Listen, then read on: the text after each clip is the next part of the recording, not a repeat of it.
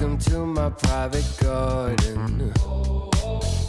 It's my own menagerie. If you're looking for a party, I own everything you see. Heavy is the head, where's the crown? They said it's my time, and I'm gonna run this scene. If you don't like the way I rule my empire, you can go ahead and you can kiss my ring. All eyes on me, yeah. When I enter the scene, quit it. All eyes on me. All hail to the king, get it? If I say so, then it is so. If I say no, you better get low. On bended knee, yeah. All hail to the king, get it? Make way for the king, yeah. All hail to the king, get it? If I say so, then it is so. If I say no, you better get low. On bended knee, yeah. All hail to the king, get it? There's only room for one hustler, sitting way up on that throne. Guess I'm showing my true colors. 24 karat gold. I'm gonna wear that crown, y'all better hit the ground. It's my time, and I can guarantee, if you don't like the way I rule my kingdom, you can go ahead and you can kiss my ring. All eyes on me, yeah. When I enter the scene, quit it. All eyes on me. All hail to the king, get it? If I say so, then it is so. If I say no, you better get low. On bended knee, yeah. All hail to the king, get it? Make way for the king, yeah. All hail to the king, get it? If I say so, then it is so. If I say no, you better get low. On bended knee, yeah. All hail to the king, get it?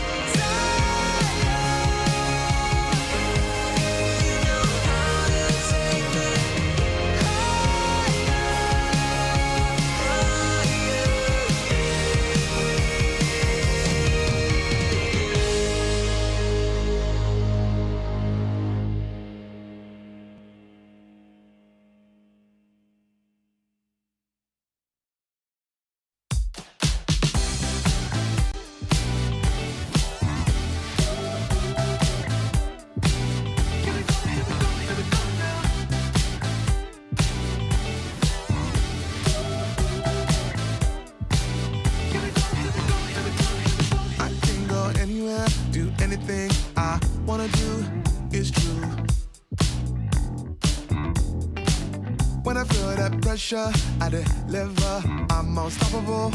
Yeah, yeah. Let me prove that. Go ahead, let me lift ya.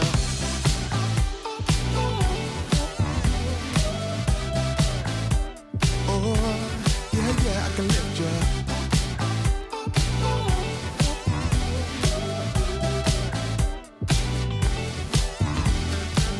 People like me don't come around every day. I'm unique. When I get down, I give everything to win. Teach that, let me prove that. That crown, I'ma lift that.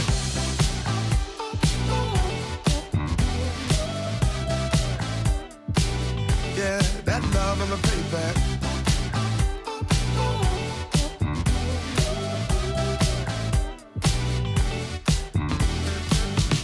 When it all gets too tough and the fireplace is hot,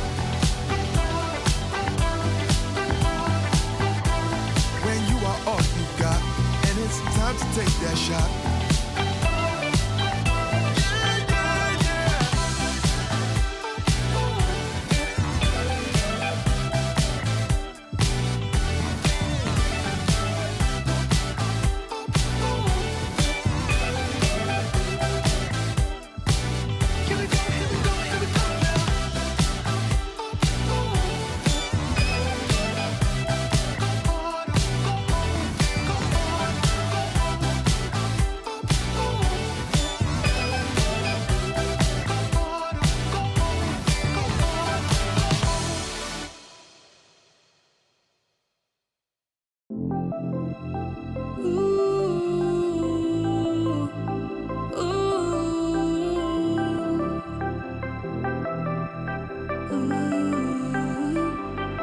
When the world seems big and I am feeling low, I think of all the good things in my life and dream of all the places we will go. No matter where we end up, we're gonna have a good time. When I promise forever, so together we're gonna shake off the doubts and have a good time. We'll have a good time. We'll have a good time. We won't take it all for granted. We're gonna live in the moment and have a good time. It's all we ever wanted. So why don't we just live it up, live it up. We're never gonna give it up, give it up. No, the clock won't stop for anyone, so let's just live it up. When the world seems big and I am feeling low, I'll think of all the good things in my life and dream of all the places we will go. No matter where we end up, we're gonna have a good time. When I promise forever, so together we're gonna shake off the doubts and have a good time. We'll have a good time. We'll have a good time. We're gonna live it up. We're gonna live it up. We're never gonna give it up. We're never gonna give it up. So why don't we just live it up, live it up. We're never gonna give it up, give it up. No, the clock won't stop for anyone, so let's just live it up. No matter where we end up, we're gonna have a good time. When I promise forever, so together we're gonna shake off the doubts and have a good time. We'll have a good time.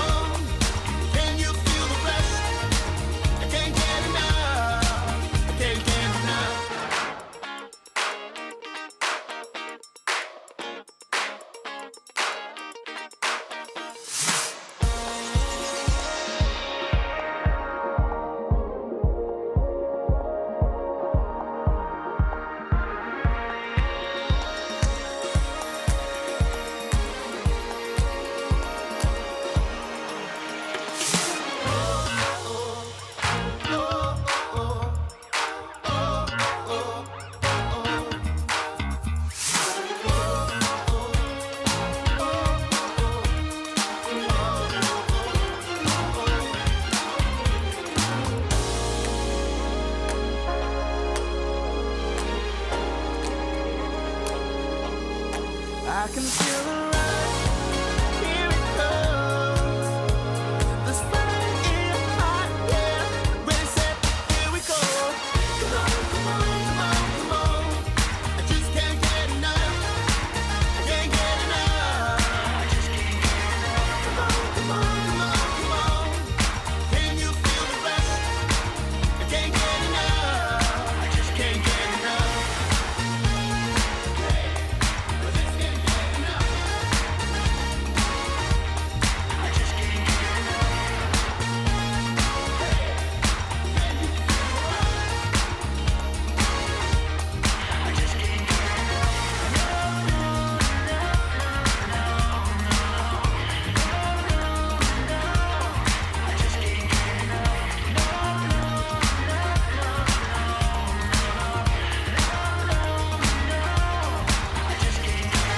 Come on, come on, come on, come on. I just can't get enough. I can't get enough. I just can't get enough. Come on, come on, come on, come on. Can you feel the rush? I can't get enough. I just can't get enough. Woo! I just can't get enough. You broke this heart of stone. I always hoped that I would find you. Now the emptiness is gone, and the winds of change have almost blown through. You're right where you belong. So grateful you're beside me, always and forever. Just you and me from the stars. Always and forever. You'll always be forever in my heart. You're the better part of me, one that I can always cling to. Was blind but now I see. You made a way through all we've been through. I'm right where I belong. So thankful you're beside me, always and forever. Just you and me from the stars. Always and forever.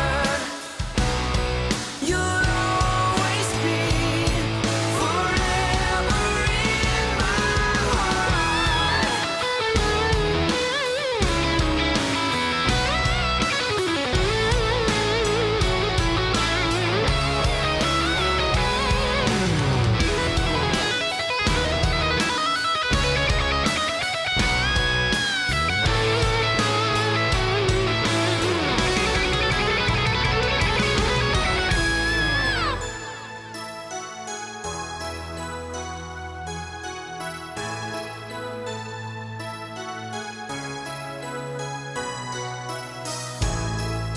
You broke this heart of stone. I always knew that I would find you. You're right where you belong. So grateful you're beside me, always and forever. Just you and me from the stars. Always and forever.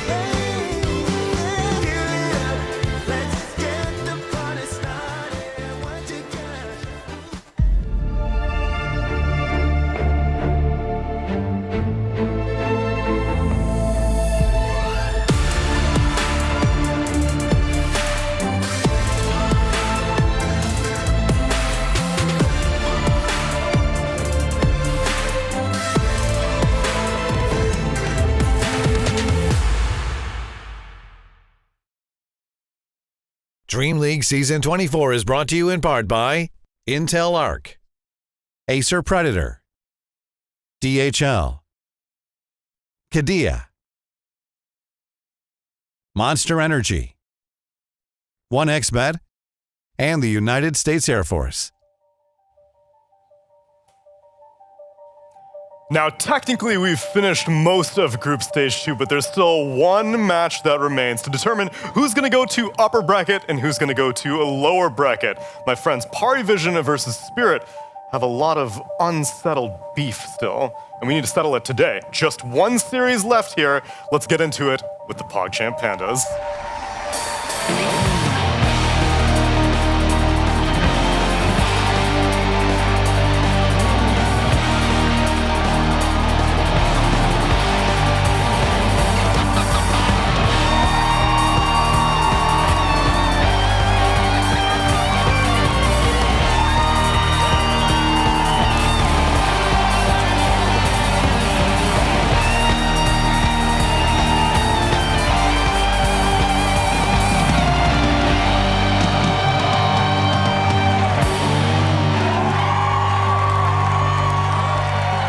Welcome everyone to Tiebreaker Day here at DreamLeague Season 24. Our Group Stage 1 ended very cleanly. We didn't have to figure anything out.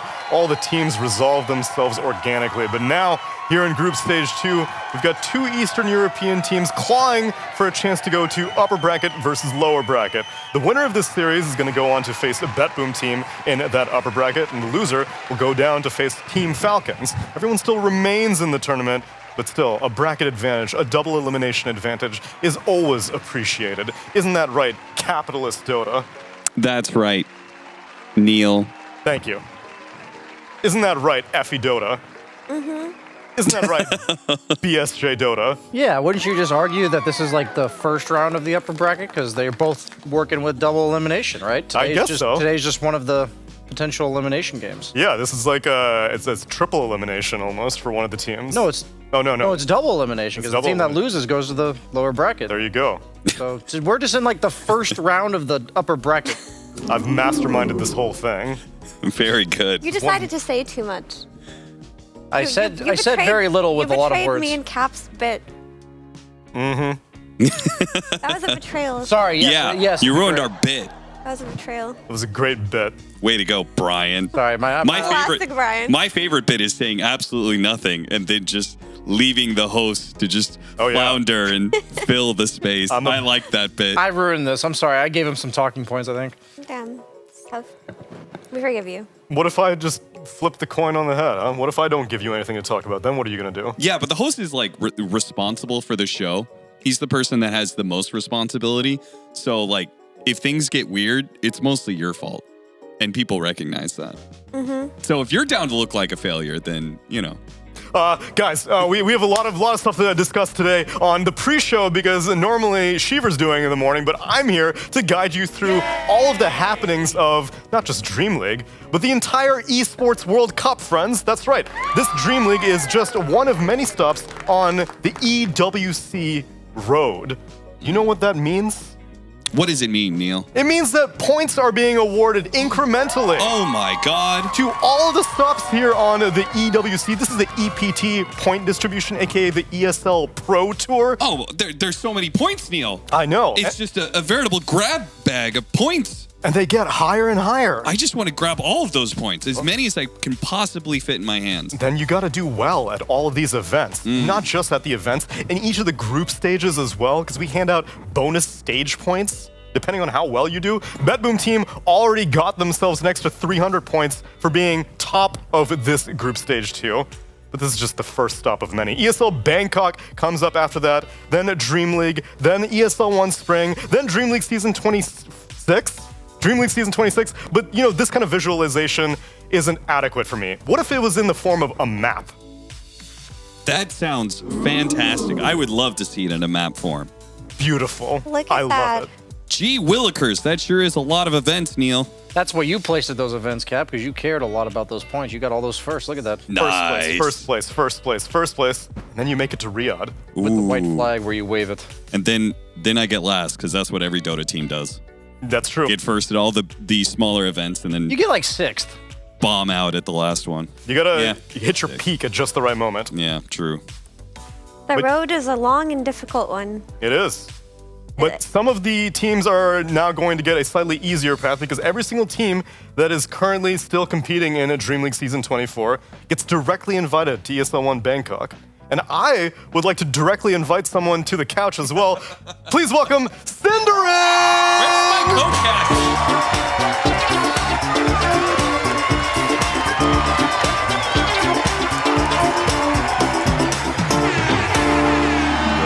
That's right, no qualification process for Cinderin. He just gets directly invited to the couch. Hell yeah. Cinderin, thoughts on the ESL Pro Tour? I think it's one of the tours. That's right. One of the tours of all time. Actually, it's the tour. It's the tour. It's the tour. Of Show me all another time. tour. You got to be more specific with your question, Neil, because what do you mean by thoughts on the tour? So far, or as a system in general? As a system in general, now that the DPC has been dismantled and there is a lack of structure in the Dota world, we come to the ESL Pro Tour in times of darkness and look for guidance. Is that not accurate? I feel really guided right now. I'm glad. If you look out there in the space right now, it's just chaos. You know, it's just tournaments being thrown left and right, tournament prize winnings not being paid out. You know, it's just, it's a madhouse out there. But then you switch know? on your telescope, and out in the far galaxy, it just says EPT. There's just a bright light. You know, that's the EPT is our northern star. Mir's like, are you with me on this one? we follow the northern star wherever it goes. Mm-hmm. Effie, would you prefer to focus on the Dota part of it rather than just the structure around the Dota? Would you like to discuss the results from yesterday? Sure. Please. Say no. Sure, I love results. Well, here are 4 of them. Results are Hell excellent. yeah. These are the 8 teams that we had in Group Stage 2 that we just now whittled down to 4 because Extreme Gaming are eliminated after losing to Parivision. Team Liquid are eliminated after losing to a BetBoom team. And Spirit is getting to play this tiebreaker because they beat Falcons. And Waska and Tundra were playing for how many EPT points, Brian? 200. That's Neil. right. And $5,000. Oh, I'm so proud of you two. $5,000. 1,000 per player. 1,000 1,000 per player. No, the biggest surprise from yesterday, I think, was Team Spirit beating Falcons. Because while they did do great during this group stage and they had an excellent first 4 days, it did seem like they faltered a little bit. They had a couple of days where they seemed figured out. And, you know, even Pure from BetBoom, who are currently the top team in this tournament, said that he doesn't think Spirit are ready, and he doesn't think they can beat Falcons. But maybe he didn't think that Falcons would pick Ancient Apparition of all heroes. That's true. That didn't look great. Also, but was I it respect Spirit the idea. being good, or was it Falcons not being in their top form? Because I don't think Falcons have been in their top form this entire tournament. So I think that's fair, but I do think that I think that Falcons in general, I don't consider them a late game Dota team. Like sometimes their games do go longer, but they usually just stomp lanes, they out efficiency teams, and then they win. But when it goes to like ultra late game and you have to like clutch these team fights, I actually don't consider them like a super clutch team in that sense, even though they have had their moments. Whereas like Spirit, that's where they thrive, right? And these games just went for very long, and I feel like this meta is just favoring these 60+ minute games. I think it's really important to note that Falcons, they've been talking about the fact that they need a vacation, and what it took for them to get a vacation was top 4 because they qualified straight to ESL Bangkok. True. So, you know, they're giving it the C's get degrees approach. They got their degree. They're good. You know, they graduated. The finish line, all they had to do was make it across. So I will say about that best of 3, if you think the Ancient Apparition was a little bit of an off game and they get a mulligan for that one, how about Spirit running their Terrorblade again? Yep. Maybe both teams had a game that was going to be tough to win for those reasons. It's going to be interesting to see today if Spirit are going to try to run that back or not. I was saying yesterday after that series, I think they should just shelve it for the rest of the event. I think you need to have a really good reason to pick that hero, and I've not been inspired in any of the games that's been run. So Wait, you guys did an interview with Satanic. yep. Didn't you ask about the Terrorblade? Well, I don't remember his response. That is correct. Of the very few words that he shared with us, he did indeed talk about the Terrorblade, and he specifically talked to it with Purge. Purge, is your microphone alive? Hello? I remember what he said. hello? Oh, what are you doing off in timeout over there, Purge? Well, tell us about what Satanic said about Terrorblade and Luna and stuff like that. What he said about Satan? Okay. I remember. He said that he was really scared about the AA. No, that was about Morphling. I remember, Neil. I have a good memory. Why don't you ask me? I did not. Purge I didn't raise your forgot. hand. Purge is the one who asked the But question. he forgot. I didn't expect this to be the moment that you threw it at me. I was setting my tabs up and stuff. Oh, I'm sorry. Okay. I thought we were talking about Preemptive? different stuff when you included me. Pick me, teacher. Yeah, can you send it back to Effie? Sure, Effie, tell me about what pick me. Satanic said. I know the answer. All right, Cinder go. No, can I say Effie, go. What did Satanic say? So Purge was. He said he was scared about the AA when he played Morphling, but then That's wrong. When he was asked about the Terrorblade, he was like, "Yeah, it didn't work out." And I'm like, well, why did you pick it? He was like, "There wasn't anything left in the pool in that moment." So he thinks all of the carries got banned out at that point. And then Purge asked, he was like, "Oh, what do you think about Luna?" And he goes, "Luna, it's a good hero." He's like, "I think it's a bit too weak in lane right now." He's like, "And I think a lot of other carries beat it." That's what he said. I pay attention, Neil. Isn't He that right, also Kev? said that he made you were a mistake teacher's pet, by weren't not you? picking I was. DK. Yeah, I can tell. Pick me. Well, because okay, out of everybody, I think I remember moments the most from like interviews and stuff. You can summon me. I will summon you in the future, but Brian wants extra credit. What Kev, did prove you her say? Yeah, wrong. he Prove her said that wrong. they made a mistake by I not don't picking remember. DK on 8, so they didn't have any heroes left because they Right. banned them. So he basically illuminated the fact that there's a really small carry hero pool that is clearly a step above the rest, and once you dive into the rest, they all look kind of bad. Wow, that was really, really insightful. Brian, thank you so much for giving us those details from the interview. That was really helpful. I appreciate you remembering thanks, Brian. all that. And Kev. Yeah, Brian, thanks for And remembering. Thanks for remembering Good all job, that, Brian. Kevin. I feel like hers was genuine. Yours was. She said something? You were right. All right, we see Purge hiding off in the distance. Purge, what are you masterminding over there? What are you working on? Look, guys, Pro Dota does not matter right now because there's a new hero in the game. Nothing else is important. We got Kez. Kez! Got added to the pool. We knew he was coming. Just didn't know what day until yesterday, and now he's finally here, and we would love to talk about him. Have you guys read everything about him? I have read every piece of literature that has ever been made about Kez. That's a lot. I read the comic. Mira, please Read the recite this comic? entire lore. Effie, I tell us didn't about read him. Kez's interview. I didn't. Kez's interview? Kez We had an didn't interview him. We- We did not interview. Prove it. We did not interview. That was a Kez. trick question. That was a trick question. Next. Next. Look, I Can we intentionally get asked multiple Mira. choice, Neil? I intentionally asked Mira to not do the research because I thought it would be fun to have someone who could react authentically. Okay. So I actually don't know what the hero does. Yes. And I'm excited for Kev to He's a teach bad me, influence. to show me. You what should the- scold him for being a bad I know, student. right? He's making you a worse student. Yeah. Trying to make you show up unprepared to class. No matter, even if I get an F today, I'm still better than all the other students at remembering interviews. Heyo. All right, Kev, teach us about Kez. Okay, this is a hero that has two different sets of abilities, Ooh. which is pretty cool. He's got stances. He's got two different swords or weapons. We got this samurai sword, Okay. and we got these like dagger ones. You can switch the stances, and they have a cooldown that's based on how many levels you have. So in early game, you can't swap as often. Let's go through his sword abilities here. His W, well, for me, it's a W. His Q is Echo Slash. You do this sleight of fist-like thing that slashes twice and attacks people, which is cool. That damage over time is because of my passive, Hazurai Katana. Why? These mug golems don't like me. This thing does percentage-based damage from your attack over a course of 5 to 8 seconds. So it's, and that is physical as well. So that's what this damage over time that you were seeing here is. So you can apply it with your Q. Then your ultimate, after 1 second of channel here, does some slashes around that deal pure damage, a max percentage health as damage, and you get 100% of the slash lifesteal based on that. So if your opponents beat you up a bunch, which is gonna be hard here. Type in dash. Wait, make them stop attacking you. I've got it, Neil. I'm running this show, not you, okay? That does Well, then not- why'd you hit refresh? Because I needed this ability to come off cooldown, but I knew that it was going to full heal me, so I needed to attack. And look at that life steal, Neil. Isn't that amazing? Thank you. Okay, thank you. Does Anyway, that scale with physical damage? it doesn't scale at all. I think it doesn't count as an attack. It's technically a spell, I believe.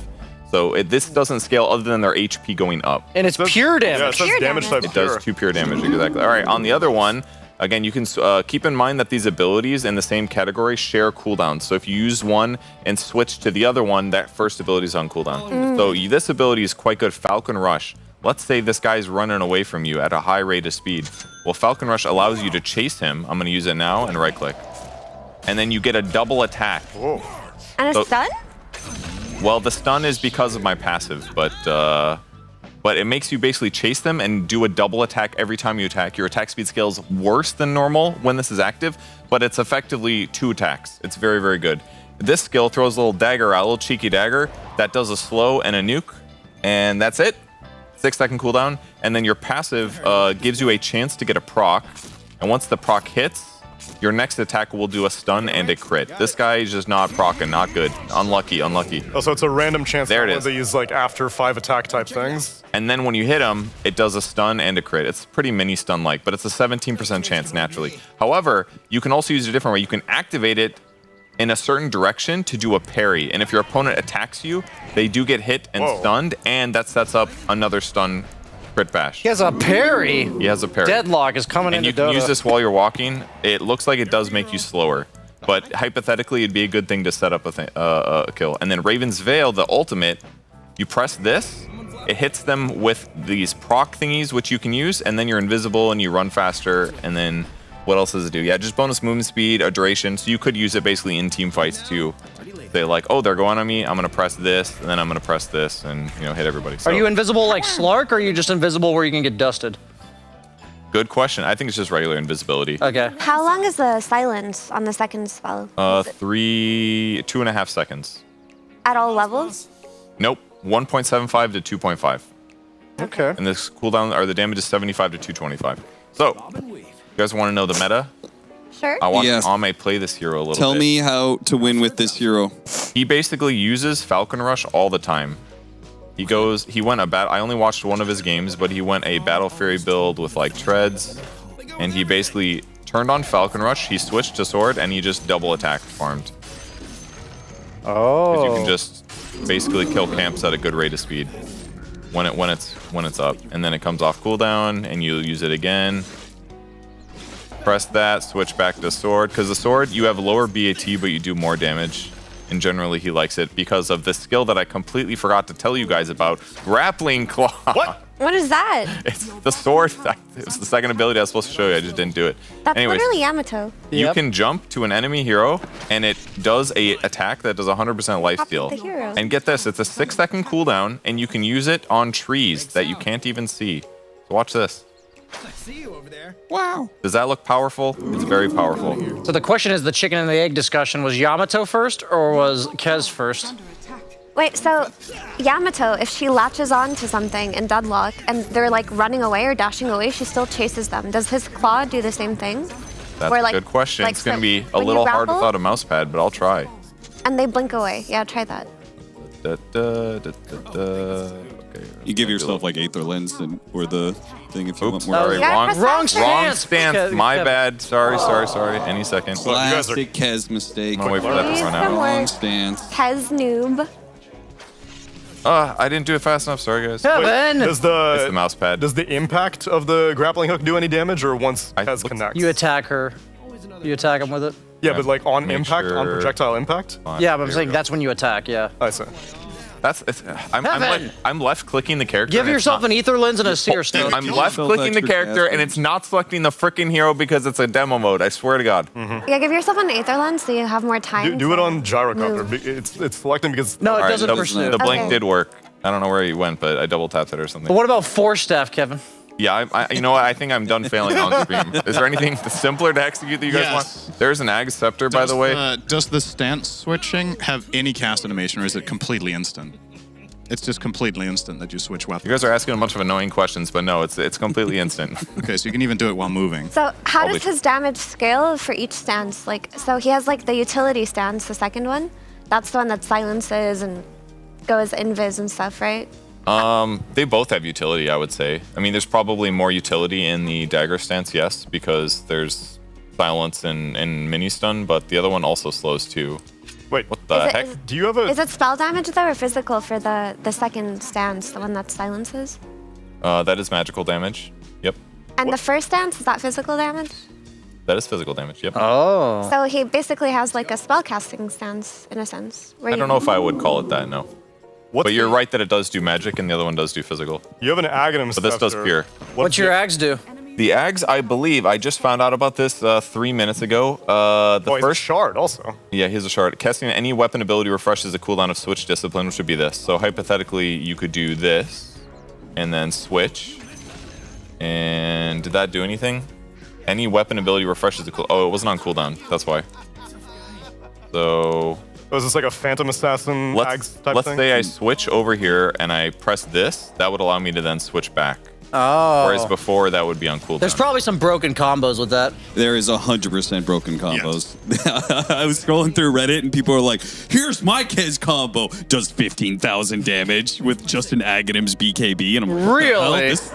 This shit seems broken. Just read what the hell? Somebody did like a 10-button sequence, and I was like, he's playing Mortal Kombat at this point. It's not Dota anymore. It was like literally just a full-on sequence. So Kevin, what's the optimal percentage distribution of each stance? Like how often should I be in my sword stance compared to dagger? That's a very good question. I think what's important to remember is that raw damage items are quite good because those will increase the damage that your Kazurai Katana does.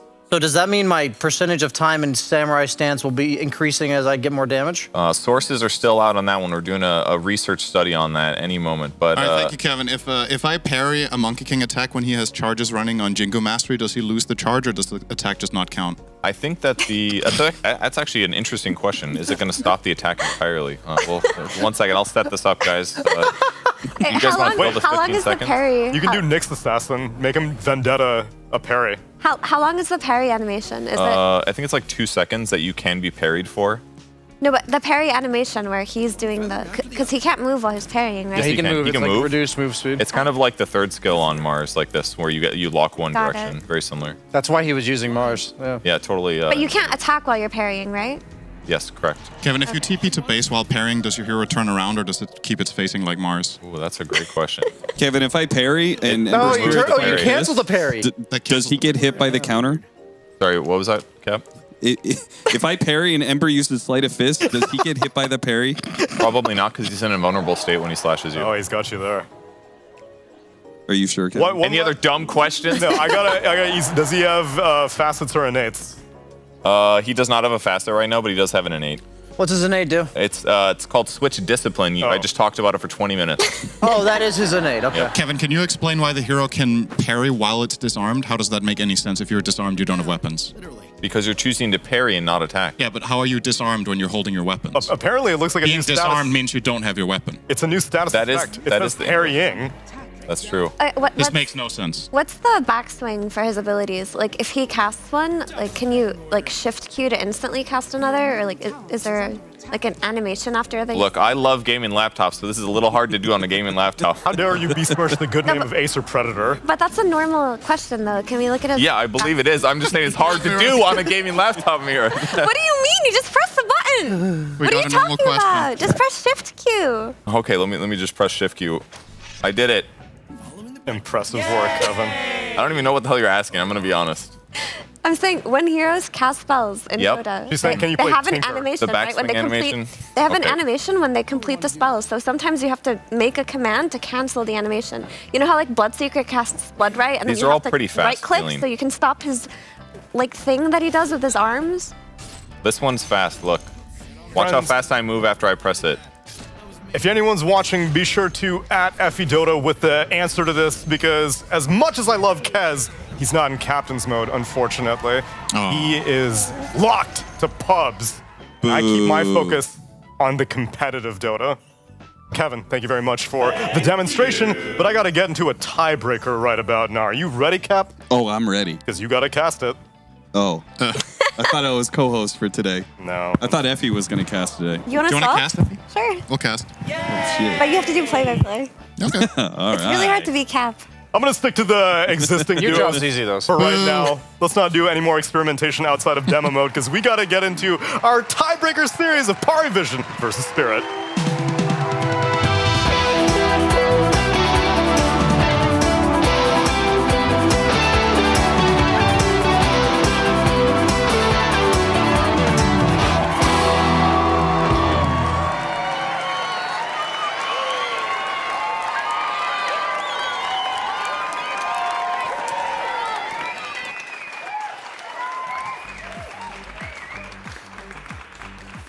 That's right, friends. No Ringmaster, no Kez right now. We are sticking to Captain's Mode Dota for this series. No balance patches even. So that means that all the teams that were good should stay good that way. That does make sense. I feel like they're going to save the patch for a couple days, is my assumption. You think there will be a patch?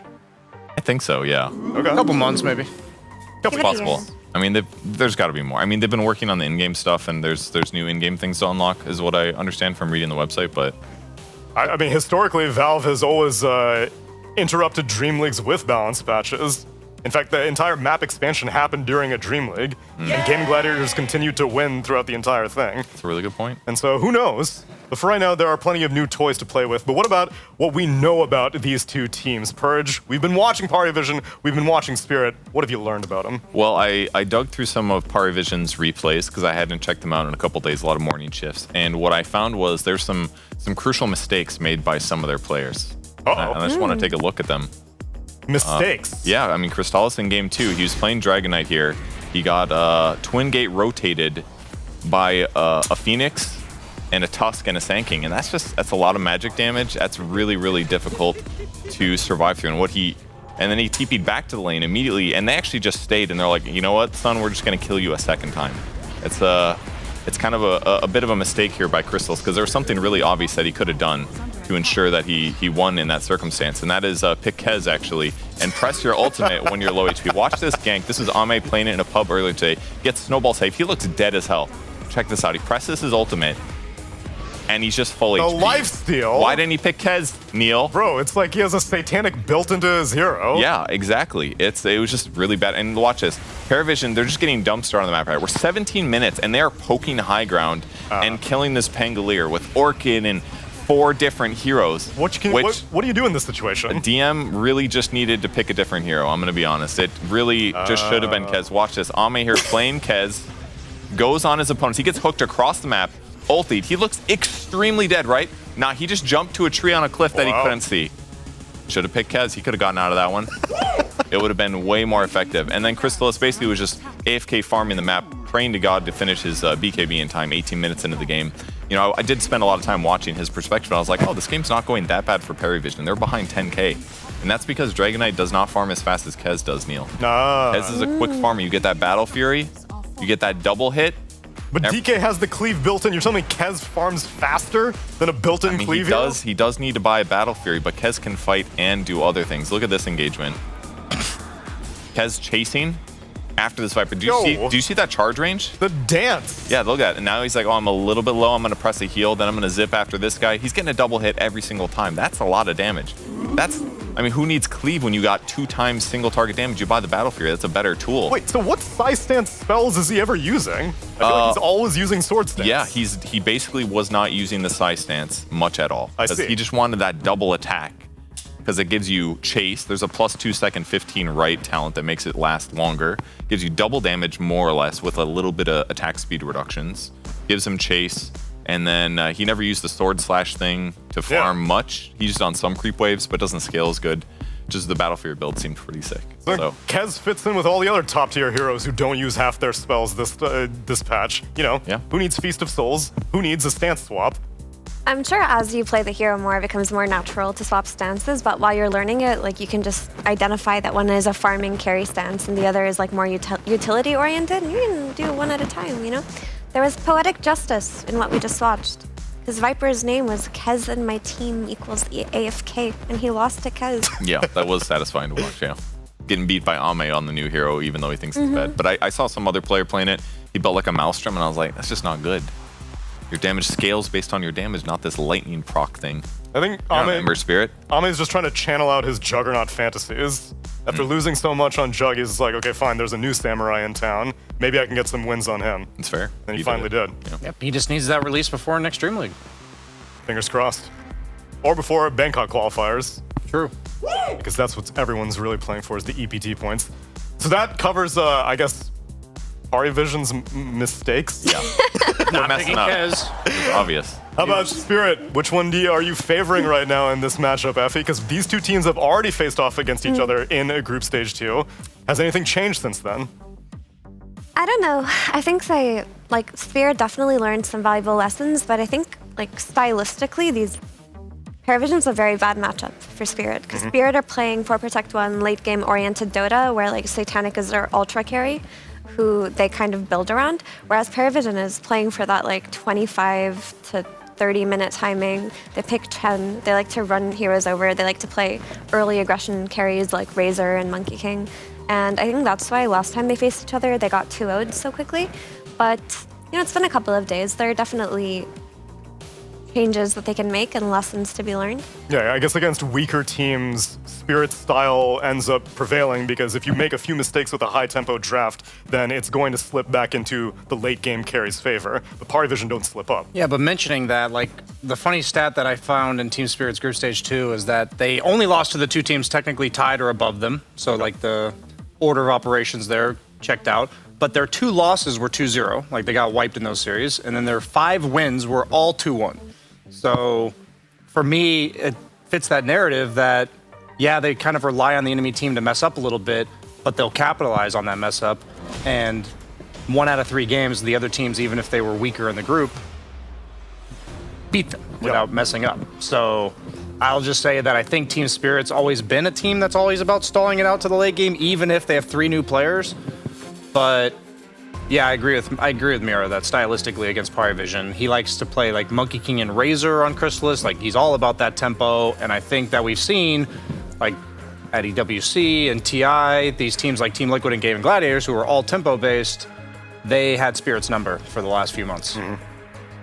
Yeah, and I am seeing that also in this last series that we saw of Spirit play against Falcons. Again, if they're allowed to let Satanic come online, then life's good. But if things are going a little too fast for them, then they'll probably suffer. And it might not be suffer in a huge way. It might just be like they need to passively farm for a while to catch him up, because he needs to get to this deathball point where he has the items that he needs to actually impact fights. So I could see that being an issue. But so far, he's been totally fine in lane. I don't know if I've seen him get like stupidly outlaned yet. He just is always pretty good on net worth. Yep. So I'm not super worried for him in that category. It's more like, does he have the carry that does well against the enemy heroes? I think the matchups are probably more important for Spirit winning or losing. We're going to see these matchups as we get into the draft for game number 1, phase 1. Bans already online. Paravision ban out the Naga Siren, the DK, the Primal Beast, and the Shadow Fiend. Team Spirit target Chrysalis. Take out his Monkey King, take out his Razor, take out Medusa, and first pick a Doom. I guess picking up Doom also indirectly bans a Morphling as well. It also can protect your own Morphling. Is that something you want to build towards? Yeah, they haven't been opening Doom, and I don't see the other team they're playing against banning Doom either. So this is clearly an adjustment either specifically for Paravision, or because they've been... Last time they tried to open Morphling against Paravision, they ran into some issues. So maybe they think having Morphling in the draft, but not really having it available to the other team, favors them significantly in the draft. And they go for the Chen, which I find interesting because last time we talked to Ducalis in a post-game interview, we saw Waska preemptively pick Doom, which we thought was to block the Chen, and then he's like, yeah, so we didn't pick Chen, we picked Disruptor because we saw the Doom, and then today he just directly responds with Chen. So kind of interesting deja vu, but different. I wonder if Paravision's even going to be anticipating this Doom pick, because this is actually the first time that Paravision... Oh, I'm sorry, I'm confused. Never mind, wrong team. Continue. We're talking Malik Dooms right now. I think that... Malik hasn't either, actually. So what Ducalis said was that, like, if they have a better lane versus a Doom, they just won't opt for the Chen, and they had the option for Monkey King too. Because, like, the reason why that Disruptor versus Doom worked was because there was a Monkey King to capitalize on the glimpse backs, True. you know? So, like, yes, it is true Doom will devour your creep as Chen, but it's not, like, unlaneable. It's just, it's still something you play. I'm wondering if he swaps the Facet, because that mana burn creep is, like, broken. Like, Doom can just eat it level 1, and you're... What he might do, actually, I'm going to pay close attention to this, he might do what we saw when Facets originally came out, which was to just send the banana burn creep at the mid lane, and just have it spam mana burn on the enemy mid laner and just say, like, we don't have a creep top, I'm still a decent support. I wouldn't be surprised if that's his adjustment here. So I got confused before about the Doom never being picked by Paravision, but Team Spirit's the same, actually. Neither team has actually played that hero this tournament. It's a little bit abnormal. I think that's okay. Like they're prioritizing other things within their drafts, but it's not like they can't play Doom. He played Anti-Mage and Terrorblade before he played Doom on the side of Malik here. So just to give people a bit of perspective, he's played 13 different heroes. So yeah, the fact that he hasn't played Doom is almost more shocking. But Doom is often banned. Like we have to remember this hero really does get taken out in drafts very often. 123 contest picks, matches total. Yes, that's why Spirit jam it in the first phase, and Parivision see that it would leave an opening for a Morphling, so they ban it out in the second phase. Spirit take out the Tusk and the Pango, and Parivision follow up their Chen with a Batrider, so the support duo is online. Because I guess if you have a Chen, your gank potential outside of like laning stage ganks is pretty weak, so having a Batrider is a good way to change that a bit, and especially if there's a big powerful initiate that if your team initiates and you have Doom and you get it on the right person, it just feels like the fight is won. Batrider is going to be able to offset that first jump advantage a bit. And I often think the idea of Batrider versus Doom is that you want a hero that will start the fight by going on the primary target. And if you can always like ensure like a hero that provides vision for this Batrider maybe into a lasso on the Doom, they can make it so that they're not even too afraid. Because yesterday we saw Waska play versus Tundra versus 3-3, and like they did get Doom, but Doom wasn't really able to Doom the carry that much. He only doomed Luna like a couple of times because Waska were just trying to go on him first, basically. I think it's really important to watch when we see these top tier teams. I remember watching Waska and the enemy team picked Batrider Dawn, and then Waska proceeded to not pick a save, and they just had no response when their carry got lassoed into Dawnbreaker ulti. And I feel like when we talk about Doom, what he represents as a hero, you do need to jump him first, and you also don't necessarily want that to be a core, because if it doesn't quite kill him, then your core just gets doomed. So they pick a support that jumps the Doom potentially, and then Team Spirit responds with a support that says, okay, we're ready to counterplay your counterplay with the Shadow Demon, and also Nyx makes it much more difficult for Batrider to navigate fights. So I think it's important now that Parivision responds with another jump, like Storm or something. Alchemist works too. I don't necessarily love Alch against it just because you have the heal that gets countered by Doom and you have the Radiance that you buy that gets Carapaced. Some of the best Alchs out there are really good at turning off their Radiance at the beginning of fights to make sure that doesn't happen before they BKB. But yeah, I feel like I'm leaning more towards Team Spirit's draft with what they're representing here. So I think Parivision are just playing their idea, the way that Liquid do. So even though you can say, yes, Alchemist will get countered by Doom in the late game, and then Nyx can Carapace the Radiance, they just want to play their fast tempo Dota that we talked about. They want to play for that very early timing to just end the game before it becomes too much of a problem. Because really, it feels like Doom becomes a problem later on in the game, not in those first 20, 25 minutes. That's fair. And by picking the Brood, they're also tripling down on this idea. So they have the tempo coming out of their Alchemist, hitting his timings early. They have this Chen to give him 20 armor, play behind him, have the army to push. And they have this Brood Mother who's going to contribute to even more map control and even more map pressure. Give me some wave clear on Spirit if you want to push back this death ball that Parivision are proposing. You can always go Bristleback carry. That's like the obvious one. You can go Gyrocopter. You can go Pango in the mid lane's banned. Punka's not really a hero. Tiny. I'm like thinking of like mid laners who have a convenient way to kill the spiders. Ember Spirit's a weird matchup because you also don't see your opponent. So I think if they had 10th overall, then that would be an easier hero to fit in there. You can also just go Storm if you want to connect. So they go Gyro. I like what you said about Gyro clearing the waves, and that part feels good, but I'm also worried about the timings matching up. So like by picking the Brood, their opponents now have two problems to solve. It's like, can you match our early tempo that Alka is going to provide, but also have wave clear? And there isn't a lot that like fits that, because I worry that by the time Gyro gets Ags, he's going to also need a BKB at that like exact moment, and he's not going to have both. So then can they delay it enough to get BKB and Ags and then feel like he can fight normally? I'm actually with you on that sentiment because while I do think Gyro is a good solution to Brood later on in the game, early game it's really not. It's like if you're getting run up by a bunch of spiders, your Rocket Barrage isn't going to do much for you. You know, your Flak Cannon is going to be a good tool to clear the spiders later on, but you need a couple of items to get to the point where it actually packs the punch. Like in the early game, once Brood hits 6, Gyro is kicked out. He cannot withstand that lane simply because he has that AoE damage. He needs items to get to the point where he counters these heroes. So still, that 25-minute timing of Paravision is not addressed by Spirit. We can see if it comes from the mid lane. Other options, maybe Tiny.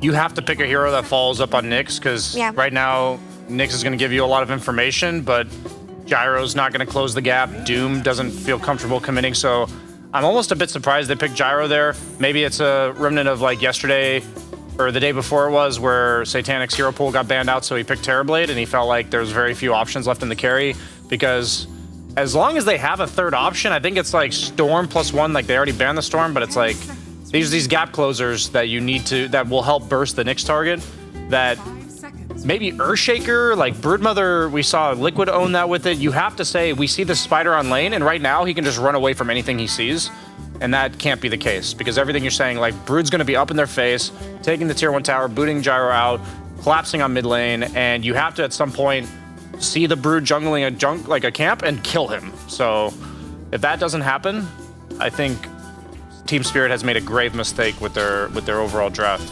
I think the issue with Earthshaker is like it's gonna get counter-picked because Paravision have the last pick mid, and no one is not afraid to play heroes like Viper. So I just don't think the Earthshaker will give you enough. You need something stable like the Earth Spirit, and that gets banned out. Yeah, it's a hero I expected to see them play, even if sometimes the roll misses on Brood. There's still Sand King also. Wait, Sand King's in the pool? Yeah. Well, that would do the job. That's almost... You could play in mid, and then when Brood hits 6, you shift to safe lane, kind of. Yeah, thing. yeah, and you also have a Blink Dagger, so like you'll see the Nyx, you can channel your Epi and kill, but I guess it... It's good versus Chen as well. Yeah, I'm surprised Sand King's still in the pool. You almost forget about that. Well, second most contested hero. Yeah. Not touched. That's almost certainly what they'll go for. Thing is, Sand King can get Huskard, right, on the mid lane. True. And Spirit only have one ban left to protect their mid laner that they're sending into the great unknown. They took out the Puck, and I mean, no one's been playing a lot of Earth Spirit himself, but Parivision banned that out. Team Spirit actually hasn't been playing Sand King that much, only 2 games total. 1 for Laurel and 1 for Malik. But if that's what fits the draft, it fits it. Invoker is also still in the pool, but I worry that it's not fast enough for the Chen push. I think the hero needs to hardcore deal with the Brood, and Invoker's like a little bit too soft of lockdown is what I'd say. Like, you can buy a lot of items on Brood that deal with that. And they go, I don't like it. So I worry about it because as the game progresses, this will be a great pick in terms of what it provides, but so I think Invoker like will always win mid, so that's probably why they go for it here, because there's no like strong counter pick here by Paravision where like if they picked Sand King, boom, they get Vipered or Huskard and Sand King can't lane. They wanted something that would do fine regardless of this pick here. The issue is like it needs the side lanes to go well enough so that when it rotates, it has something to play with, like a play to make on the map to get these kills. Because if Invoker is rotating and nothing is coming out of it, the Brood is just going to take over everything. My only justification for this Invoker pick is that Team Spirit may have a very different idea of how these side lanes are going to go than we have. Like, they may be thinking the Gyro will do better and have, like, a good wall that he's representing for the Brood, and then the Brood's going to, like, try to tip the balances, and then Invoker shows up, and suddenly that's not the case anymore. But I feel like they have momentum on Parivision in both side lanes right now. Just slightly favored in both matchups, and Invoker does not do the best at recovering those type of situations. So, yeah, I mean, I'm hard leaning Parivision. I think I'm assuming that's a no on TA, and this is just such a huge timing for them. They're gonna have Alk, 2 items. Broodmother is gonna go probably like a few auras, and then TA is gonna have the Deso. They've got so much damage, so much tempo. It's such an early rush too, and TA is one of the heroes that has always historically laned well against Invoker. And while you look at Team Spirit's draft and you think, okay, they have solutions. They have Doom for the Alchemist. They have Invoker who's going to scale really well. They have Nyx for the Radiance. They have Shadow Demon to steal Radiance from Alchemist with his illusions. Like, they do have cool things that their heroes do, but it's this timing that we're describing of like them grouping up together, getting an Aegis and running down towers that Spirit they still don't have a solution for it. And they have to kind of depend on Paravision making a mistake or two, capitalizing on that, and going to the late game because that's what Spirit excel at. But Paravision are really good at ending games early. But if Paravision does mess up their timing, like by losing lanes or things don't go quite right, then and the game becomes like neutral, like 25 minutes and later, then Team Spirit does have better gank options on the map. Whereas on the other side, Paravision has a TA, an Alchemist, and their best gank hero is a Batrider who's like a lasso once in a while type thing. Brood will map control but won't gank. So they will have gank disadvantages if the game gets even, so Spirit should aim to break the timing if they can. If the game isn't even, though, this Nyx Assassin's going to be incredibly bored because he has no one to play with, really. Maybe a good voice line for that he could use. I'm so bored. But I'm not, because it's Tiebreaker Dota, my friends. Winner is going to go on to the upper bracket and face off against a BetBoom team when we come to playoffs tomorrow. Loser goes back down to lower bracket and faces off against Falcons. No shame in that. You still made top 4. You still got EPT points. You still got prize money, but you got pride if you win this series. Let's go on to our game number 1 with Cap and Synderen.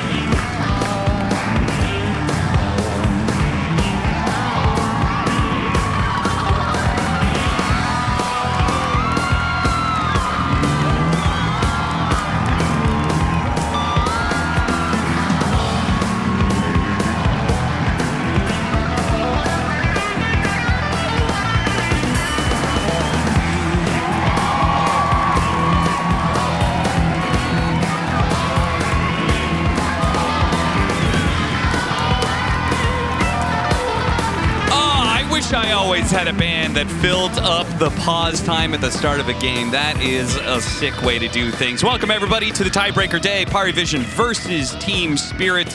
I'm Cap, joined by none other than the glorious Synderen. It's me.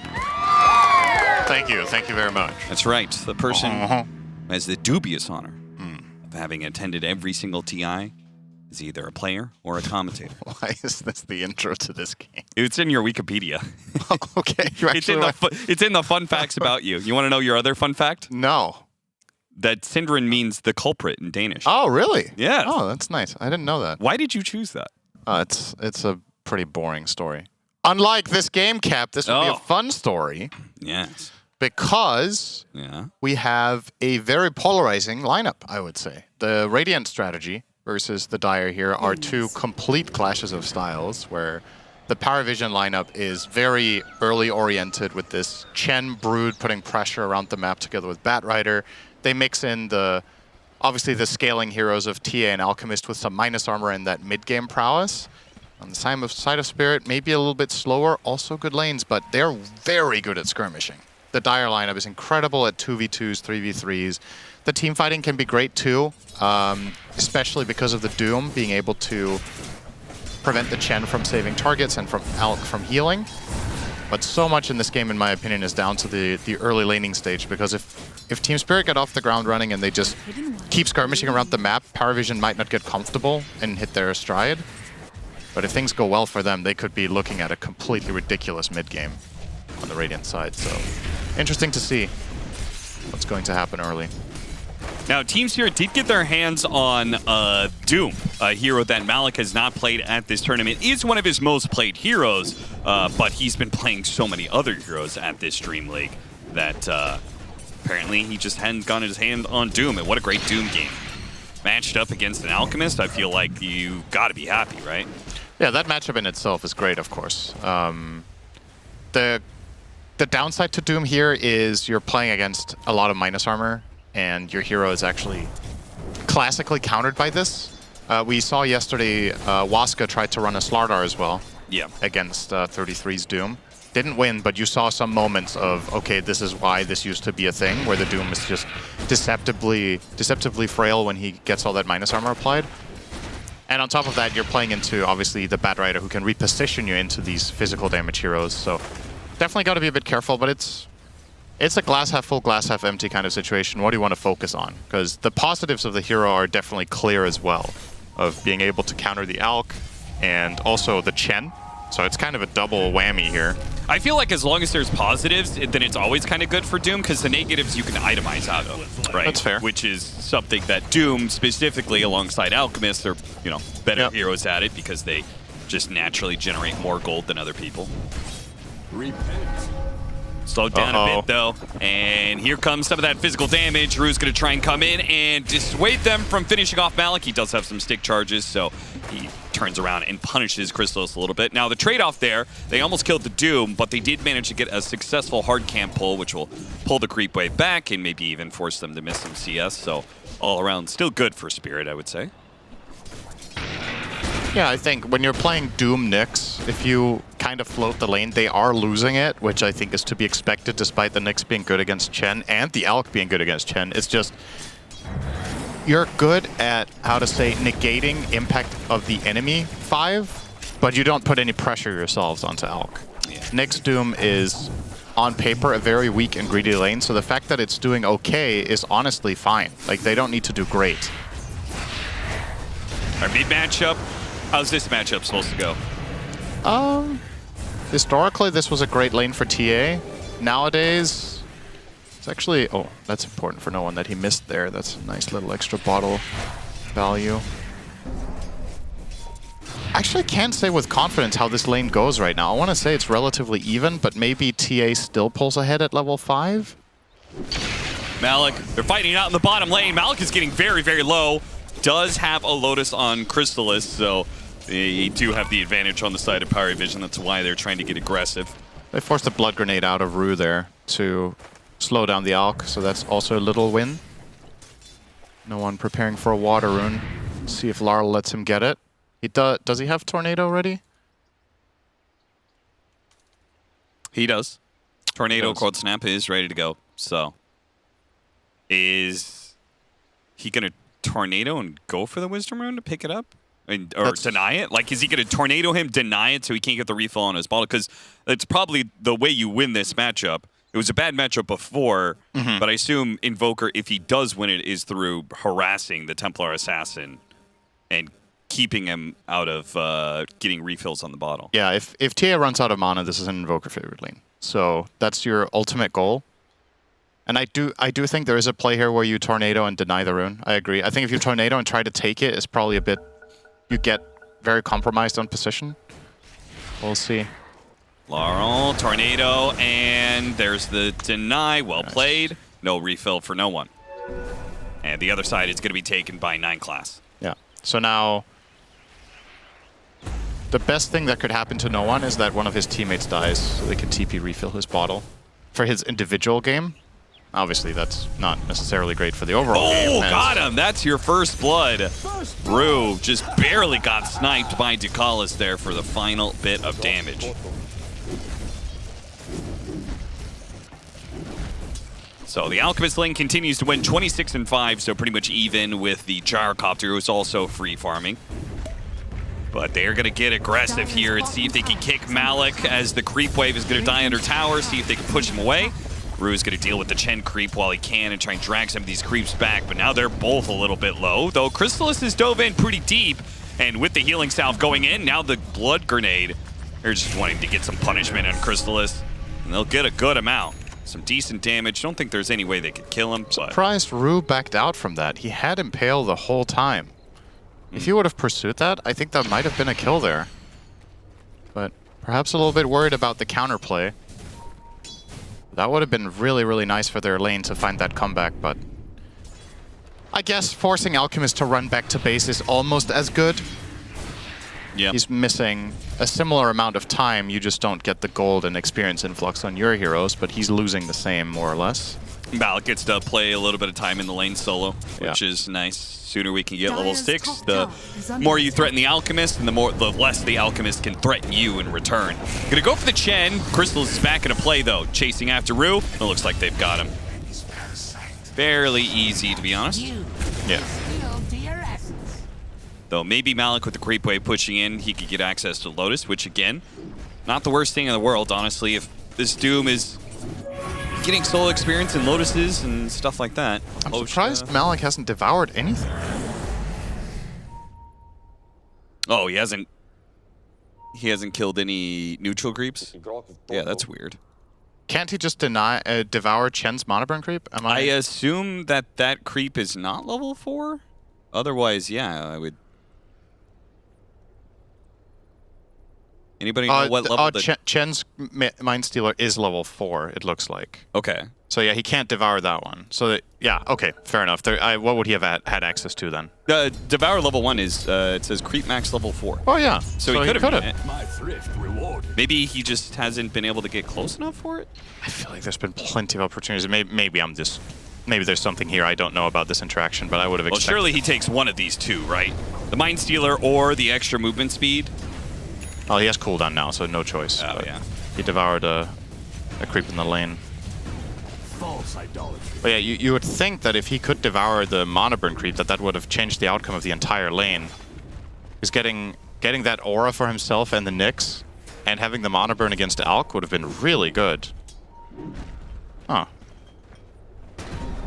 Yeah. Ooh. Maybe we both just... This is a very early movement. They actually pick up level 6 on this hard camp. So move from the carry pre-level 6 to try and invade the jungle. This is happening so early that Party Vision really can't do anything to stop it. Yeah, Invoker is amazing for this. Him just being there kind of prevents them from making a counterplay. TA is not ready to go and fight there. So really liking that play call from Spirit to get that invasion going. The top lane, haven't really talked about it too much. Gyro's doing well. Brute is also doing fine. Gyro obviously pulling ahead here. Satanic with really good farm, plus that steal of the stack that you just mentioned.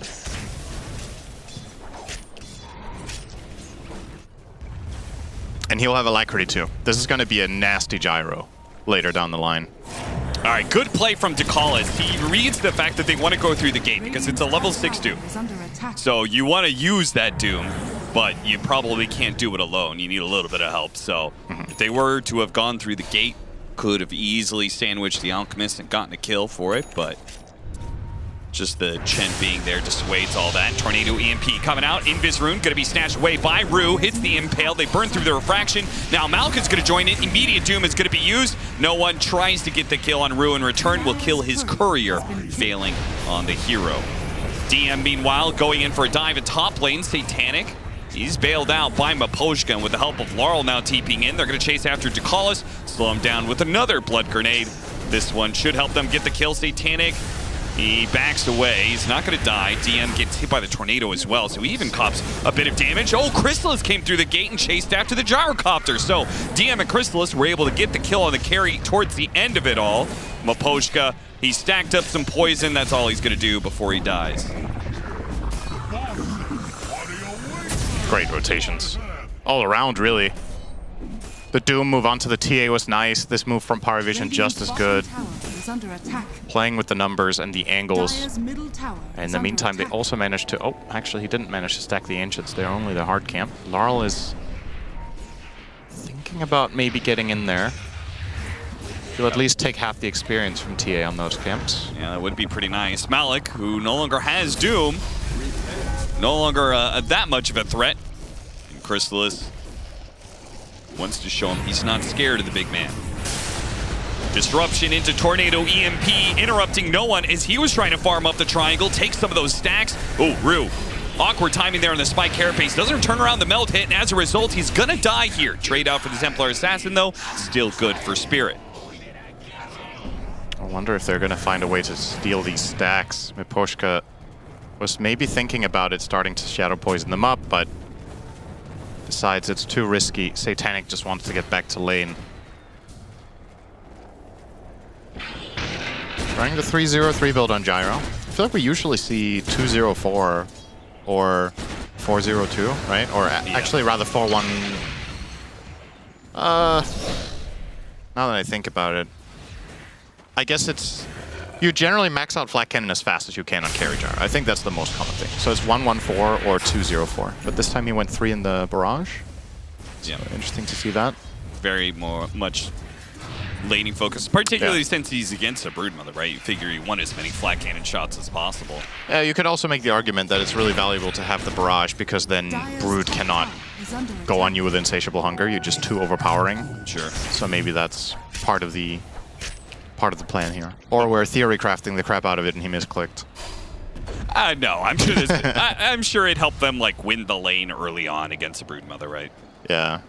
But did you now see that if he was he's level 6, 3-0-2 or 2-0-3? Because I think that makes a pretty big difference for the read.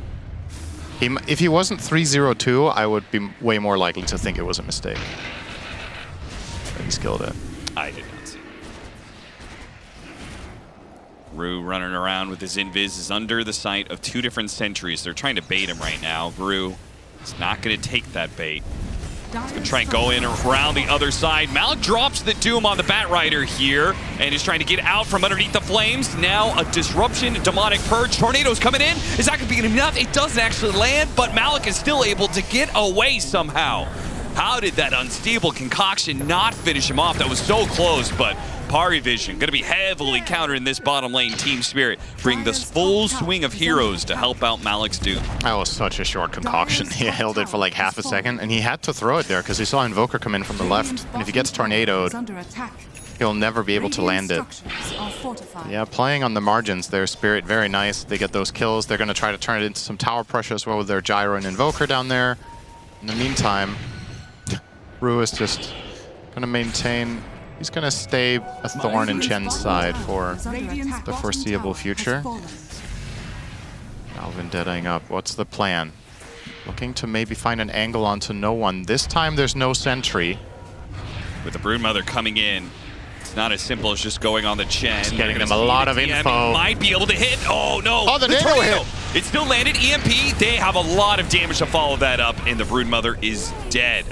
They try to pressure the mid lane, but it just ends up feeding the Gyrocopter a bunch of spiders and giving Team Spirit a kill. And now they're the ones who are going to pressure this mid tower instead.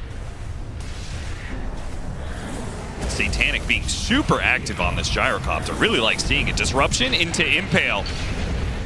It's a little awkward because he does have the clip area to play around, so he's going to be able to fly back out of sight. Pari Vision pushing forward. Maposka does end up dying. Casual 3-shot there from no one, and Team Spirit have found that they have overstayed their welcome. Not able to finish off the tower, have to retreat. Yeah, that defensive calldown is probably going to cost them mid. Now they don't have that for this tower, and they might throw out a casual Tornado EMP, but they're not going to be able to hold this. Glyphing for now will delay the inevitable.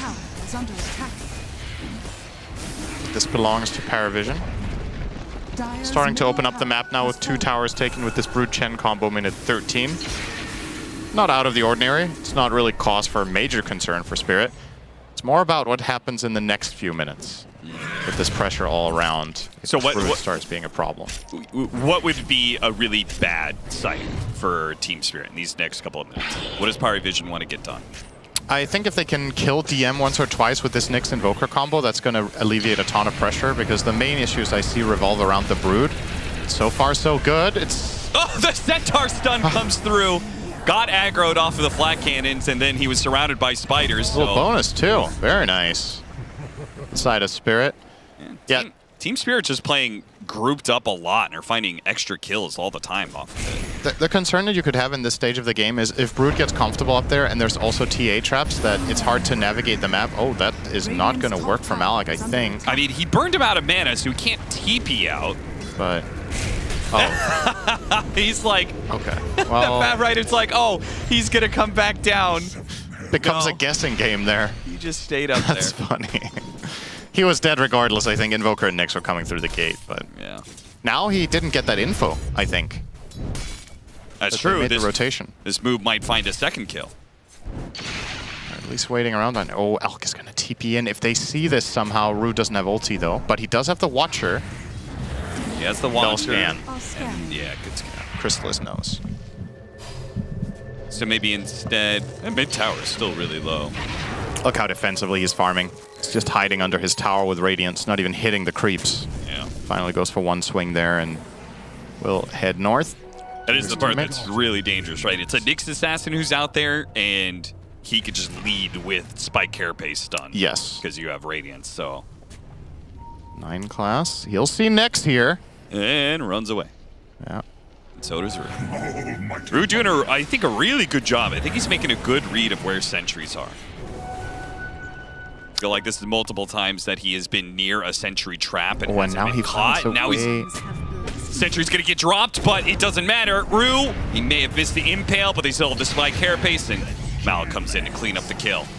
This is actually the biggest cause for concern, in my opinion, for Powervision in this game, is how bad 9 class's game is. He's been a player for them that has done a lot of lifting on the position 4, and he is dirt poor this game. 2,800 net worth, minute 16. Bad Rider can easily become a liability. This hero is, in my opinion, one of the most item-dependent 4s in the game. Because you really need to have positioning tools, you really need to have reach to find impact in the mid-game, especially when heroes get BKB, you're kind of just useless. You can like try to fly in and lasso someone, but against this lineup, like, come on, good luck. Demonic Purge, Tornado EMP, and Carapace are just going to ruin you if you don't have any net worth. And now they're making this move when he is 300 gold off of Blink Dagger. So this could get really awkward. They end up finding the kill without needing that blink. Malik just got Doom ready if he can get it off. It's going to get chain stun here. Flame break, push back, and Malik's not going to drop a Doom. He's 9 class gets the kill. That's really good for him. Yeah. Just as we talked about it, he gets 600 gold in the bank, and that's the dagger. Still worth keeping in mind that it is a difficult Bad Rider game. There's the Shadow Demon save, the Carapace whenever you blink in. Yeah, it feels like I almost wonder if it would be worth considering BKB's second item. Yeah, I could see it. I definitely could. Force Staff is still an amazing tool for this hero when you play it as a 4 like this. But if you get Demonic Purged, it won't matter. Usually, if you're the one initiating, the enemy team can't react in time. It's just mainly about seeing the Nyx and having the read on that. Now, Powervision are reaching, yes, exactly. They're reaching this timing now with Pipe on Brood. The Chen has Solar Crest. Doesn't look like Mech is on the menu just yet for Ducalis. Unless it's flying out, but I don't think so. No. He'll go Arcane Boots over the Mech. And maybe he won't go Mech at all because of Doom. I don't know if that factors in that much into his consideration, but it's something. So this is going to be one of those peaks for Powervision. Yeah, their lineup right, really where strong their 5-man lineup is going to be having those extra auras that Team Spirit will lack. Yeah. Though they actually have their own aura, Crimson Guard on Malik. Didn't notice that he actually built that.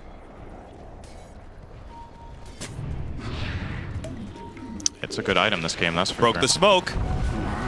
They're going to dive into the tier 2, get the lasso on him, and they will quickly pick apart Malik. Now, the Tornado gives them a chance to be able to catch some heroes. Spike Carapace stuns on 2. Call down is going to drop onto Chrysalis's head. They have the Pipe and the Chen heal. So he gets... Oh, they're going to dive them now. Yeah, Powervision's going to go for it. They see Satanic has taken too much damage for no one. Deafening Blast pushed out. EMP trying to scare them away, but Satanic will die. Diving all the way into the tier 3. I mean, we said Powervision is strong right now, but that is something else. Diving past tier 2 into tier 3, winning a fight, lose nothing for it, and kill 4. That's kind of the dream situation, that you kill the Doom to start the fight.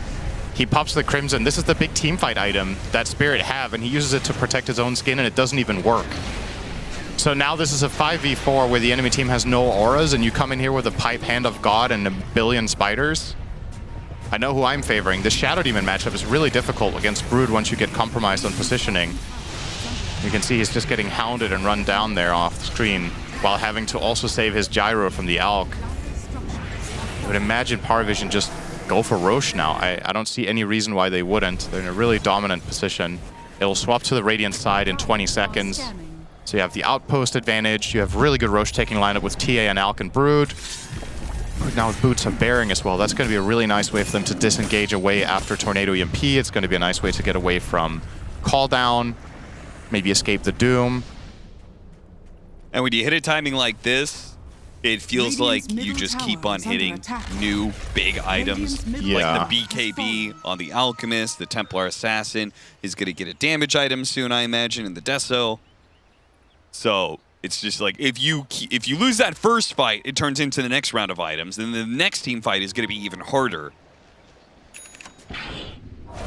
Team Spirit, they smoked out. Tried to catch Parivision somewhere, somehow. Doesn't work. And no one had an idea that was coming. He sat in Meld for a while in the same position and just waited for information. And did indeed dodge that gank. I wonder if they're avoiding Roche because they feel like it's the one way Spirit recover the game is a Roche team fight.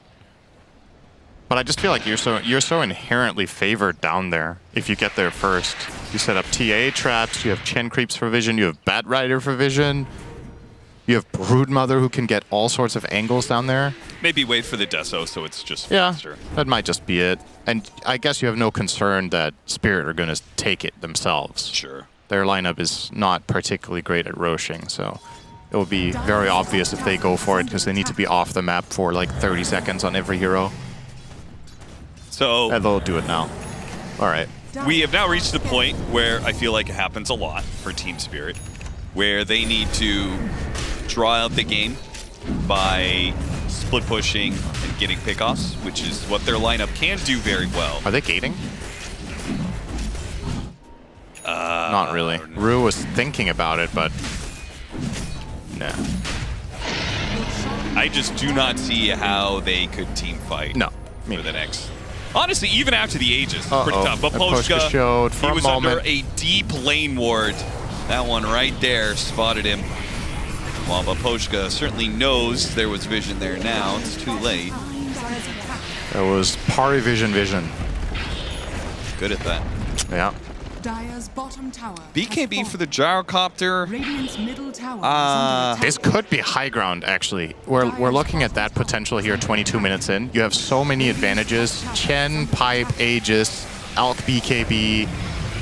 The TA can hit it from a relatively safe distance because the enemy team doesn't have any displacement abilities. Radiant's top tower is under Yeah, this attack. gyrocopter invoker timing isn't for a while, right? They really peak when they hit their level 20 talents, right? You get the extra flag cannon plus the alacrity buff. Yeah. And you combine those together, and all of a sudden, the gyrocopter becomes the giga carry of the game. But He's that's- definitely still strong, though, but it's the prospect of having to kill the TA twice that I'm a little bit concerned about for them.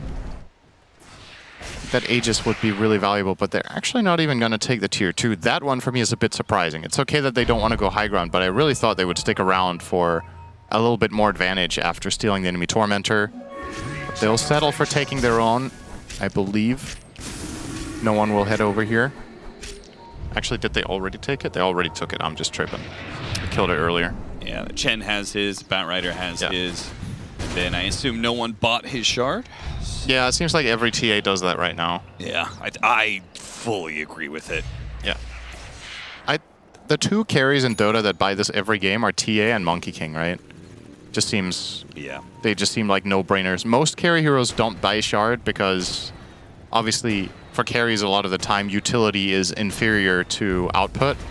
But in these two heroes in particular, it actually does both. That's why the shard is so good. On Monkey King, the shard gives you damage when you want to play aggressively because you get on top of people, and it also gives you escape utility. And on TA, the trap is silence and damage, so it's both utility and killing power. Lasso. Oh, they're going to pull him up! Oh, that's good. Satanic does have He's got to have TP, TP out. and that means the fight is already over. Okay, maybe now you go high. Oh, now you definitely go high ground. Force staffs down to low ground. Rue, he's going to come in and quickly blow up 9 class. Don't think there's anything he can do about Laurel. Deafening Blast TP out, but there's DM on the other side who did not get disarmed. What was that hand of God? Sorry, I just laughed immediately. It was like his Bat Rider died 2 seconds prior and everyone else was full healing. It was like, oh yeah, I've got your necklace, don't worry. All right, well, maybe there was maybe he needed to heal up his creeps. I wasn't paying too close attention. But anyway, high ground is indeed inbound. They know there's no BKB on Gyro. Oh my God, this is so fast. No BKB on Gyro. this is minimum 1 lane. They're just way too fast and too strong. Rally finally gets it cleared out with a flak cannon, but the damage is done. So they'll claim this lane. Gonna try and catch the TA here, see if they can get some easy kill on the Aegis, but Hurricane Pike pushed him down to the low ground. They still chase after him. They'll finally get that Aegis. They take the team fight afterwards, though. Can they get out? Malik is being slowed down to a crawl. Looks like Pyrovision just threatening him enough. Actually helped the melee. Blink back. Not bad. Melee Rex was very, very low, but TA couldn't get the last 2 shots in because of all their stalling. He's visibly very upset with that, so he's going to pause the game. It was really funny. No one drank some water and then just immediately put it right on the camera. Maybe they have a water sponsor. 12,000 net worth lead for Pyrovision. If anyone should sponsor no one, it should be a monitor sponsor. It's taking up half his camera shot. There's a lot of space on the back there that you could put stickers with which brand that is. Yeah.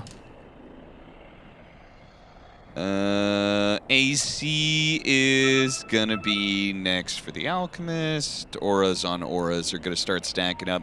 SNY build up for the Broodmother. I don't think I've seen that one before. Pipe, Boots of Bearing, SNY. It's kind of interesting.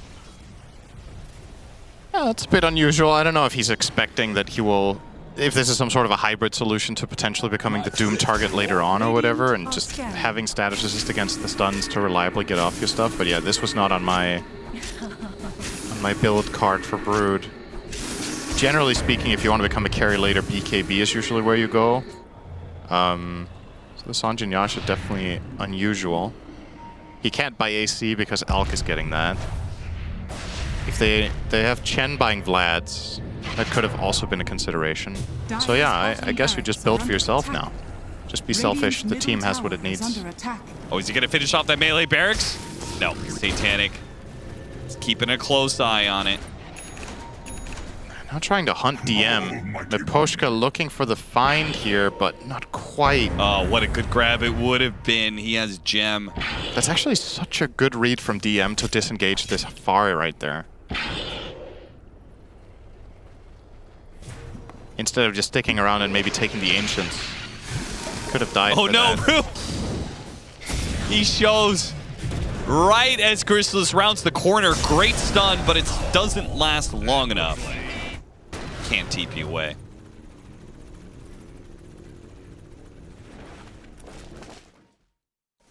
Pressure will now mount on the top side, because Pyrovision forced rotations down to bottom with their Brood, and DM is going to take advantage of that with just flat-out lane swapping to top, doing the same thing to them there, and this top tower should not be able to withstand the amount of pressure that's coming their way now. No, certainly not. I really struggle to see Spirit really stringing much together as long as Pyrovision are playing tight as a group. This was the goal of their lineup as well. We were talking about it earlier that if Spirit get the skirmishing running well early on, they can take over, but otherwise, worried about the mid-game power of this Radiant lineup, and we're seeing it put to full effect with these auras and this strong ball up, taking Roche, taking the towers. And it really is all set up by that 4-man kill they found mid earlier. Yeah. That teamfight just exploded the game wide open, and they haven't looked back since. Just a steady increase in graph since that moment. It was even for 20 minutes, and since then it's literally just linear growth from Pyrovision. They've managed to go from a 0 gold lead at minute 17. Can still get pick off 16K from Team Spirit. That is the thing that Pyrovision do have to be a little bit cautious about. They're currently spread out around the map, I assume, waiting for the next Roshan timing. Yeah, should be. But it does allow Team Spirit opportunities to crawl back in the game a little bit. Pyrovision will know when it spawns, because they have the TA. That's going to be a nice benefit. Feels like one of those innates that when all of them were announced, there's obviously a ton of information to take in, but on a pro level, I feel like this is one of the best innates in the game. Yeah. It's been really impactful in the games that we've seen. Just it's not just that you're always going to be there, it's that you're not going to waste time. Right. Where other teams are like, oh, I wonder when it's going to spawn, so we need to be there a minute early or whatever. It's like, you know, if you knew that the bus always showed up at the exact time, that's where you min-max. You know, then you walk, you know, from home it takes 4 minutes, 30 seconds to get to the bus stop.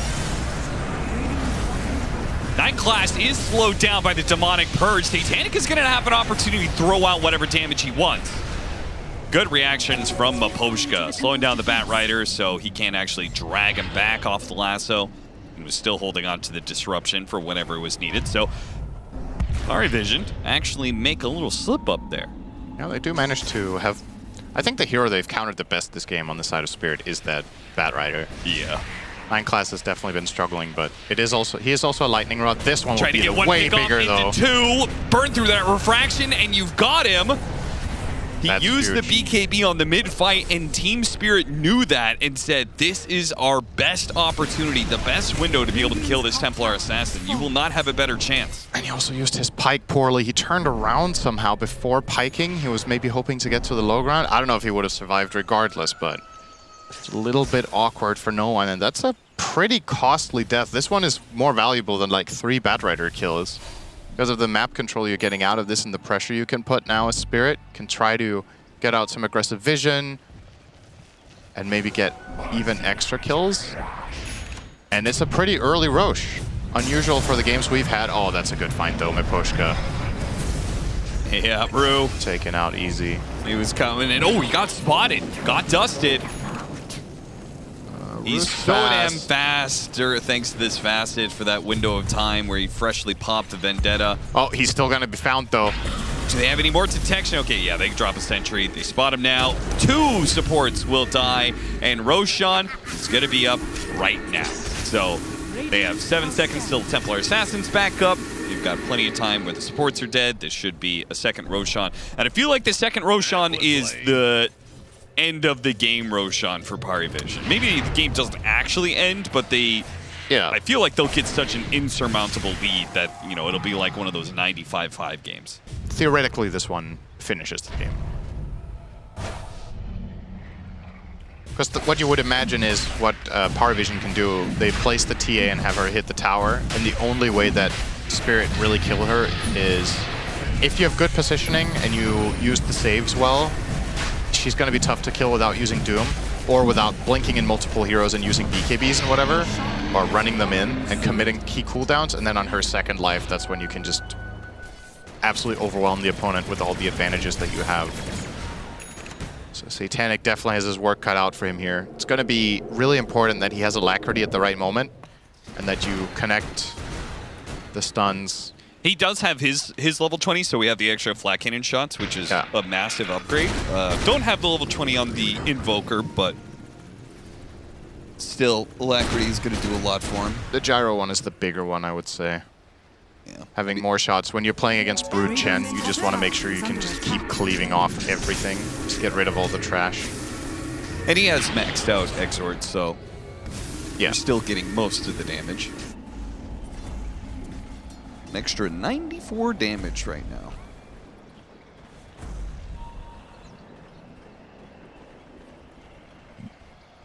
Parivision clearly looking for trouble now, playing very aggressively up on the map, just grouping up their heroes around this bottom triangle area. See if they can maybe get... I think what would be nice here would be a smoke and then trying to wrap Bat around the right side of the map. So he just flies next to the Tormentor area and gets a pick from the right and pulls them out. And then that opens up the fight. Considering is he going to Vendetta hit? He got it! He got it! Nice. That was sick. And he got the shard for himself off of that cool play. So very clean. Well done. Good steal there. Maybe, I wonder if Parivision are expecting Spirit to be ready for that Bat play, since they're not even trying. It's like, if you just get a little glimmer of vision on the Invoker, for example, who's there now, you would be able to just blink grab him, force him out, get that big kill. They stick around mid instead, and actually, they're a little bit fragmented now. They wanted that Tormentor as a team move, and now the play call is, let's just farm a bit. Yeah, it's surprising to me think you want to use this Aegis. I think it's about 9 Class getting his BKB, but I don't know if he's going to get that BKB and them still have enough time to use the Aegis. Yeah. So... And if they don't, Spirit will. And they'll do something. Smoking out in toward the Aegis. Catching this Broodmother would be really good. Yeah, the Aegis isn't anywhere nearby, of course, as no one is far out to the left. But I say that, they might just end up going the right way. I don't know if that Ops just barely saw him, but they'll see him now. Might just try to start a fight on him? There's a lot of uncertainty, though. We obviously see the placement of the enemy heroes. Spirit have no idea. This TA, it felt very baity, the way that TA was placed. But it was actually a moment of opportunity, and it's always going to be that mind game. When you have the full map control and you're ahead, sometimes you see players just playing the mental game of we are stronger than you, you don't dare. You're not even going to try. So I can farm more aggressively than usual. Sometimes it works, sometimes it doesn't. Now Paravision will make their move. And this placement from Spirit, this fight has to work, but 9 class. They are getting behind them in a way. Yeah. The smoke is going to... Oh. Okay, break. All right. 9 Class spotted immediately by a creep, and he does not blink in. He would maybe have blinked in if he had the BKB there. Yeah. Bloodthorn now down for the Alchemist. So big single target potential between a TA and a Bloodthorn. Yep. Oh, they find 9 Class again. Nice Force Staff. Force Staff pulled in a little bit. Oh, maybe okay. Still managed to hit the EMP. He's going to be okay. Rue blinks back. Jump in. Malik has to immediately doom up the Templar Assassin because he is dead. Gets what damage he can. Satanic is fighting for his life right now. Chrysalis backs up a little bit off the BKB. Satanic trying to heal up with flat cannon shots, throw some damage around, but he cannot be saved in this situation. He doesn't have buyback either. Team Spirit pushed outside of their base, and it potentially just ends the game. It absolutely does. This game's over. Yeah. That one fight, they doomed the TA who still had Aegis, and they end up in a really fragmented position, and that's just not good enough. Nobody has buyback. GG is immediately called by Spirit. Paravision take control of the game off of one team fight and never look back. Yeah, pretty much. This felt very stable. There wasn't... It was very clear, like we talked about, it was going to be a clash of styles, and the way Spirit were going to win this game was going to be off of strong skirmishing and early fighting, but Paravision drew the early game, went toward that mid game, and 17 minutes in, they just built themselves a massive advantage with one team fight, and then they turn it into another good fight. They get the Roche, they get all their items, and they end up just finishing off the game with relative ease. So, nice game number 1 from them, and now they're just one game away from upper bracket. That's right. That is what this tiebreaker is all about. Team Spirit, you're going to need to take a long, hard think. Drafting-wise, there was already some concern, right? Paravision, looking at their lineup, has, once it gets momentum, it just kind of keeps rolling. Yeah. Between the team fight, the auras, and the scaling that Templar Assassin and Alchemist give you. Do you feel like there was something Team Spirit could have done better from their side on draft, or do you feel like this is more of a play that they just needed to be able to do better on lanes and play off of early momentum? I don't know, man. I just keep seeing Ensign Chen winning games. That's like my simple conclusion to this, is that these two heroes, every time we cast, they win. So that would be my easy adjustment, is don't give Ducalis Ensign Chen. And I know then you might have to give something else away, and it's hard to... There's a lot of really good heroes in Dota right now. But I would say the 5s that seem most instrumental for teams to get are Naga, Chen, and Ench, the teams that really play them. So if you could somehow get rid of 2 and pick 1, or get rid of all 3, maybe that would be a potential angle to target Paravision in particular.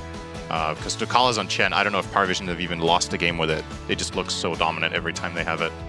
All right, we'll see if Paravision is able to close out this series in a 2-0, or Spirit going to bounce back heading into Game 2.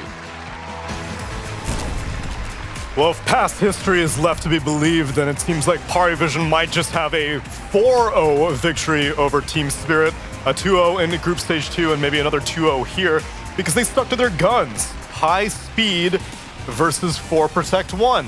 And in this situation, yet again, the high speed prevails as Parivision hit the gas on this draft.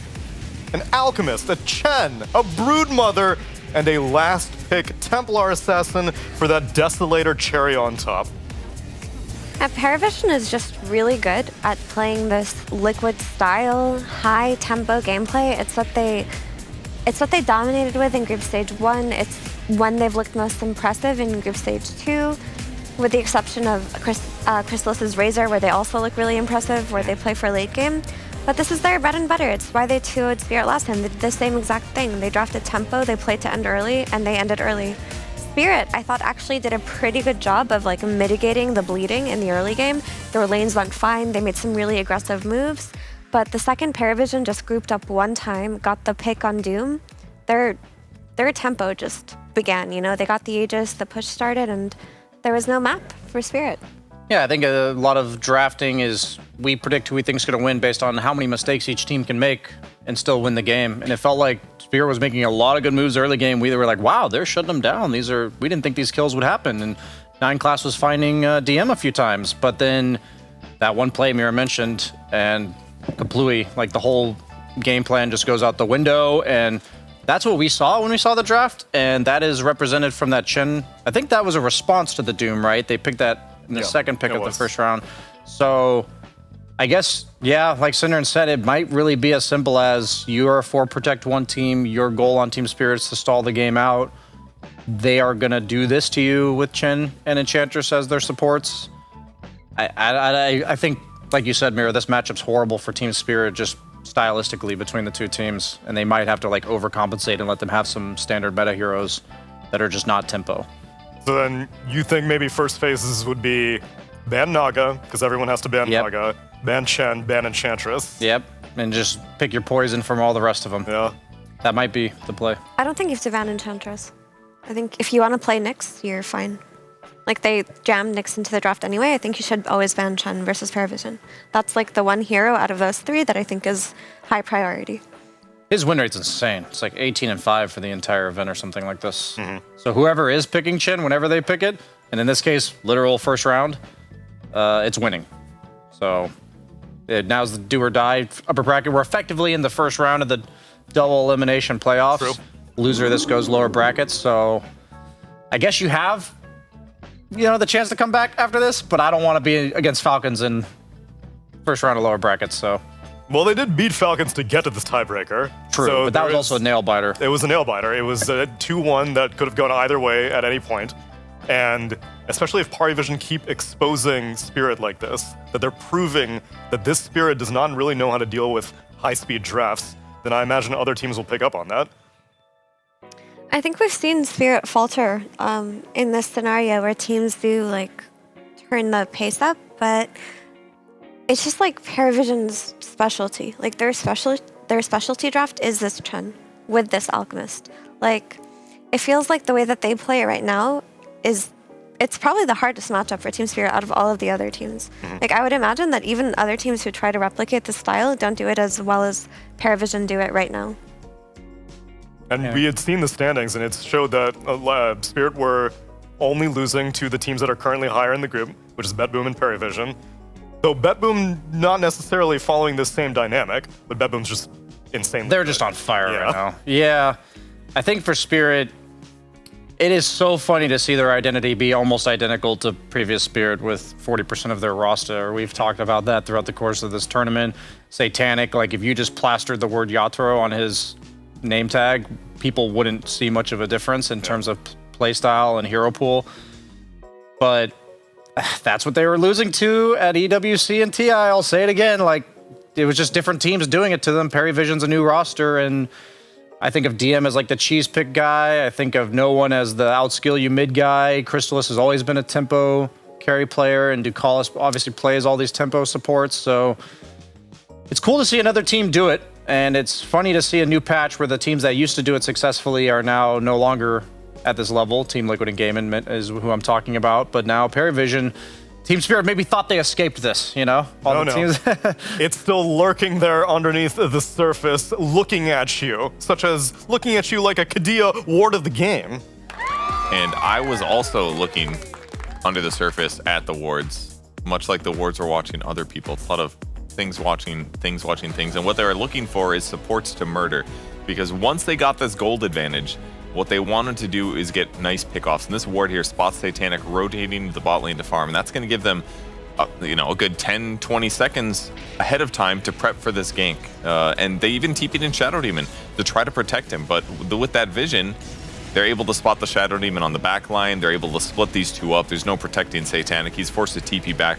And this is just another nail in the coffin, really, of Perivision getting more and more advantage. They even chased down Laurel afterwards. So great ward that sets up a nice moment for Perivision on their path to victory here. You're talking about Satanic on that cliff being ward of the game, right? That was what you were getting at? I could have gone there. You could have gone there. But, he got to watch his teammates die. Yes, he did.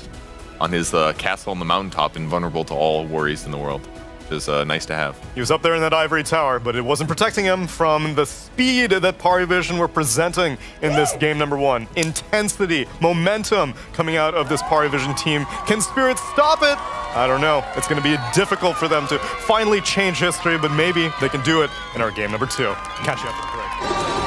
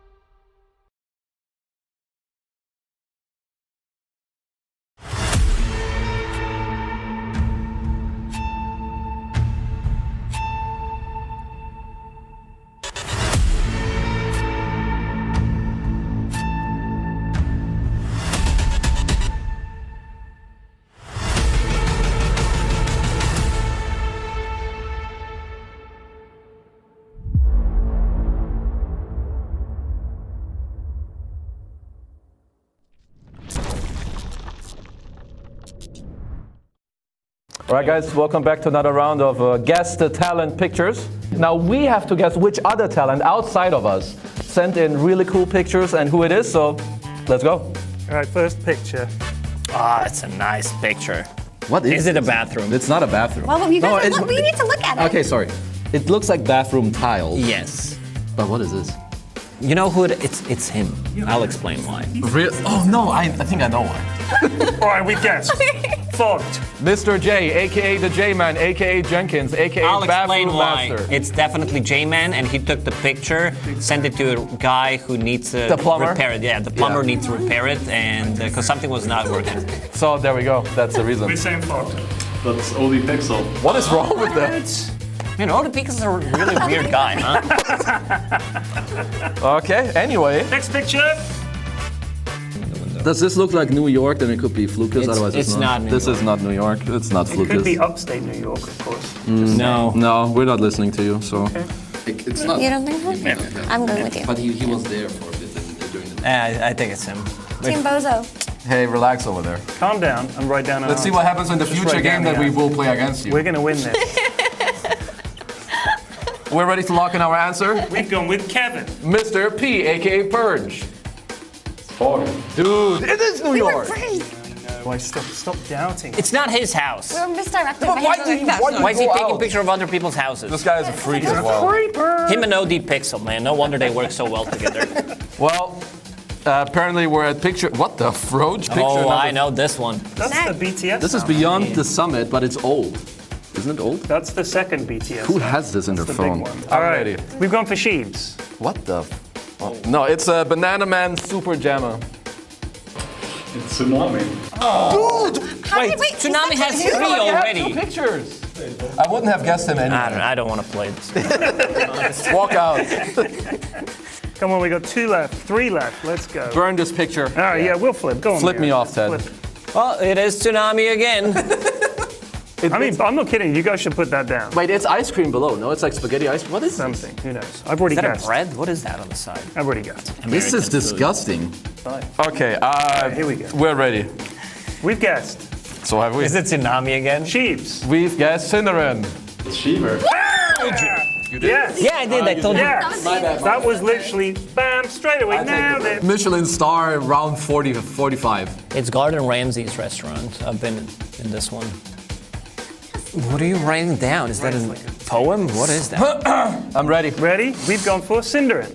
We've gone. Oh, fuck, it could be him actually. We are also with Banana Fine Diner Slamma Jamma. It's BSJ. Woo! Let's go! This is a Star Wars Lego enjoyer. All right, I actually know exactly who this is because, oddly enough, we were talking about this. Oh, that's cheating. Next. No, I know who it is Place as well because Yeah. no one else would have such a dorky thing. We're locking it in. We're going locking for in. Kev. We've gone for Mr. P, aka Kev, aka Purge.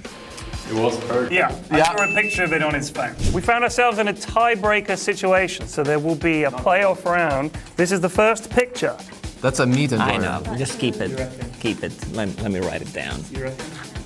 You know this? I think I know it. Yeah. You wanna call it now or later? Sin. I think they're right. And it's my boy Flucus. He's made of 80% steaks, 10% Dota, and 10% love for animals and myself. So Okay. I know my Fluky. It's fucked. Oh, we've lost the tiebreaker. We've lost the tiebreaker. Goodbye. Great game. They're not so good, so maybe a different team next time. Goodbye, losers. You broke this heart of stone. I always hoped that I would find you. Now emptiness is gone, and the winds of change have almost blown through. You're right where you belong. So grateful you're beside me, always and forever. Just you and me from the stars, always and forever. You'll always be forever in my heart. You're the better part of me, one that I can always cling to. Was blind but now I see. You made a way for all we've been through. I'm right where I belong. So thankful you're beside me, always and forever. Just you and me from the stars, always and forever. You'll always be forever in We have it here, the golden ticket to the DHL Super Drop. I'm gonna get the box over here.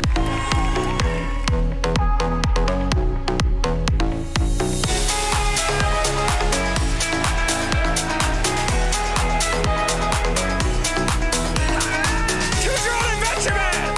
Are you ready? I'm shaking. Good. That's absolutely correct.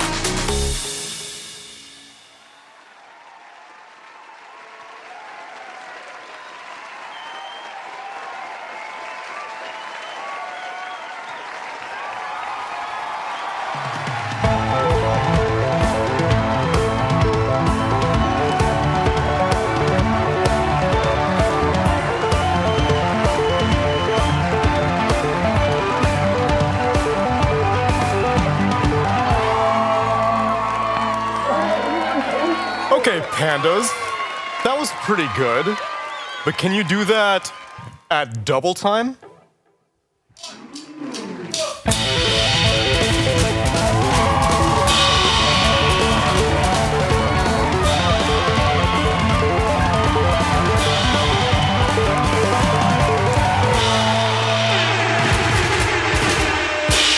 Because that's the speed that Parivision are bringing to these drafts. They are relentless. You don't have a chance to breathe. Pandas, thank you very much, as we get into the draft for game number 2. Was that coordinated? No. That was impressive. I feel like they looked kind of surprised when you asked that, and they just nailed it. Of course. These are trained musicians. I was scared you were going to ask them to double time the double time. That was the quadruple time. Quadruple time. The bass and the guitar looked like they could double, but the drums would have been hard. So it seems like Spirit agrees with you, Mira, that they need to ban the Chen, but out of all the poisons, they're going to pick the Enchantress. But Nyx is banned, though. Ench is way more beatable than Chen when Paravision plays. Okay. Although Parivision do cover their bases, though, because the one counter that was against Ench that you proposed, Mira, was the Nyx Assassin. Yeah. I mean, they can still run a mixed damage carry. They love those that burst Enchantress very easily at later stages of the game. Like, Morphling is one, SF is one, Gyro is one. They play these heroes anyway. Luna is another. So these are like within Spirit's hero pool. SF is also targeted by Parivision, so that one's off the table, as well as a Primal Beast ban.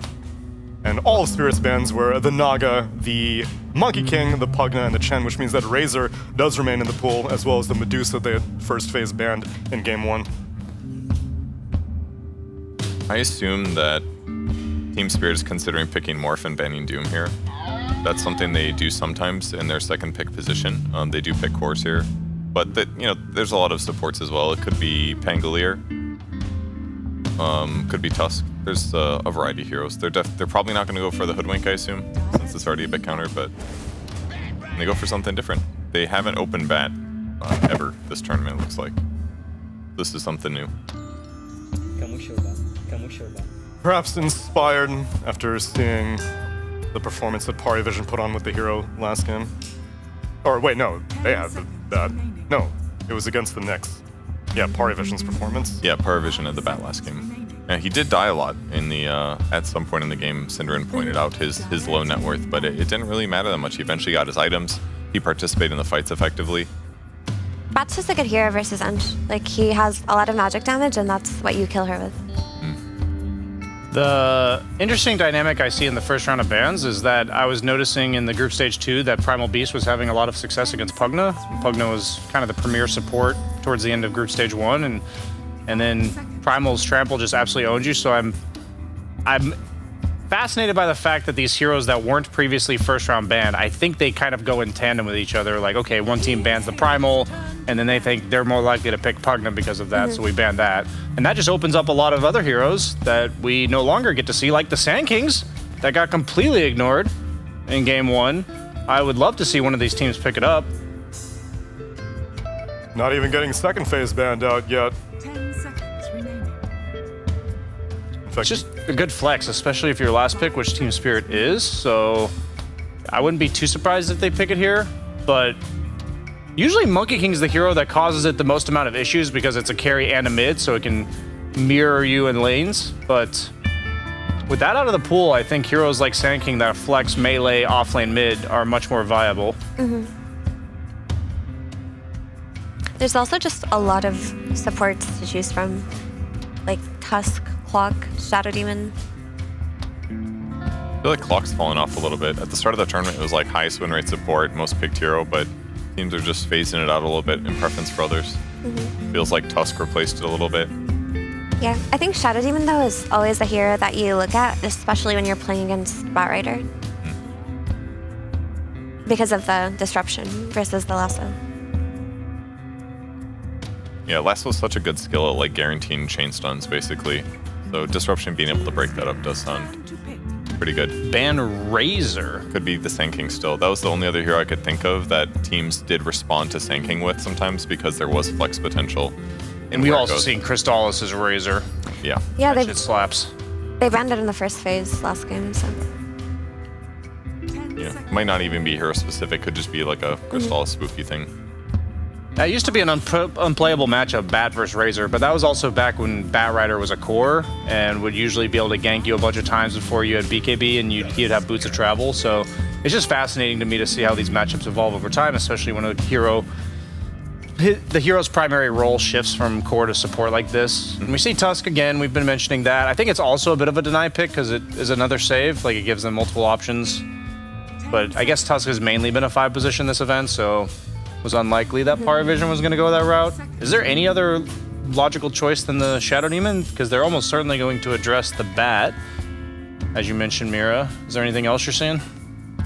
I mean, they could just opt to not have a save support, but it just feels like too good of a pick here.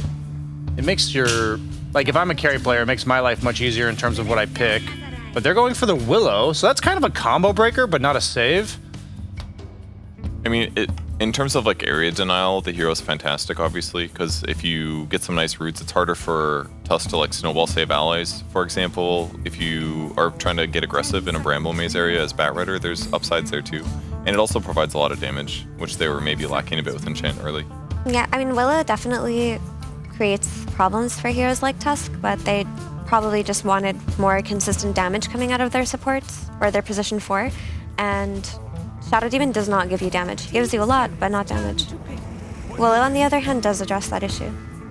So this is one of the heroes that Paravision was routinely flexing at the early stages of the tournament because DM feels very comfortable playing it, as does No One. They're both really good on the hero. The win rate's a little bit weak, but considering the amount that it's been picked, I think 30 and 37 is fine to me. So it's also another hero that can get away from Tusk, so maybe more likely to be an offlaner at this point, since he's going to be against that lane. But they could always flex it depending on what the carry that Spirit picks is, if it's a bad matchup. So you're thinking a Willow Pango lane? Yeah.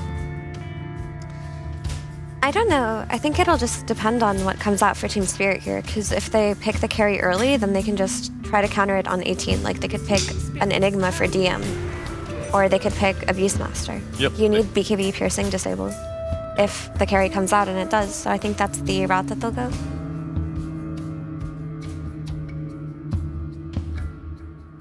As you can see, a lot of these heroes were taken out in the previous draft. The Tusk and the DK slipped through this time. Yep. They can still lane the Pango versus the DK. It's going to be a good lane, but like the solution to DK is you stun him while he presses BKB, right? So for that, like, you think about heroes like Primal Beast, you think about heroes like Dawnbreaker, which gets denied, you think about heroes like Beastmaster with the Primal Roar.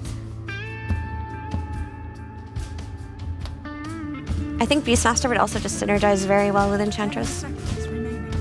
I think they're prepping the Beastmaster, or not the Beastmaster, the Enigma pick, because DM's picked out a lot. I think they're just basically saying, we have this Dawn preemptively countering you with the BKB Piercing disable. I would think that Parivision needs to pick their carry here, since a lot of Crystallis' heroes are already banned out, the Monkey King and the Razor and the Alchemist banned by his own team. So I think the carry pool is thinner than the remaining mid to off lane pool, which they could still have that flex available. And they go Medusa. Okay. They don't have the best way to deal with Medusa right now on the side of Team Spirit. I was thinking, like, if you don't go a save, then you need to have heroes that are kind of willing to get lassoed and not die during the duration of it, because they have a lot of combo breakers with the Pango, with the Willow. So Medusa fits that build nicely. And I see what they're going for. Like, if you pick Shadow Demon, that allows you to pick the squishier ranged guys that would die to a lasso, but instead they choose the teamfight disruption tactics, and Team Spirit does have a lot of combos. And so this is going to come down to, I think, Team Spirit kind of baiting out these combo breaking spells, like maybe forcing a Pango roll without Dawn ulting, or forcing a Willow terrorize, and then being able to chase off of that. So it's going to be really important that Parivision doesn't misuse these spells and impulsively react before they've committed on the side of Team Spirit. So my issue right now with the Medusa pick is, like, for Paravision, they're going to get their important BKB piercers taken out now. So they're going to take out Enigma and most likely Beastmaster, so that there's no counter to the DK later on in the game. And with the Medusa, like, there is no save for Lasso in this game. And when you have Tusk, he often goes through the Twin Gate very early, especially if you have a carry like DK who can stay by himself. Then if you're bringing this Tusk to a lane with Dawnbreaker and Bat Rider and they're diving Medusa, there's nothing really to save him. Like, Enchantress will not protect during a dive like that. So it's just a little bit concerning because while it is good for the game, I think it's very susceptible to dying on lane. That's fair. They do leave Beastmaster in the pool, though. Again, I really think that they need to address this DK. Can you address the DK from mid? Send the Pango to the offlane and give no one a different hero to deal with the DK? Like Mira said, you need a BKB piercing disable usually. So if Primal's actually banned first. Okay, I was gonna say Primal mid would have been the solution, but he's banned. I don't know if there's a lot of other ones. I wouldn't mind if they also just go Tidehunter. I think that'd be kind of a sick pick because it's a combo breaker just by being a hero with Kraken Shell, and you should lane really well against Tusk DK. 2 melees, Anchor Smash. So I think Mira's route of disabling DK is fine. I think having a hero that gets to play top lane pretty freely, even if Tusk is there, and that kind of allows Vision to dedicate more of their resources to counter rotation to protect Crystallis. I think these are all viable routes. Like I'm just kind of posing like the question of how do they address the threat that Mira is talking about. There's definitely a lot of rotation pressure that's going to come out on Crystallis here because Deuce is not very tanky early game. And they ban Anti-Mage. That's definitely a necessary ban. And they go for the Storm. Okay, so it's about the counter rotations more so than anything. That's what they're going for. Yeah, I mean, they also... I guess if they went for, like, the Pango mid into an offlane flex here, then the problem would have been not enough damage to kill the DK2. Like, let's say you roar him, then who's killing him? Because Medusa's not single target focused. So maybe their read is, like, Storm when he gets his shard and Medusa's hitting alongside him, then that they have enough damage with the overload to kill DK later on. You know, and then it's playing more of their game rather than say like, okay, you guys are trying to do crazy combo stuff, we'll break it. They're just gonna say, we're just gonna go on you first, kind of a thing. But they didn't cover the Storm with Puck, and I think that for a while, like, I still think their single target damage outside of the Storm Shard isn't incredible. Yeah. And now their Storm gets pucked, where they have like the ability to coil the Storm, they have the ability to counter rotate. Puck also counters Pango, so that's like twofold where they're getting a lot of value out of this hero. And yeah, this time around I really like Spirit's draft. I don't think Paravision have that threat of ending the game early like they did in game 1, and yeah. The other cool thing about the Puck is that it makes Dawnbreaker's ultimate just better at all stages of the game, because usually there's a point in the game where you force staff the guy that gets jumped on and the Dawn ulti usually doesn't hit. Puck ulti is gonna mess that up in a lot of cases too. So this is a really good pick. Yeah, I feel like Vision's draft was really good if there were 3 bans in the last round, because I think this Puck had to be taken out. I think everyone's been banning Puck to protect their Storm, but you do have to ban the mana burners because you have Medusa and Storm, so they banned Invoker Anti-Mage. I agree. I think Team Spirit has the upper hand in this draft. I think last game is not indicative of which team is better. I think Team Spirit has a weakness, and Vision's not able to exploit it with the draft that they have. This is surprisingly a slower path that they took after introducing the draft with Enchantress. They slowed it down big time after that. so what happens when you pick Medusa?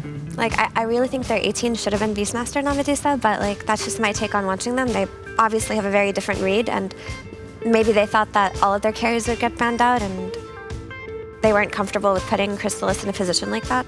And they were more comfortable with just, you know, reacting the way that they did. But I really do like Spirit's draft here. I think the DK is like pretty unstoppable, like once he gets a BKB, unless they're messing up in the early game.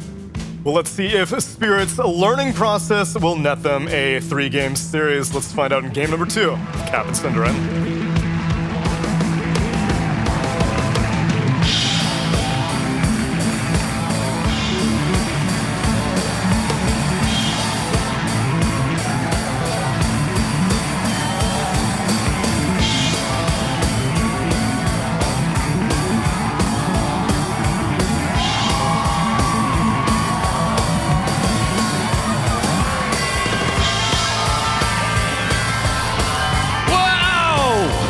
Control here in the studio. Welcome to game 2, everybody. Team Spirit versus Vision. We have early smokes and a little bit of bump, but no actual action. Cinderin, you were shocked. You were in disbelief, even, to see the Puck has been picked up. And I went and looked at some stats here. Yep. Puck at the tournament you last cast, Lakia. Yep.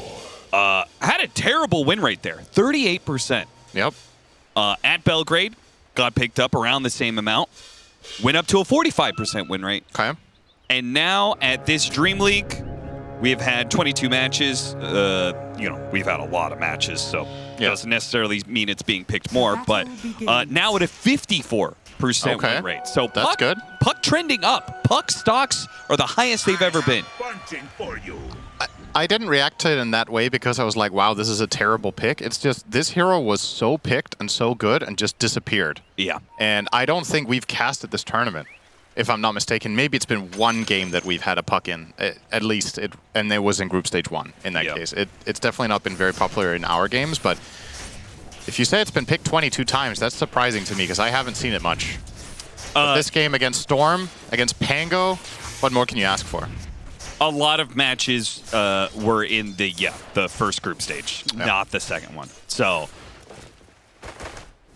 big source of it. I thought it was interesting that the win rate is trending up. I would wonder, as you're saying, right, it kind of fell off a cliff. I wonder if that is teams were overvaluing the puck and overpicking it and maybe picking it too early. And as the tournaments have gone on and the meta has developed more, teams are picking this puck in better and better situations, which leads to a better win rate. Well, the way I remember it from Wallachia, it was mainly picked as a counter to Storm. I think that was a lot of the games that it was picked. Storm was also popular there. Okay. And in this game, it's no surprise to see Laurel grab it. It's one of his best heroes. He's very comfortable on it. He has 2 good core matchups against Storm and Pango. I would say Puck is not great against Medusa, though. You don't really offer very much against this particular hero. And as a result, your team has 0 ways of burning mana, which is very good news for Crystallis, of course. Yeah. I would say the Dusa versus Dragon Knight matchup is also interesting in that regard, that both heroes are very tanky, but neither of them really kill each other that well. So a lot of this game is going to be these like 2 frontline turrets, if you will, that the rest of the teammates will be playing around and trying to get that advantage. And it does look like the type of game where Puck could really do that, protecting its DK from the Storm jumps, from the Pango roll, and building a fight for themselves. It's also, we've talked about this many times at this point because we've had the pleasure of casting a lot of Dawnbreaker. Yeah. Love Dawnbreaker's partners in this game. Everybody sets up Solar Guardian. All 4 allies have offensive tools that have lockdown. So Malik, despite not being very successful on this hero, I want to say in the games we've cast, the conditions are definitely there to make it look good. Yeah. Satanic, he's getting a bit low in this lane, taking advantage of the early levels of Dragonite before he gets an overwhelming amount of armor and regen. Did you see 9class's line, by the way, from his team pack? I've probably seen it. What was it? Translated to "Who wants a slap?" Wants a slap? Me, daddy. Shut up, Cap. I didn't. Why did you say that? That's so weird. Spend an event with Jenkins, and it will rub off on you. It's just not. It's just not possible. But we're not on the same schedule as Jenkins. That's true, but we share the same room, the green room, that is. Oh. Relax. We have the same talent room, and he leaves behind a piece of himself every day when he leaves. So. Damn. Maybe 3 minute bonuses maybe I should just shut up. I feel like everything I say is just bad right now. I'm on a losing streak.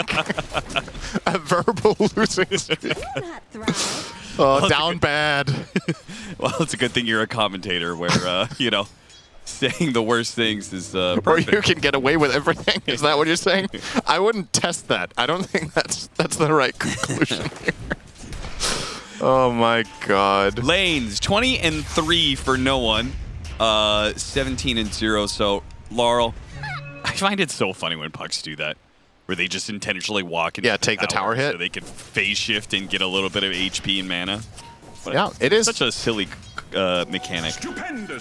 This print is how much is it? It gives 15 plus 2% max mana and 15 plus 2% max health. Yeah, the crazy part was they buffed it. They nerfed it last patch, but it got buffed where it gave it either had percentage damage and not flat, or flat and not percentage. One of these. Right.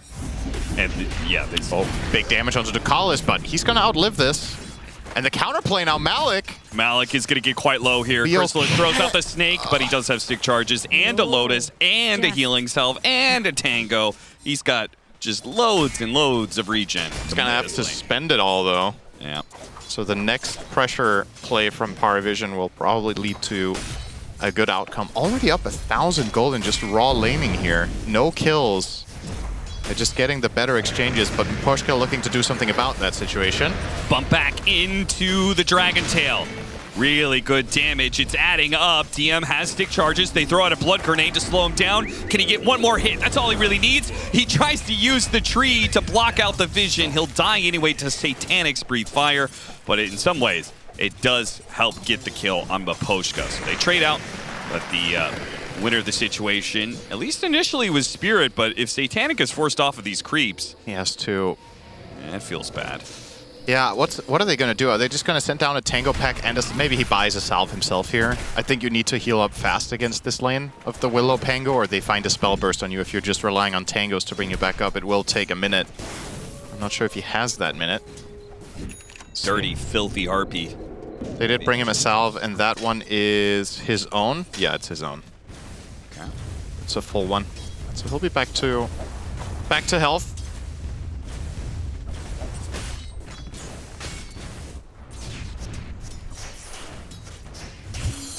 Now that he's level 4, surely he starts getting some of that Worm's Wrath. I feel like against Pango, right? Just the little bit is going to help push in the lane and just go start hitting some neutrals. Yeah, you definitely think so.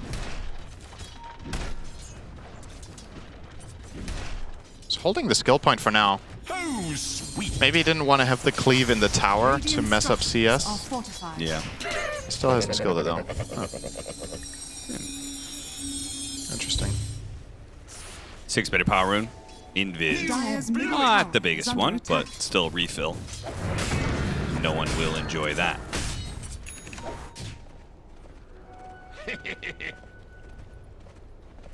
How do you see this game break down timing-wise?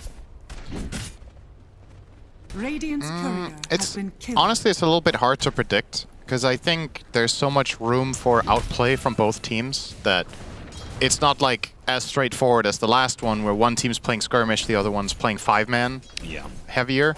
This one, both teams kind of have it all.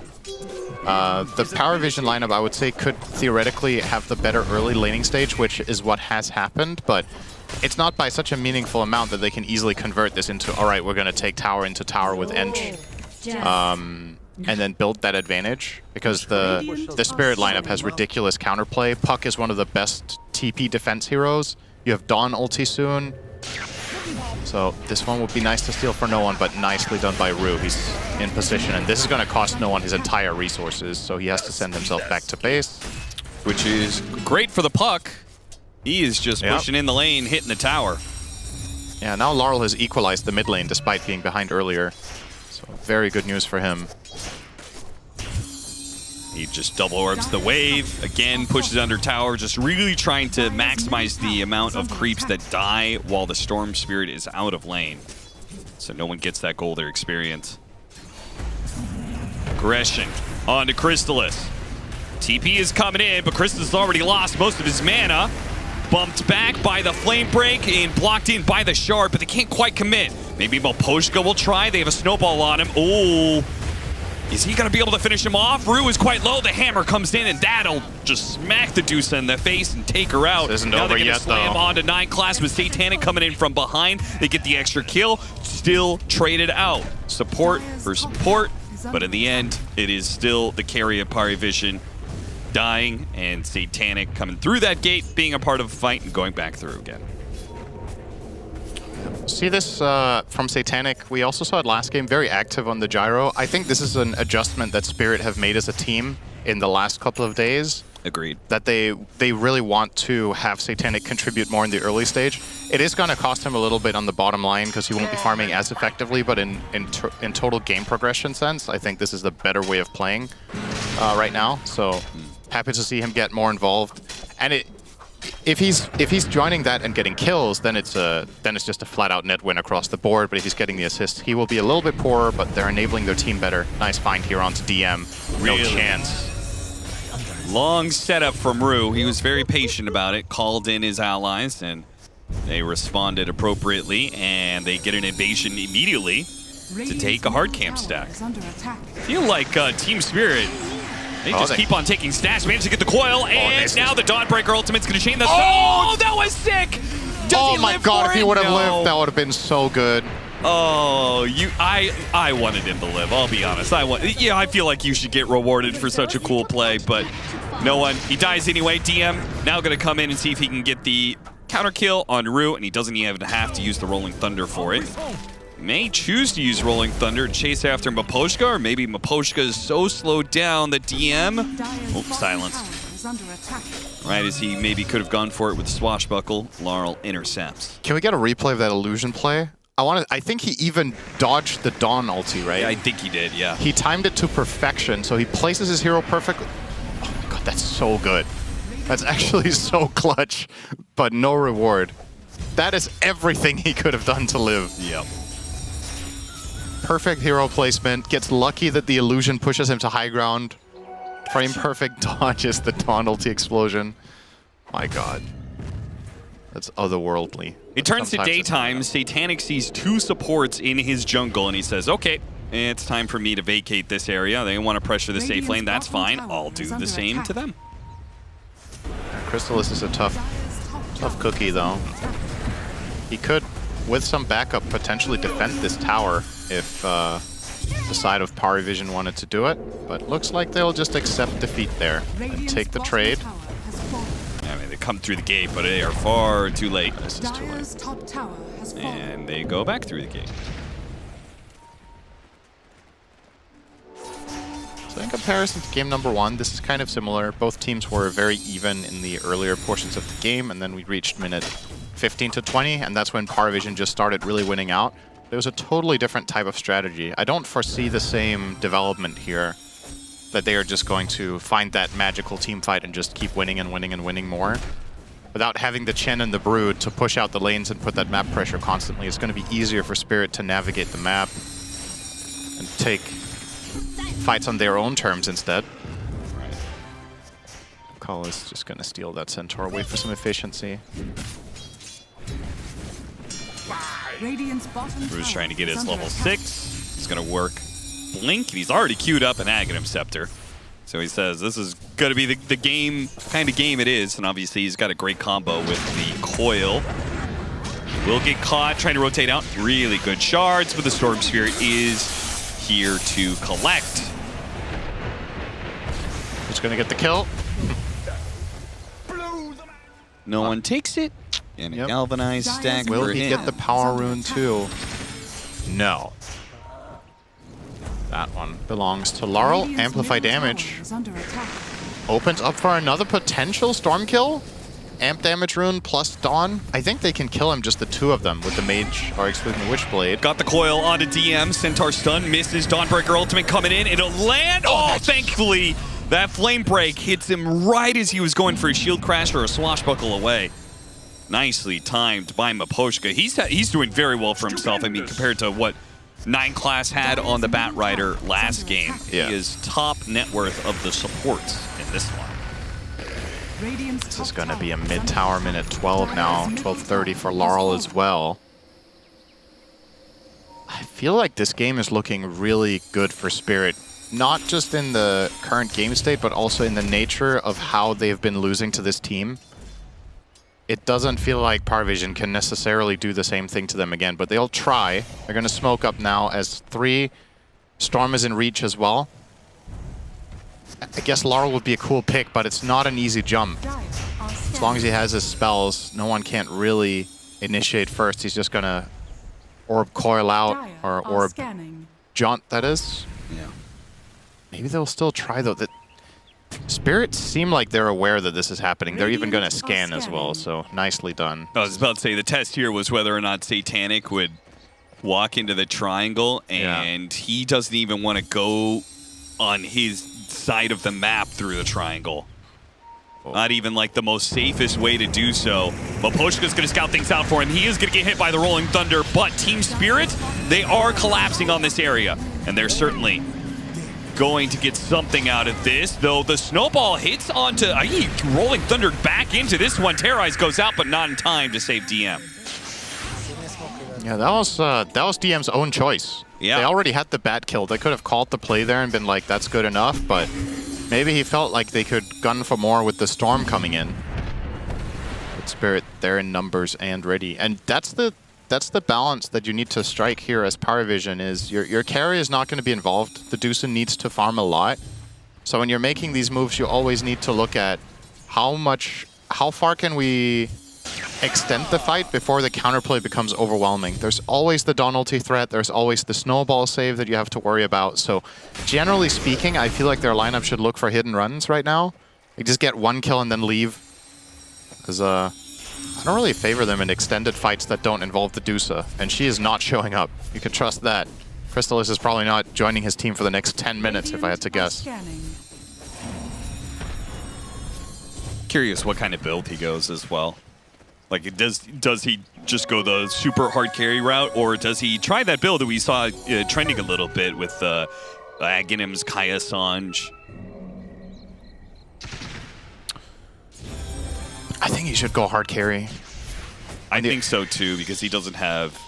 I mean, Storm Spirit does scale, but... Yeah, when the offlaner is Pango, it's also, you're utilizing, I would say, the Storm and the Pango better by going right-click, because Pango will apply minus armor, and your Storm is going to have Ags eventually. Yeah. So, like, that type of fight just really favors a hard-hitting Medusa. DM also is not itemizing to scale. Like, he went the Vessel build, and now he's going Blink Dagger, which is more of a utility-based Pango, so you want more physical damage out of your carry too. That's just how DM plays Pango, right? I don't think I've seen DM take the more offensive route very often. It's also offlane Pango in a nutshell. Like, it's generally the mid Pango that goes Diffusal Ags. But yeah, DM really likes the Vessel build. Understandably so in this game. You're against Dawn and DK. It's definitely valuable.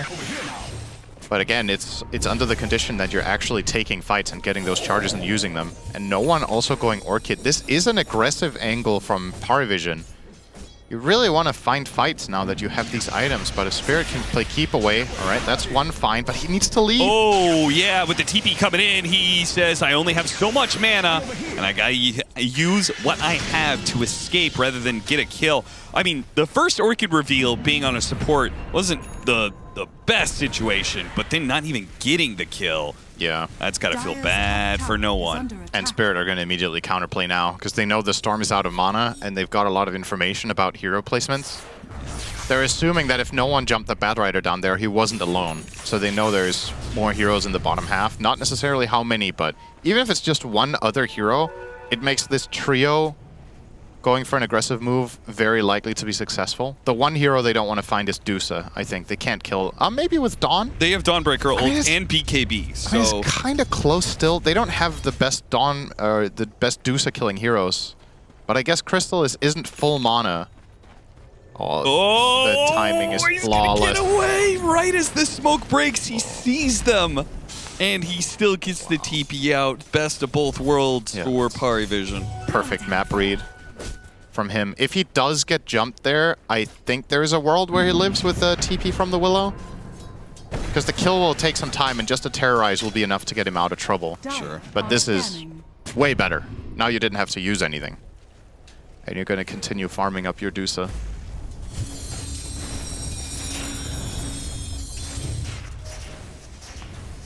Haven't talked much about Dragon Knight. He's having a totally free time, of course, with everything that's going on. So he and Dusa will be pretty much neck and neck. Feels like... yeah, this one's just going to be an interesting one, because the nature of this carry versus carry matchup, as mentioned earlier, is so unique. Stupendous. So Team Spirit will have a lot better repositioning tools. Yes. Do you think that that gives them the advantage? I feel like almost their repositioning isn't... like, there are some pretty mobile heroes and then a Dusa. Like, right. If you grab the Dusa and pull her forward, like, who cares? Yeah, I mean, you definitely... I think a combo like Coil Lasso is always going to be really strong in every late game. Yeah. Because you just have this reliable way of forcing heroes out of position and then getting the snap. And when the enemy team is playing with 0 save support, then these are often just going to result in core kills. The only hero that's reliably surviving it is the Dusa. So if you can find any of the other ones later down the line, that definitely scales well. So maybe and you also have Coil Kickback, which is the most nutted one of them. So maybe that's where the advantage for Spirit comes in then, is not necessarily the repositioning, though that's great, but they have saves, right? And Party Vision do not. They have Snowball save, and then they have Dawnbreaker ult, which is, you know, kind of a pseudo save. Just from my personal bias, I favor the Radiant type of lineup later in the game because I feel like ease of execution is with them, and there's more like potential plays. Yeah. But what the Dire has is the stronger Wombo combo, I think. Okay. You do have the nice coil combination on the Radiant, but what the Dire have, this is item dependent. But when you get there, 9 class, he's not getting out of this. Tries to juke, got off the terrorize. TPs. Lol. Oh, he didn't want a coil. God. He doesn't throw it on the coil, assumes that they could catch 9 class anyway. Wow. All right, I was sure he was dead there. Yeah. And he is if they wanted him to be. If they wanted to drop everything, he's definitely not living there. He was also dead if the play happened 5 seconds later, because they would have had vision of him. Yeah. True. Speaking of. Wow. Okay. Power Vision are doing a really good job playing Keep Away. It's impressive how little they're dying right now, but they're also not taking much initiative themselves. Oh, you're welcome. It was too good to be true. 9 class returns to the scene of the crime. A common mistake. So just to clarify, the Wombo combo that I see for Power Vision later in the game is mainly tied to Storm Ags. So obviously we're looking at 20 minutes from now, probably. Yeah. It's a much later game thing. But Storm Ags into Terrorize and a Medusa with Dagger or something like that is ridiculous late game.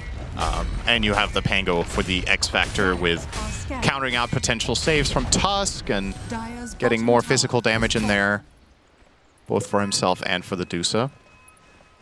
I will say, if Party Vision wins this game this way, I will be quite impressed because you are playing into Team Spirit's wheelhouse. Like this, I feel like I haven't seen Spirit lose a game that goes like this, where it's like they're not being attacked and they're building up a net worth lead little by little, but then Satanic is also just really far ahead.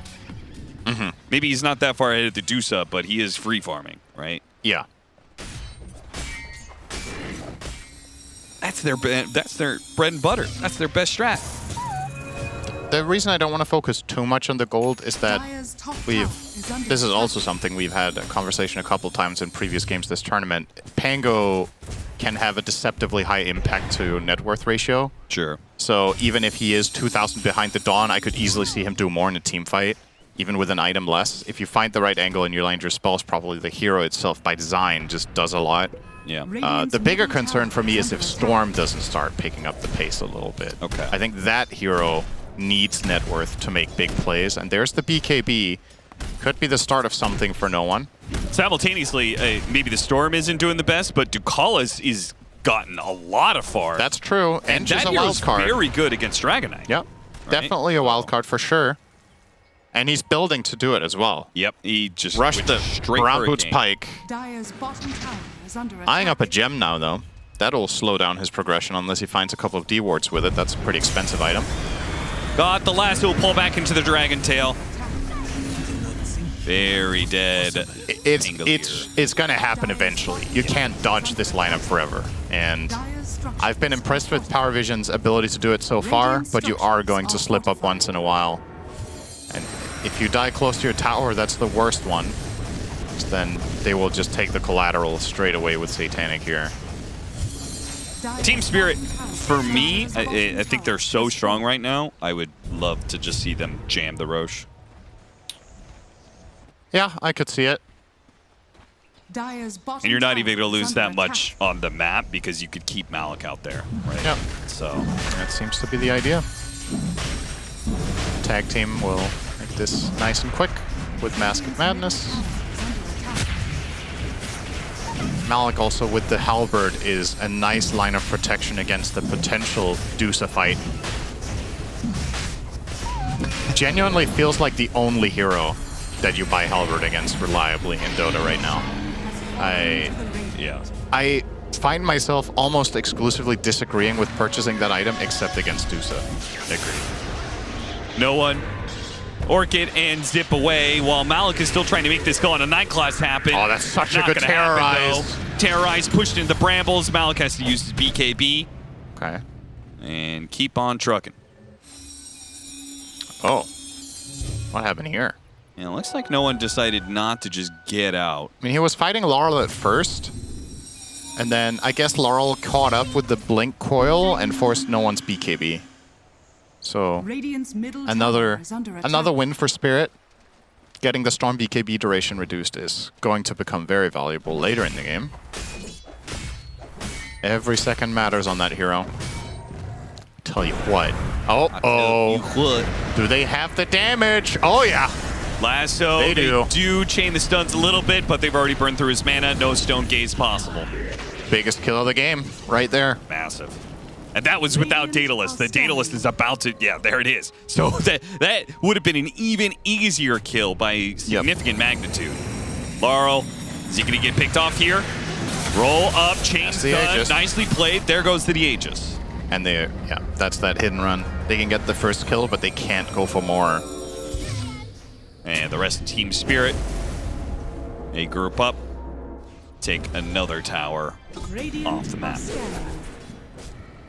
It is nice to get rid of that Aegis, but they have to commit a lot to it. Pango ulti, almost all of Storm's mana. That means you are going to concede more real estate. Only one tier 2 remains now for Paravision, whereas on the side of Spirit, they're all up, plus a tier 1 to boot. So yeah, very much. This was this state of the game or stage of the game where Spirit's lineup with the execution and their ability to find pickoffs was, in my opinion, clearly favored, and they made it work. So now that potential late game timing for Paravision I was talking about is even further away. It's going to be difficult to get there, but they kind of don't have anything else to play for than that. No. Rue. I mean, that play earlier, no one. Oh. Got him off the silence. Coil, he's dead. Too easy. If Storm Spirit can't feel strong enough when he sees a Dawnbreaker on the side of the map to like jump him and force out his BKB. Yeah. But then on the other side, you see Laurel. He runs into a hero. It's like, oh, free kill. Now they're getting, oh no! Is it gonna happen again here? The damage is coming in fast. They've taken away all of his mana. Crystallis is sure to die now unless they terrorize. Oh, he got off the Stone Gaze. Now they've gotten the grab onto the Dawnbreaker. A turnaround perhaps. BKB goes off and attempted Dragon Tail. Doesn't land. No one gets the zip right before it comes through. Big save from 9 class with the terrorize. Couldn't Satanic have BKB'd there? Yeah, he could have. I think he was I think that would have been well worth it. Deuce is out of mana. I just need like a crit to kill him, and Dire's bottom tower is didn't under get it. attack. It's obviously, it's not the end of the world that Deuce escapes, because again, Paravision have to use a ton of resources to even make it happen to begin with, but you could have even had the kill if you wanted to in the DK there. And then from there, maybe chase down more heroes. And you're right outside the base, right? Like he might not even have had buyback. Maybe you could have almost got racks, honestly. So, feels like there was a moment there.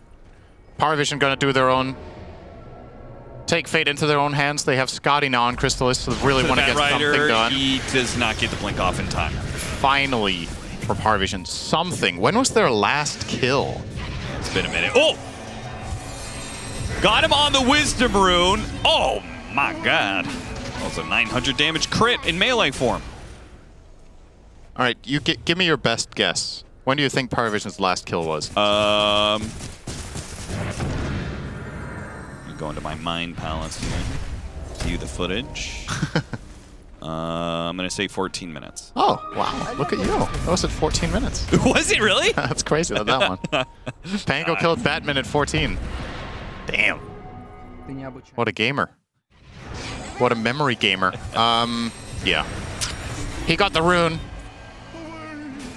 But nothing comes for free. Yeah. And no one visibly frustrated. It's not fun to play Storm if you can't do stuff. Yeah. This hero is I am the king of the hill. I want to dictate what's happening. You are responding to me kind of hero. And when you don't get to play that way, there's a lot of other heroes you would rather just be farming on.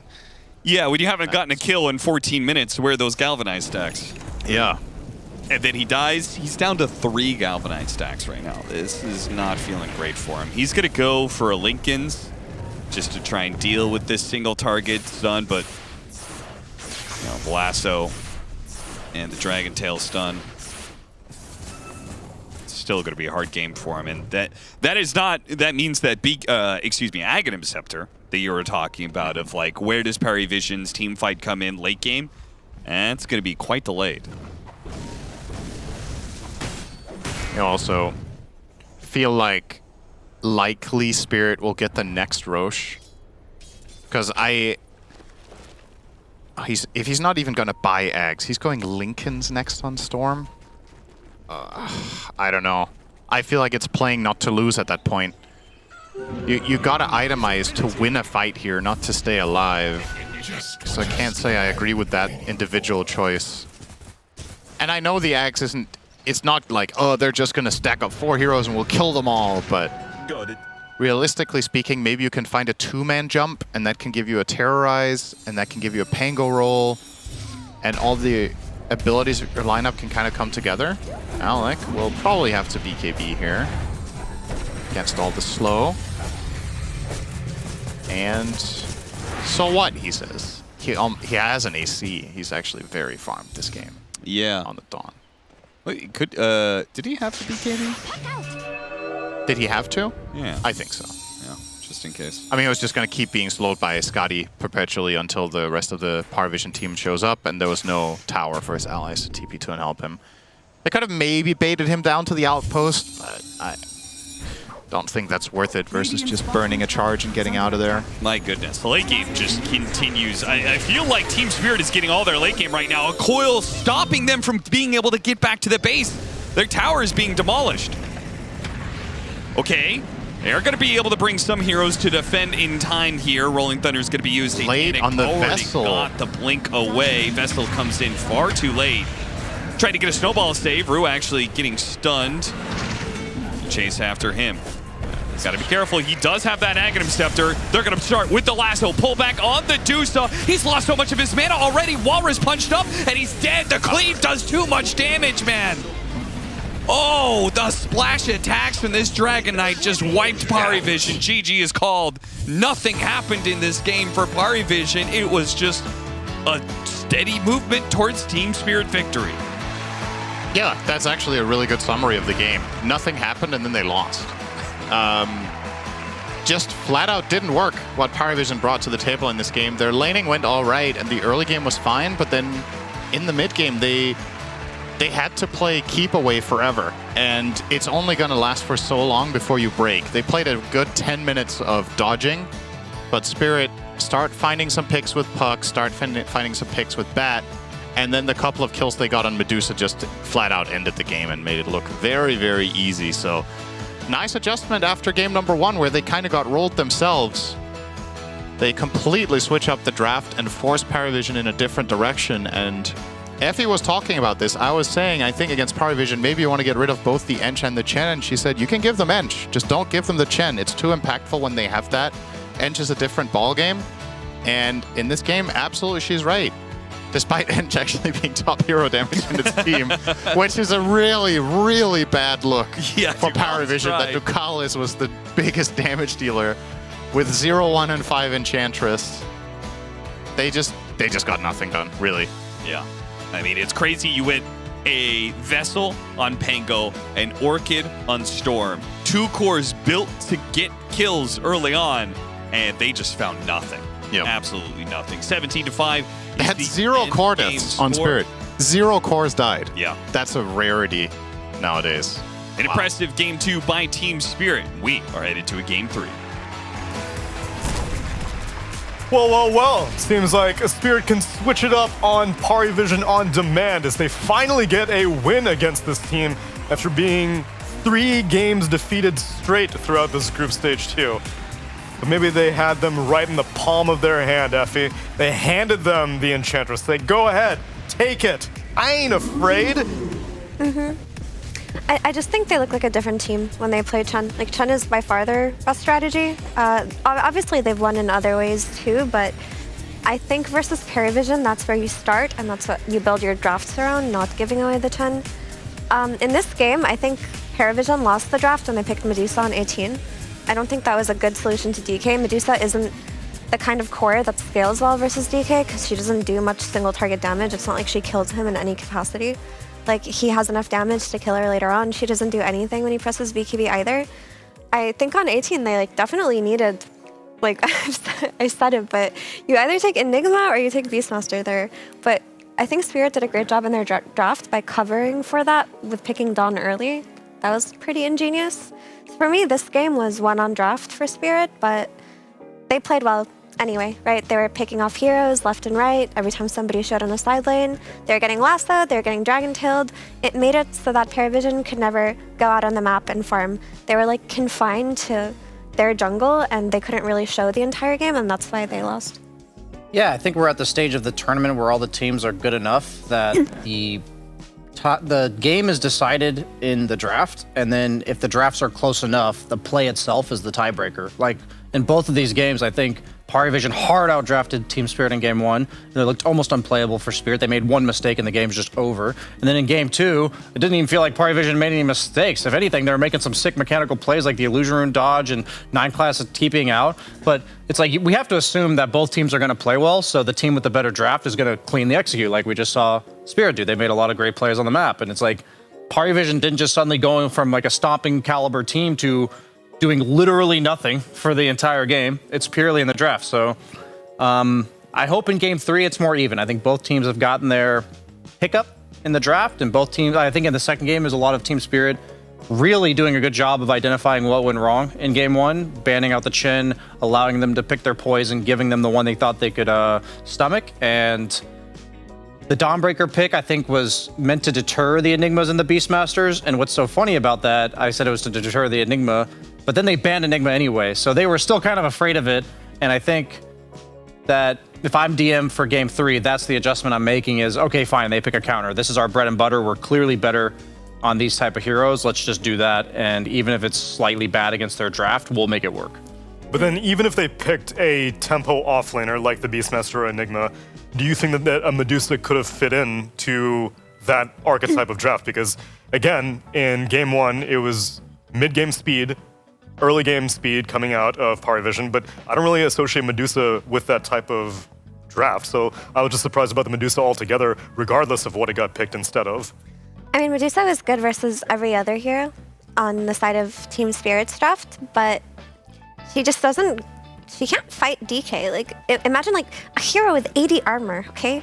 This hero, he has 80 armor in late game. Why does he have so much armor? He just does, okay? And he itemizes, he gets armor. Medusa, imagine Medusa hitting someone with 80 armor. You don't think about Medusa as the kind of hero that dishes it out, you know?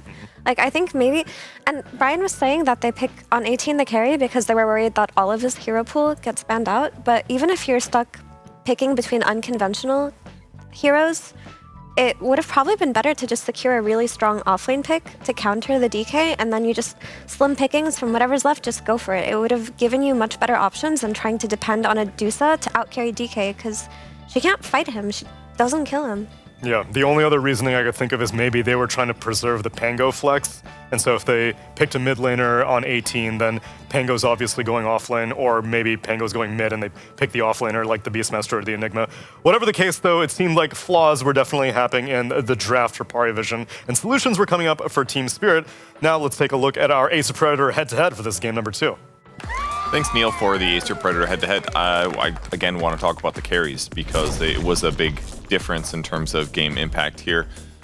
We looked at Satanic, who died 0 times on the Dragon Knight, to Crystallis, who was playing the Medusa. Very tanky hero, and it made sense to pick it against the large amount of chain disables because that could potentially allow Crystallis to survive through that. But in terms of damage dealt, the numbers weren't very close. Not that there were that many skirmishes this game. That's why both numbers look kind of low here in this in this head-to-head here. But we do have some clips as well to show some of the impacts that these heroes had, since the Medusa's was a little bit subpar, unfortunately. There's a net worth difference at the end as well, where Medusa was just behind by a lot. But a lot of that's like game tempo. I mean, if one team is not killing the enemy cores and the other team is killing the enemy cores, it's a bit of a one-sided difference. You're telling me that when an Enchantress isn't the top damage dealer on your team, that things are going poorly? Yeah, I would say that does make things go a little poorly here. I mean, she did get a butterfly at a good time. She had a huge amount of mana in this circumstance to barely stay alive in a couple examples. But yeah, it was a really tough game because if he does take 20 seconds of disables, he's not auto-attacking. He's basically down to 0 mana, has no solutions afterwards, and just needs to escape. Storm tried to help out a little bit here. Just so much damage. They had so much damage. 21k gold advantage here at 31 minutes. Yeah, DK was gigantic at that point. Yeah, it's really hard to beat when you're getting chain stun that much. So they needed to get more things done, and then they needed Deuce to have like equal net worth, and then to not be taken effectively 100% to like 10% while stunned. That's hard, and she's a really tanky hero, but they still couldn't do it.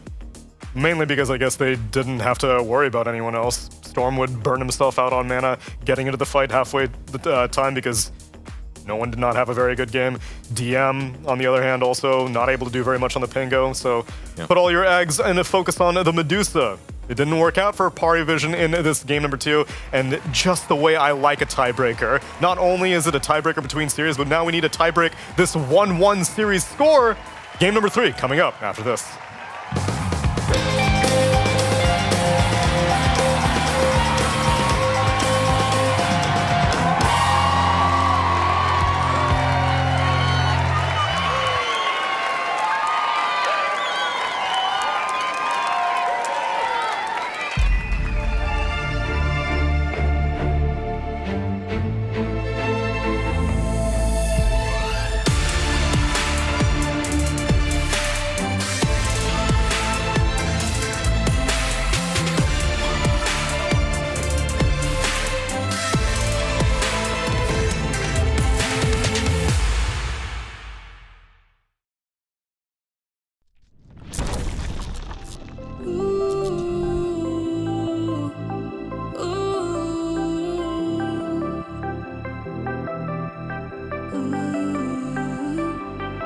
When the world seems big and I am feeling low, I think of all the good things in my life and dream of all the places we will go. No matter where we end up, we're gonna have a good time. When I promise forever, so together, we're gonna shake off the doubts and have a good time.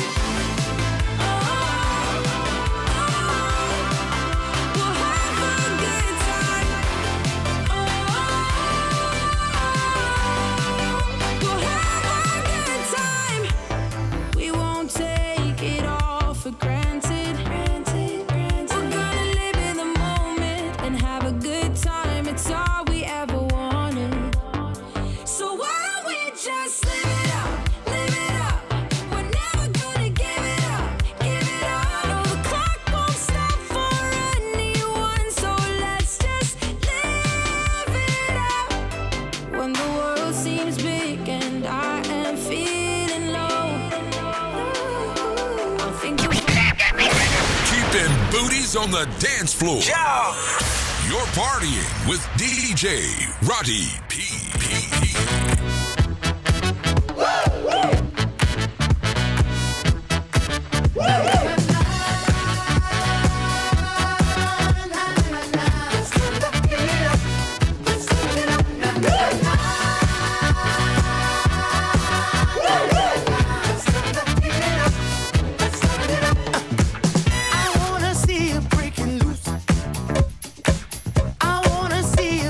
Free from yourself, and I wanna see you getting high on the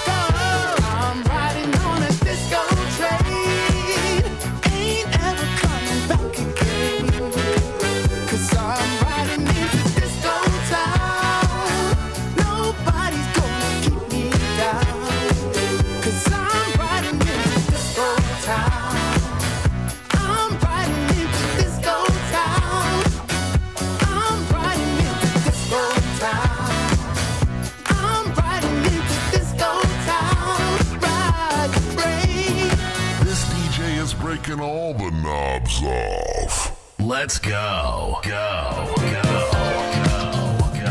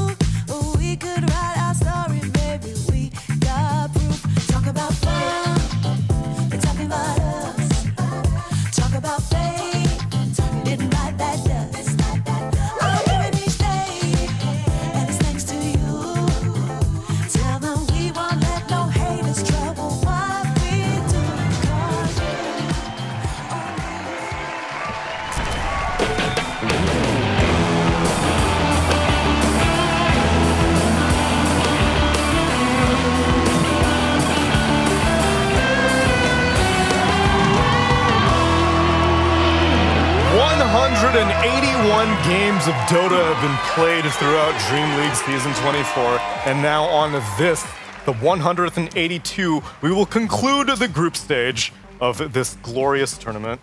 What a ceremonious moment this is. I need to interrupt and say, you just said the 182. The 182'd. How about the 182nd, Neil?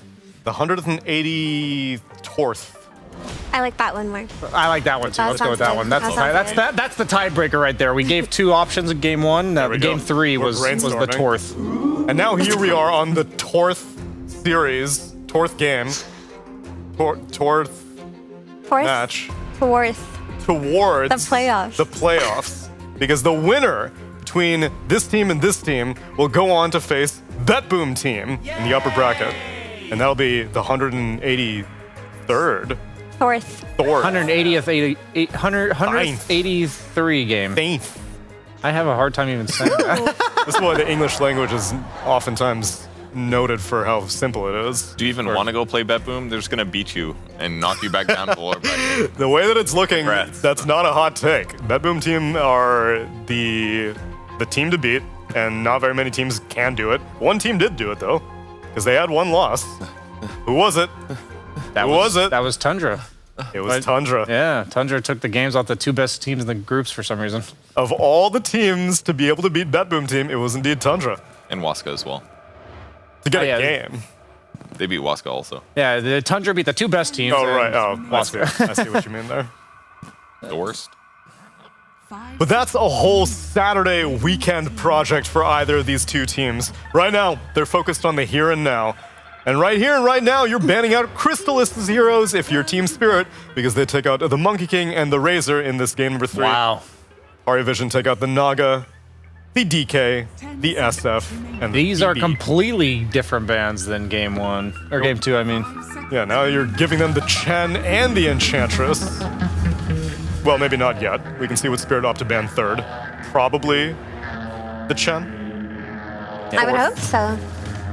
It worked out for them last game. The DK ban is a big one though, because it was the factor for their success in that game 2 draft is that hero is very difficult to deal with.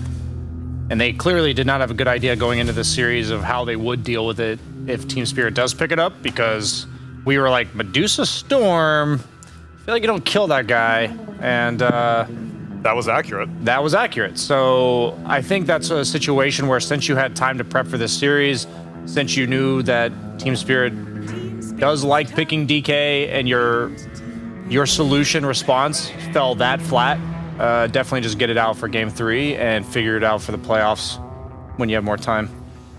They gave Chen away. Here it comes. A Pugna ban instead. Batrider is 2-0 right now in this series. True. There it is. 18-5. The only hero with a better win rate than Ogre. That's such a good win rate. Well, what it really gives them is the death ball, the tower pushing, the laning stage, and in some ways the late game. It's like it's a rare hero that is kind of good at all stages of the game, and the late game it's effective just because of the auras that it provides. That makes your other heroes better too.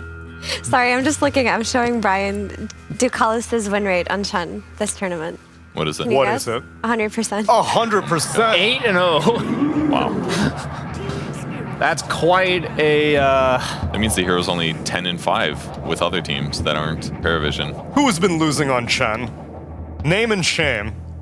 5 losses have been accrued on this hero. All right, hang on, let me find it for you. Who's been doing it? I will locate it for you. Locate. This moment. Echo, locate that. Tundra played it once. Tundra? I don't know if they lost. Nope, they won that game. Sorry. course they Bad data, bad data. Who lost?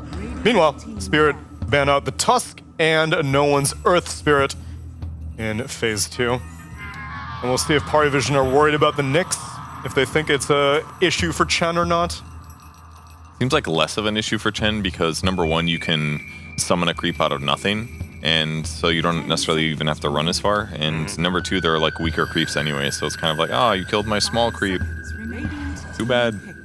Chen is on a win streak right now at DreamLeague, but so his last loss, if you guys would like to know the draft. I would like to know. So his last, it was BetBoom versus XG. Let me guess. BetBoom lost with it because BetBoom, oh wait, no. They probably didn't. It was Extreme. Yeah, Extreme loss. To the BetBoom Mag. Oh wait, was that the Pure Magnus game? That game. That is indeed the Pure Mag game. That's the last time? That was the last loss of the tournament That of was 10. so long ago. Yes. Ages ago. Actually, what they lost to is Warlock. Ah, that game, yeah. Warlock and Invoker, AoE damage. Can you scroll up a bit on the last few Chen games? So you're proposing that AoE damage may be a solution for Chen? I would like to say this real quick because I was totally distracted on what I was thinking about. The last like 14 games I saw of Chen, it was either DK or alt carry, like no other carry in the game. Oh, so that is notable. Like the fact that DK was banned, I was about to say like, oh, they're gonna pick Alk, and then I look up and we were so immersed in our search there that yeah, it's right up there on my screen. I'm almost shocked that they didn't ban Alk, but they probably didn't get to do that much research on exactly who Chen was being paired with. So I imagine that Team Spirit do believe in picking Doom versus Chen plus Alk, and that's why they let it through. I think they're going to adjust on the Nyx, like the Nyx Doom lane. Maybe they just go for something more kill heavy. Maybe they just play the Bat Rider with the Doom instead. And then from that lane, they pack a better punch. Willow is also very kill heavy. If you're laning Willow plus Doom, it does look different than Nyx plus Doom, right? You can make these dive plays. You can bring in your Bat Rider into the equation, and you can already strengthen your draft from there. And that's probably the idea that they want to run, because like you mentioned, Brian, Chen is always with Alchemist or DK. Alchemist comes out, you believe in your Doom versus Alchemist. And I think if we're looking at this game and reminding ourselves of game one, which we should, I think it's important to remember that Team Spirit actually played the first like 10 to 15 minutes before that big team fight loss of the tier 2. They played it really good. Like the gyrocopter was on top of the map, going places, team fighting, flat cannoning down Chen creeps. He made Chen look weak the first when they took the mid tier 1. So I think if Team Spirit gets a slightly different hero roster that fits the game better and gives them more aggression potential, that could be what they need to like really shut down the Alk and delay his Radiance timing and make the overall group timing later. Well, they're also missing a Bat Rider, so we talked about the lack of stun coming from a Chen and lack of like early to mid game movements. So what is 9 Class gonna do here as a replacement for that role in the game? Because Tusk is taken out, the Bat Rider's stolen, Clockwork maybe, but so they go the Brood again. Same draft as game 1 so far in terms of their heroes, but the Bat Rider replacement will be... He loves his Marcy. Marcy. He does love that hero. They did run it a lot in Group Stage 1. That's about it. That's all he's played. The downside to it, though, is that if he's going bodyguard, and he didn't value bodyguard necessarily for this reason like I did, but the armor is not that useful against Doom Willow Bat. He could also just dip his toes into other heroes now. He doesn't have to stick to the same 5. He could maybe want to run a Hoodwink or something. I like the dip his toes, maybe in some pudding socks. Oh my God. He could. That's more of a whole foot thing, really. It doesn't feel as good unless you really go all in. Gotcha. You need the sock to hold your foot tight. What about a Shadow Demon?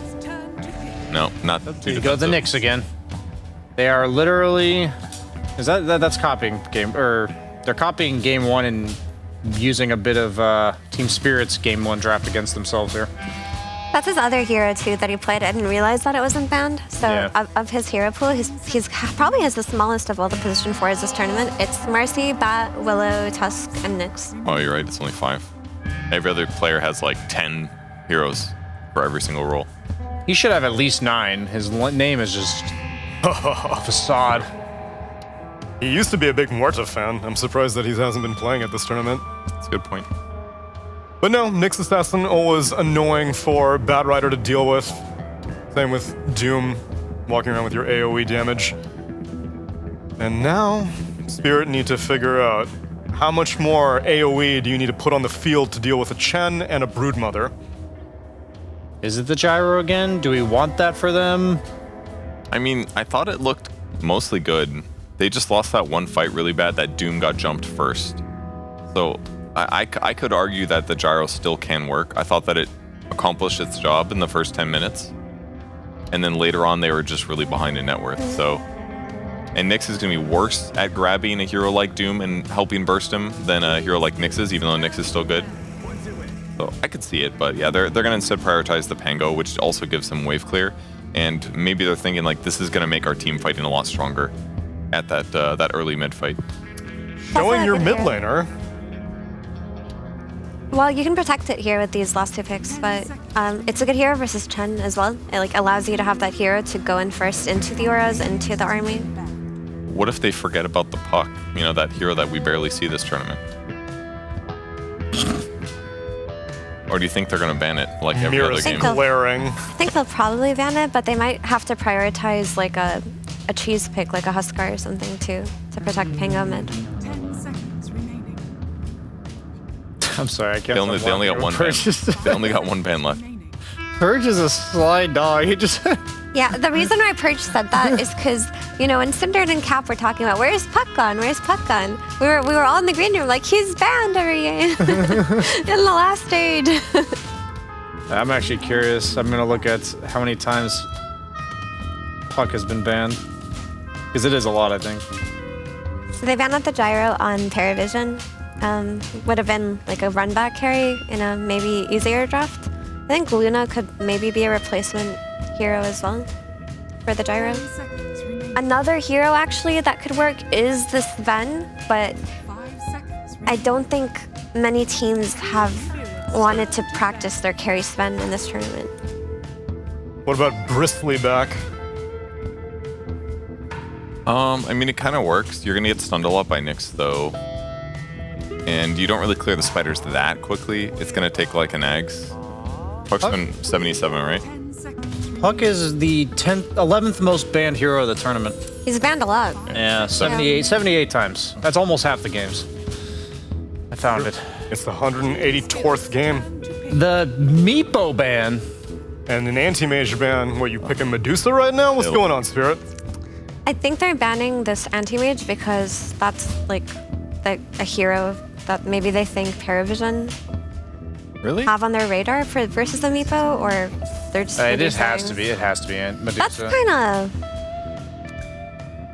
You don't have faith in it, I assume. I want to see the Knicks go the mana burn fast. underwhelming. That's what I want to do. I want to see him just take the mana burn fast. So you do like 2/3 of Medusa's HP with your volley of stuns or spells. And these are not impressive Medusa picks coming out of this series. And we've seen Alk do really well against Medusa. Yeah. Same idea as DK. Yeah. Like you need damage to kill the Alk. I guess they have Doom compared to last game. It felt like Parvision had no response to the DK. So in this case, the Alk is maybe addressed, but.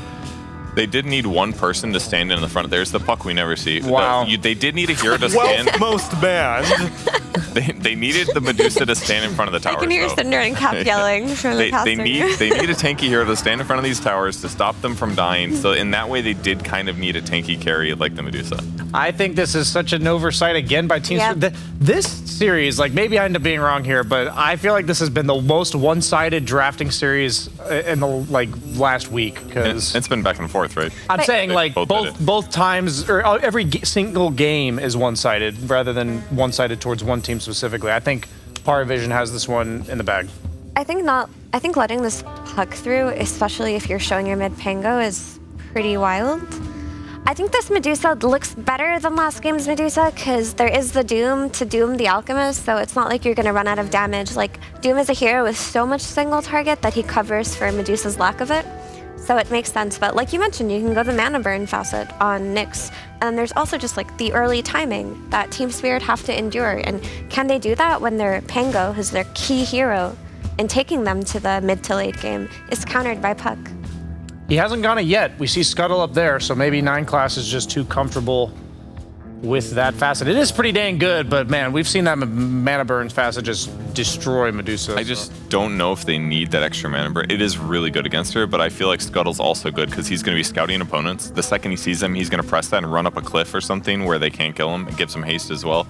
So I think he's just comfortable with the normal playstyle personally, and they're just happy with what they have, and they're going to use it to eventually kill the Medusa. And they can probably focus Medusa last. I think Malik has to be super careful this game, because if he gets focused at the start, then they're gonna have the same problems that Perry Vision had in game 2, which is just being unable to kill the tanky carry, and they're gonna get ran over. So it's all about Malik this game. That's who I've got my eyes on. You said that both these games have been pretty draft dependent. Is this the closest one that we've had out of the series? I think it's closer. Like I give it like 65-35 to Paravision, but I think Spirit's Doom is their saving grace in terms of like providing them with the damage that they need. I still think the concern is the Chen timing. Ducalis has a 100% win rate on this hero. Will they survive? Is their idea correct? Let's see if Spirit can finally break the Chen or not. Let's get ready for game number 3 with PogChamp Pandas.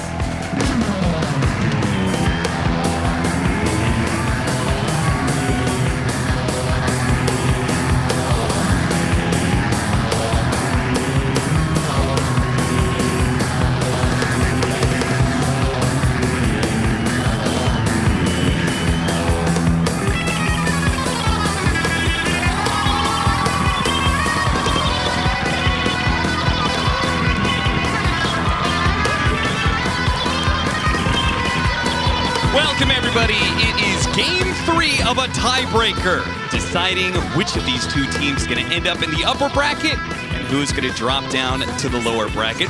Very likely, both of them will end up in the lower bracket because the winner of this does have to match up against a bet boom that has looked very good, Cinderin. Yeah, but at the same time, these two teams are probably... No, it's just unfair. I don't know if I can say that these two teams have a better chance against BetBoom than Falcons do with the level that we've seen so far overall from the 4 teams. Maybe Falcons are on average the weaker team, as that weird is to say. Yeah. But yeah, BetBoom definitely the favorites, but I don't think they're ahead by like a landslide. It's definitely feel like either of these teams could win a BO3 against them, so I don't want to write them off. Look, it's Puck again. You want to talk about it? I'm ready for it. I think you want to talk about it. All right. So, we were talking about where has Puck been? And the panel was trying to clown on us. Unfortunately for them, they might think they're the IRS, double-checking our work, but I've got receipts. PGL Wallachia, picks and bans. Puck, the 3rd most picked and banned hero. BetBoom Belgrade. Puck, the 6th most picked and banned hero. At DreamLeague, here at this tournament, the 19th most picked and banned hero. Oh my god, they just don't know what they're talking about, do they? They really don't, apparently. Trying to come at us? Oh, man, hey, just remember, panel, I know you're sitting there listening right now. I know you're in the green room having a good chuckle at this. Just remember, when you start the Flame War with the casters, we get more airtime. Yeah. So you gotta be careful. Just remember, you can't take Purge anywhere, man. Just... Okay. Let's get back on track with this game. So, as the panel pointed out, now I didn't have the receipts for this one. It was just a gut feel. I was like, I don't think I've seen Ducalis lose on Chen. And that was apparently correct. He's 8-0 on this hero in the tournament. So statistically speaking, Spirit gave Paravision their absolute best hero in this draft. And they did that by, together with, once again, the Alk Brood. This trio of heroes just beat them in game 1. And now they've made some adjustments, but I can't say I love them, to be honest. Okay, Dusa into... Wait, did he actually take that facet on Nyx? Wow. I was sure he was going to take the other one. Oh, yeah. He didn't take the Maverick one. He took Scuttle, huh? This actually changes my outlook on the game. Not to not favor parry vision anymore, but you and I, we cast the first game of this tournament where Nyx went the other facet, and maybe the only one. It was Saksa playing Nyx against the Dusa, and he ruined Dusa's game. Absolutely just cast all his spells on the Dusa. She loses quarters of her mana, and that's effectively a position for killing the enemy carry almost on its own. And it's all game. Dusa is struggling to itemize against it. You have to kind of get a BKB or a Linken's or something to even mitigate the damage. But he went for the Vendetta one. So that's good news for Satanic, I suppose. Maybe it's worse news for everybody else, but I thought it was a big part of the reason they let this through in the draft was that they already had the Nyx, so they had a counter. But so can you tell me, can you break down what adjustments did Spirit make compared to game 1, and why don't you like them? I don't think they solved the pacing problem. Like, they moved a couple of heroes around. They picked the Doom again, but their carry, the Medusa, it's very slow. The good change they've made is mainly in the supporting cast, of having Bat plus Willow be more aggressive and more burst heavy. Having that mage, speaking of burst heavy, 9 class, with an unexpected rotation onto Laurel. That is a great first blood for no one to get. Not only does he have the favorable matchup with the Puck versus Pango, he gets the first blood, and Pango is going to lose this wave to tower to boot, and maybe no one can even get both water runes at minute 4 if he manages to push this out. But Miposhka will come in and at least cover one of them. But there's no way Laurel contests this bottom one with all the creeps he has in towers. This one's guaranteed for the Puck. Parvision should be pretty happy with this beginning to the game. Now, DM has very low experience. I'm surprised he's only level 2. But they've been pulling waves around, and yeah, it seems like 9 class has taken a lot of the range creeps, right? Yeah. When he's doing this pulling shenanigans, we saw him earlier, he took the range creep because it was going to get denied anyway, so early arcanes, that's so good for him. He's also getting zoned out by the Bat Rider, so he is definitely having a little bit of rougher one, but I guess if it means that no one is able to punish Laurel, 9 class comes back for a second taking here of Laurel's HP. They're just flat out hardcore targeting Laurel in this game. This rotation from Nyx, he knew there wasn't a kill there. He's just here to pressure him and mess with his CS, and he wants to give his Brood solo XP. So he might as well do a move through the mid lane and then go off to the hard camp and use Mind Flare. He's going to take this big Satyr. That's going to be nice and juicy in 3 seconds. You would imagine he wants that at least. Yoink. Level 4. He is so leveled. Okay, so I will say that I think I like Team Spirit's lineup more than it was in game 1. Yeah, and it's mostly just because I feel like they have more team fight. Would you agree with that? Yeah, I think so. But a lot of that comes down to Laurel. Yeah. So if Laurel is getting shut down, then like a lot of that team fight goes out the window. Big move to bottom lane. 9 class is all over the map, man. Tries to get the kill on Malik, fortunately out of Lotus, and it's 9 class who pays the price instead. Now Miposhka slows him down with a blood grenade. Ducalis is slowed down to a crawl. Team Spirit with big turnaround. They have the grenade that's coming in. Crystallis tries to stop them, but Rue is still putting out damage. Maybe they go Crystallis instead. Oh, they're gonna get him. They've got him inside the bramble. He tries to bail out his support, but he dies instead. No one finally rotates into the safe lane here. Ducalis got to be careful. This is a freebie on Rue. We'll get that, and Ducalis does not die. But what a turn from Spirit. Yeah, really good news for them that something goes their way this early on. It was already starting to potentially look scary with the mid lane being a bit of a struggle for Laurel, but now that this move bottom is a success, he gets to fully recover. Miposhka doesn't have much experience to show for himself right now on the Bad Rider, but can hopefully for him be made up for with some moves together with the Pango.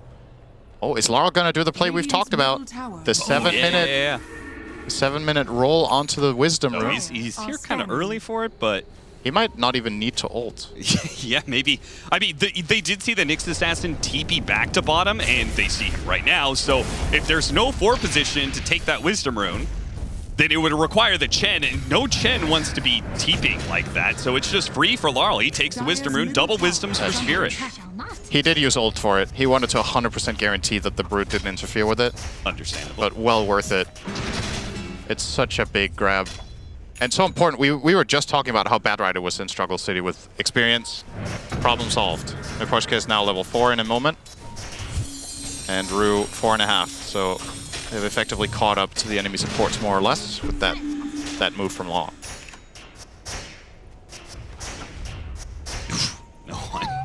Not let him have anything, man. 12 denies so far. Still, though, the important thing in this game... Oh, hang on. Ducalis gonna get run down by 2 supports, but the counterplay may be available here? Oh, it got him right before the shield crash. He got him mid-air, so the shield crash doesn't land, missing a lot of damage. As a result, the Pango dies, and they only get the 1 kill on the support. It looks like they're gonna get Rue as well. Nowhere for him to run to. Orb in, chase after Miposhka as well. He wants that power rune, and he will have it. Gets an invis rune, does some damage to Miposhka. Maybe they can kill him if they hit the impale. It's too far away. A flame break back. Miposhka lives, but no one. Big turnaround there. They tried to go for the Chen. Chen is so tanky, man. Yep. Just instantly Divine Favors himself and just walks it off with his 1,000 health. It's definitely not easy to take down. And that's what I was just going to say was, this is the silver lining here for Power Vision in terms of experience, is this is probably the best possible game to lose the Wisdom Runes in the sense that your supports were already doing well. Sure. So Chen was level 5 without a Wisdom, minute 8, or minute 7 even, which is good. And the Nyx has found major impact, as we've already talked about, alongside some Mind Flare on big creeps. So they can still get up and running and not be stuck level 5 forever. Nice. Flame Break into Doom. And Unstable Concoction, Self-Explosion onto a Bramble as well. He's very dead, Ducalis. He's not going to bother trying to help him. I think he might have lived if he didn't cast Concoction. Yeah, I think so too. I feel like Spirit needed that stun to help them get the kill. They're going to be happy with that one. Laurel is going to have to play Garbage Man here against Brood. Dude, I can't tell who's winning this. Like, I thought Power Vision was winning with the way the Nyx Assassin was setting up all these lanes for success, and no one was doing so well. But then Spirit keep on finding these wins in the bottom lane. Radiant's middle tower is under attack. Chrysalis wants to go on Miposhka here, maybe. No, just harassing. No play available. Oh, I say that. Ooh, got out the Shadow Realm.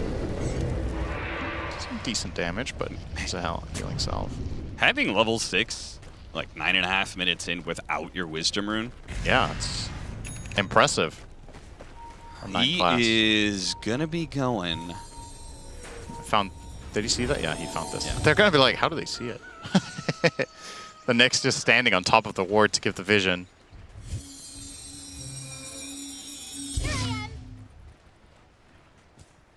I feel like this jaunt is actually a giveaway.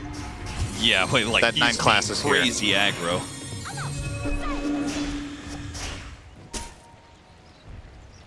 Yeah, they're not gonna find anything with this. They're trying very, very hard to pressure that mid tower. If they could find a kill, obviously, it would make it a whole lot easier. They don't have the best Chen creeps to push it, and with Satanic sitting there, a whole lot harder. Bottom lane, Crystallis, a little bit of pressure, forced a reaction. No one. He's got a haste rune, so he'll definitely be able to pick something up off of this one. It's going to be the Bat Rider. Meanwhile, Laurel, Satanic can only choose to defend one of these lanes. It's either top against the Broodmother or mid against the multiple hero pushes, and it looks like they're going to have to give up on the top lane. Laurel having to ult and then TP to base against a solo Brood is not great. He's losing a lot of momentum in the game on Pango, having to make defensive moves like this. And as we have established, a big part of Spirit's lineup functioning comes from that Pango. So if he doesn't get items, it's one thing if the offlane Pango is poor, but mid Pango in a game like this, I'm a little bit concerned about their ability to keep it all together. Because in game number 1, we saw from Power Vision that they really started kicking it into gear at minute 15. And we're approaching that time now. So you would imagine things are only going to get harder. Spirit will, at the very least, claim this bot tower. Miposhka of Arsonist. Yeah, I was about to say, Arsonist does help you push towers pretty quickly. So they can't obviously keep up with a Chen Broodmother, but they can get a little bit off the map. Well, last time, game 1, we saw the problem occur where there was just one really bad team fight. They lost 4 heroes underneath their tier 2, and it was around the pipe timing and the, was it Solar Crest? It wasn't Mech, right? It was Solar Crest that the Chen had at that time. He went Solar Pipe, right? No, the pipe wasn't Brood. What did Chen go after? He went Solar Vlads, I think. Oh, okay. So that timing is still ahead of us. That's where like Power Vision basically won the game. So something for Spirit to keep in mind as we have a relatively even game on our hands for now. Laurel with the Diffusal Blade pickup. He's going to be doing some decent damage. Looks like Malik wants to have a fast Blink Dagger. Radiant are Is scanning. it just me, or have I noted like Malik really doesn't try and min-max the Midas with the Devil's Bargain? Yeah. I mean, in fairness, the guy we've seen take most advantage of that facet has been 33. Yeah. And even he sometimes doesn't bite the Midas until like minute 20 something, because there's just more important things to do beforehand. But yeah, I'm with you. If he just magically had the gold for Midas now, he should definitely buy one and just use it twice and sell it again. And then buy the other item he wanted. So I guess you could make that argument when you're about to buy a Blink, you know? Could pick either, really. If you don't expect immediate value out of the dagger, you would have been better off just buying a Midas using it. Right, So, which yeah. is where he's about to pick up that Blink Dagger, and we'll just see what kind of impact he gets with it. Yeah. It needs to be pretty decent. It's a minefield right now. Yeah, seriously. The whole, they had this one ward offering them protection, but it's gone, and so is Rue. I feel like Spirit are making a mistake even entertaining going into this area right now. I think just leave it alone. Is under attack. Maybe the idea there was that he was a lightning rod for Pango, so that they only lost the support and now Pango can push out this wave. Yeah, that top half of the map is easily the scariest part of the entirety right now for Spirit. All right, well, here comes the lightning rod again. Okay, they're going to turn into a play. Fair enough. Yeah. Let's see if this works. Go through the gate, get behind them. They won't really see this coming because they have a high ground ward. They assume that they're fine. It's just the Bat Rider is not what this smoke wants to hit. Or excuse me, the Nyx Assassin. Yeah. You want to hit this Brood. And they're going to find him. Hurricane back in, but Poshka gets the flame break. Oh, he pushed him back into him. That is enough. He should take out to the Doom. Laurel's going to chase after him and take the last hit. That was a really away cool execution. But that was sick. That was really nicely played. I almost thought for a second they weren't going to get that. The Hurricane into Flame Break both connecting perfectly is very nice. All right, 9 class, he's out of there. Radiant's top tower is I mean, make no mistake, this facet is ridiculously strong. So it's not like you feel bad about taking this. I just thought against Dusa, this was the game you took the other one. Yeah, so we'll repeat here. Back in, then the flame break. That's a really nice flame break. That's Got him outside of his, looks like there's a little gap there. We didn't have webs, so there was some pathing issues for him. Great targeting. And that'll slow down the Broodmother's pipe. He was just about to get that, and he will still get it here in like 30 seconds, but Dire's bottom tower is under attack. little bits and pieces like that, slowing it down the momentum a bit. 9 class make a big only had difference. the other facet. This would be a guaranteed kill already, but now... He gets off the snake, gets a bunch of mana back into play. Brambles doesn't land. They don't have Doom.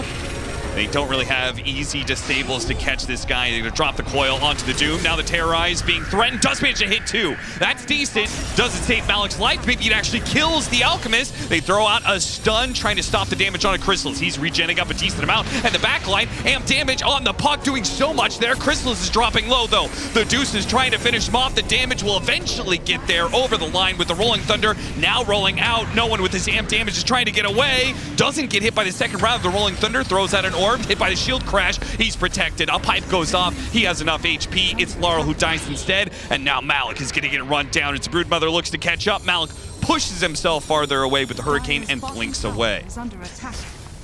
Radiant's middle tower is under attack. That was actually a pretty good defense from Spirit.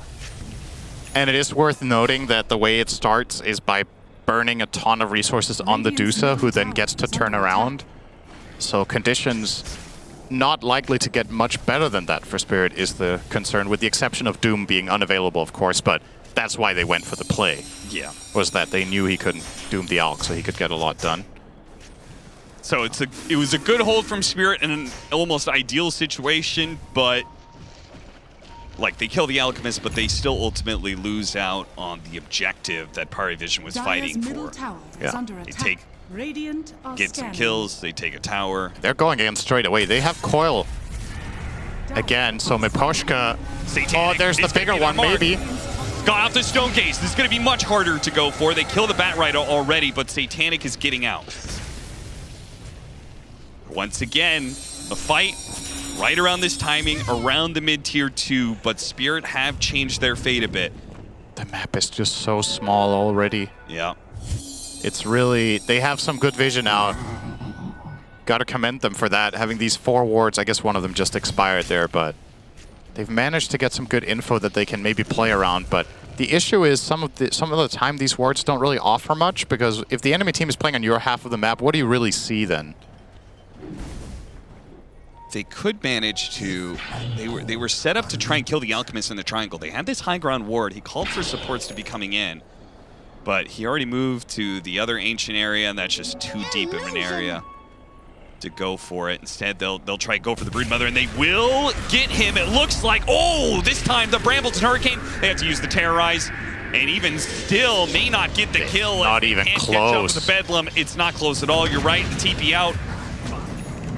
Looks like they do manage to get away, but that is a Doom wasted, an instant Midas pickup. Precious bounty. Malak is fine. Satanic is actually a little bit low here. Uh-oh. He's in trouble. Chrysalis comes in, this is unstable bad. concoction, and Satanic is the one to die instead. That is a really, really big one to find. No one recognizes the possibility of that with the low mana as the aftermath of that previous fight. Yeah, it really does feel like game number 1, but in a different packaging. Well, the Pyrovision packaging is very similar. Yeah. Team Spirit has changed the color of the ribbon, but that isn't really much. Oh! Makes the Assassin pick off. A little pick, but I mean, I guess it protects the tier 2 tower. Yeah, I mean, it's good. You got to do something there if you can, of course. Anything that slows down this type of a snowbally strategy is very welcome. If it's killing a support to stop the push, whatever. Just do anything you can on Spirit to delay the game. I was and kind of get there. Parivision, the whole changing the bow analogy here, if the gift is given a little bit later, right, if this game has been stalled out a bit more compared to game 1, do you think that, how much does that improve Spirit's chances? I think a decent amount, but I definitely think we're far off. There's still a lot of work to do? Yeah, it's... I don't know what the key timing change really is. Again, this is where I very much lean on the Nyx facet being the one it is, because then you can see a point where Satanic can really carry this game truly. Sure. The matchup against Alchemist is interesting, where Alk is very strong against you at certain points, this being one of them, when you play early and you play fast and aggressive. But when Dusa gets 5 slotted, Alk isn't going to kill you very easily anymore. The Brood is going utility items. Puck is a spread damage carry for them, or spread damage mid hero for the most part. So Dusa can outlast this game. But and he does just pick up a big item to start getting there, right? The butterfly pickup looks like he's thinking about Ag, so a little bit more team fight than just the pure physical damage aspect. I think it's fine here on Dusa. I don't think your job in this game is to necessarily kill everyone very fast. It's about being able to stand your ground and control the fight. You have a lot of other heroes to rely on. Every hero on Spirit deals good late game damage, including the supports. So if your Doom and your Pango do make themselves a game, then you can be alright with just the eggs. Now, power play time for Parivision though. With that Aegis. Smoke up from Spirit. They have everything, and they want to try to force this fight with the freshly minted butterfly on the Dusa. Looks like Parivision are well aware, though, and just not even looking for any trouble for now. And essentially, this is just going to be a bit of waste of time on their part. They don't gain any ground. It's one thing to not kill heroes here, but are you going to get some vision removed? Are you going to get any wards out of your own? Looks like this top ward is actually going to stay for the side of Power Vision, which is very good news. Are they going to... Oh, spiders are pushing out. Heroes are invading. Oh, Dude, this is so awkward. So close. All right, well, they just swapped sides of the map on 2 heroes. I don't know if they're hoping to find a kill bottom, but there's absolutely nobody there. Until now. Okay, well, maybe they get a little lucky. Well, who's on the receiving end, really? Yeah, and he's got a shield rune and an Aegis. This guy isn't dying. I mean, maybe he'll die once, but how much nice is he gonna pay for BKB, it? very fast, but yeah, no kill. And he's not even gonna lose the Aegis. No, not even close. And they're still losing the tier 2 on the other side. I mean, at least Rue stole the Wisdom rune. It's true. That's the little victories for Team Spirit right now. Also, again, I don't know how he does it, but like Satanic, it has to be him. He's generating enough net worth that he is keeping.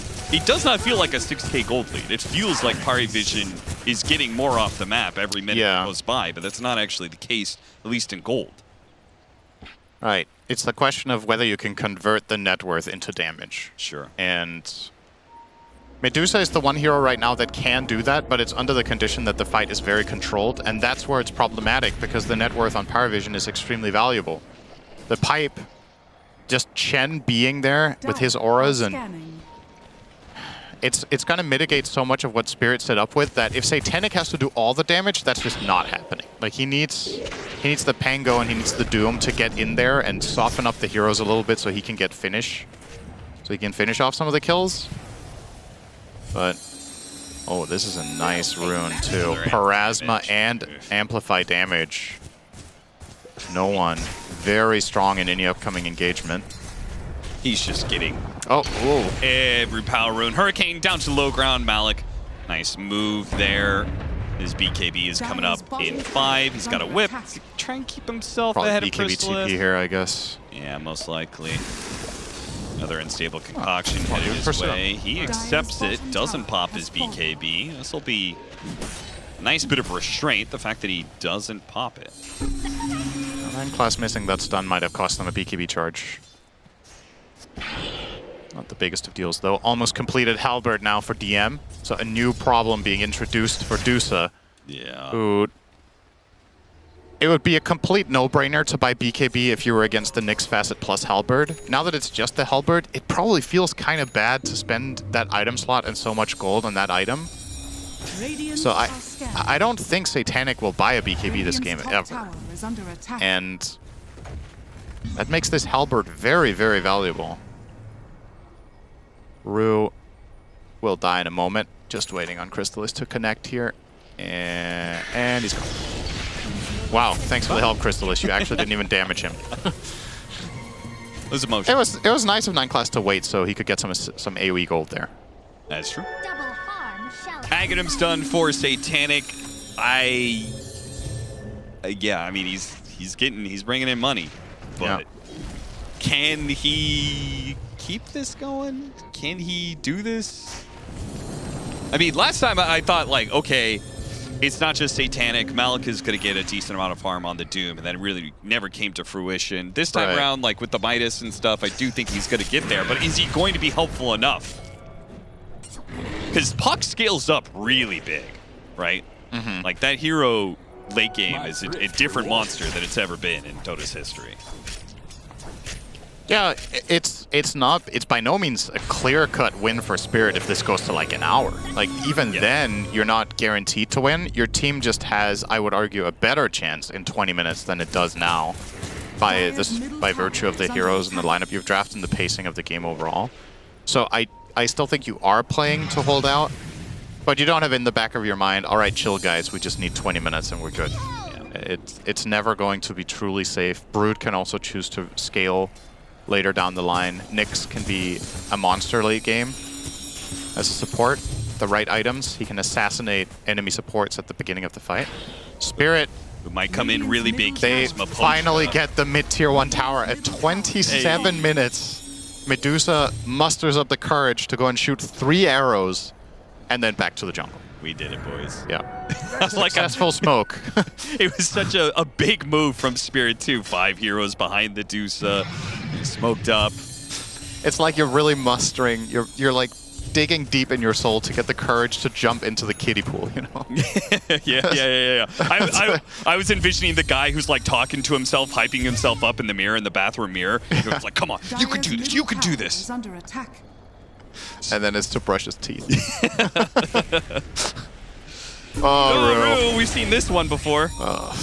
Yikes. I mean, what can you do? You're going to be found at some point. Out on the map. And the Doom is also going to get found. Now He's this gonna have one... BKB. Okay. Okay, they actually want to try and fight this one. Mapochka's coming in. They go for no one. Oh, they got him on the lasso and the Doom. That is a massive pickup. Mapochka does indeed come in big. He was the guy who was out farming all the other supports in this game, and he uses his net worth to find a clutch pickup.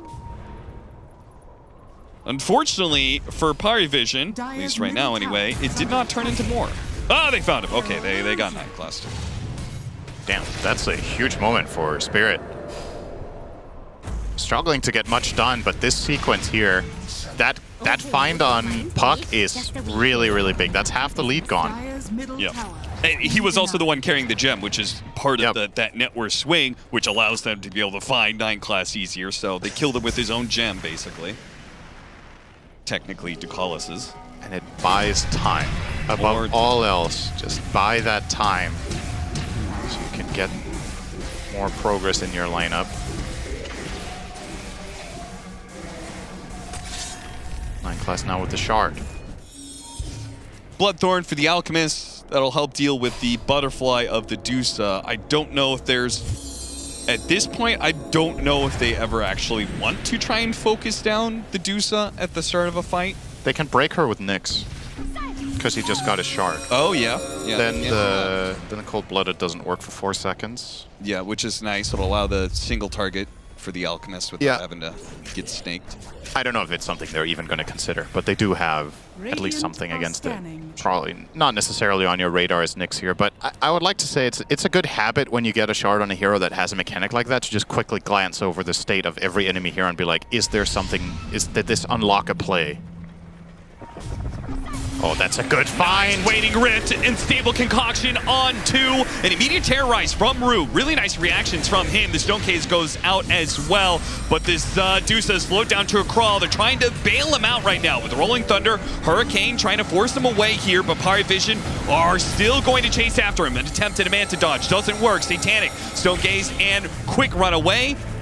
They are back inside their base. A buyback from Rue. They're still chasing in deep here. Managed to get the Bloodthorn immediately. They do have the Doom on the Alchemist here, but it's the Dusa still has to back away. Got a stun onto the Puck inside the base here, but not much follow-up. Team Spirit just do not feel strong when their Dusa has to back away. Every single time she backpedals, Spirit just really can't do too much. They did get her out of there, though. They did. That was a spicy situation, and it's going to cost them a Rue buyback, but honestly, with how that fight started, that could have been game-losing, so... And that'll mean Satanic will be able to pick up MKB next. So there's a nice damage spike for you. We're closing in on 6 slotted Dusa that may or may not be able to carry this game. We don't really know.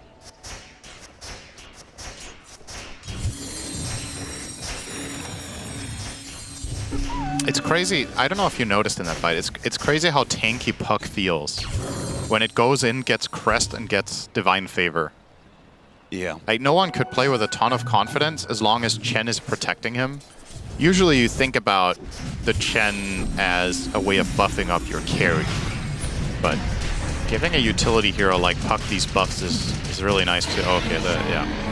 And on top of the fact that Puck gets less intelligence items and more all-stat items, right? Like, you know, the build-up of Plasma, that gives you some all-stats and it gives you armor, right? 8 armor.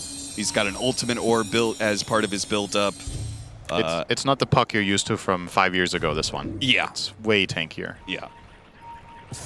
And then just add in maybe a phase shift. You know, that's still a percentage-based heal. few dodge projectiles, it can be meaningful. Yeah. I guess you're always more or less going to be dodging a Medusa shot. That is true. There's probably always an arrow coming your way. It's a nice Roche pickup for Power Vision. It is to be expected, though. Let's see if they can put this one to use. Now, Puck with an Aegis once more. So the really nice play that Spirit made in the top half to kind of bring them back in the game is now unavailable for 5 minutes. And the map is terrifying against this Nyx plus Puck combo. And a missing Alk can always be a part of it, too. You gotta be careful on Spirit. You see their position on the map. All 5 heroes just completely hid away in their base. So if Paravision wanted, could just expand their lead by just farming the whole map. They are looking for a potential fight here. 9 class being the main scout, of course. Sitting on that Dagon 3. Is there someone he can solo kill? I think he can kill Willow. He can kill Willow. Yeah. If she doesn't get Glimmer off, she'll die to him alone. I don't think he can kill Bat. It was probably close. 1600? 1600. I think that's probably doable. What's his magic resist? 31. It's probably close. It's just so hard to tell because Mind Flayer is such a weird deal where the percentage of the damage you've done in the last little bit. Hard to calculate all that. Yeah.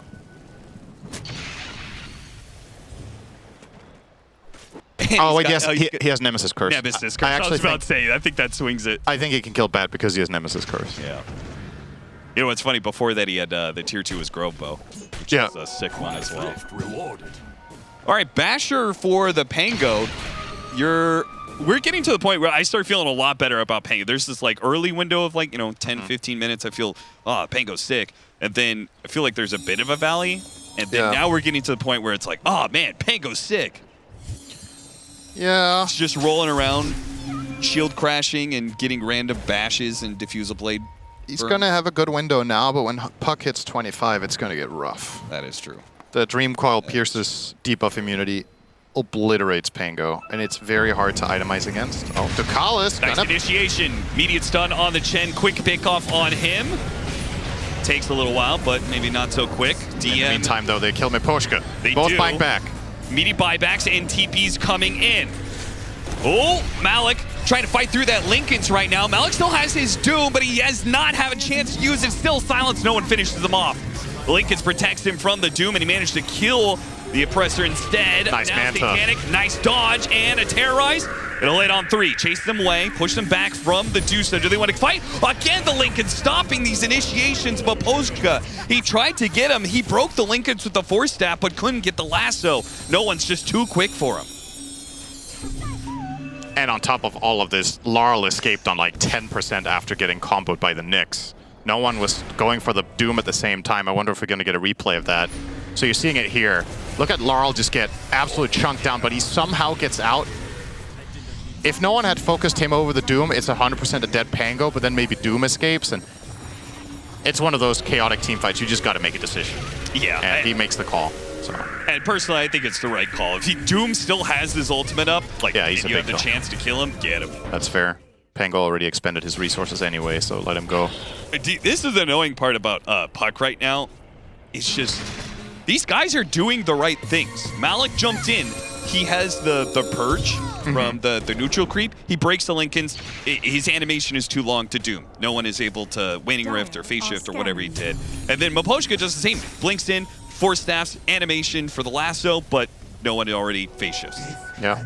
It's just like they're doing the right thing. They're getting through the Lincolns and not using their big spell. They still have it, but they just still can't grab him. I think you could argue that the right thing there was to not even look for fight, because there's Aegis.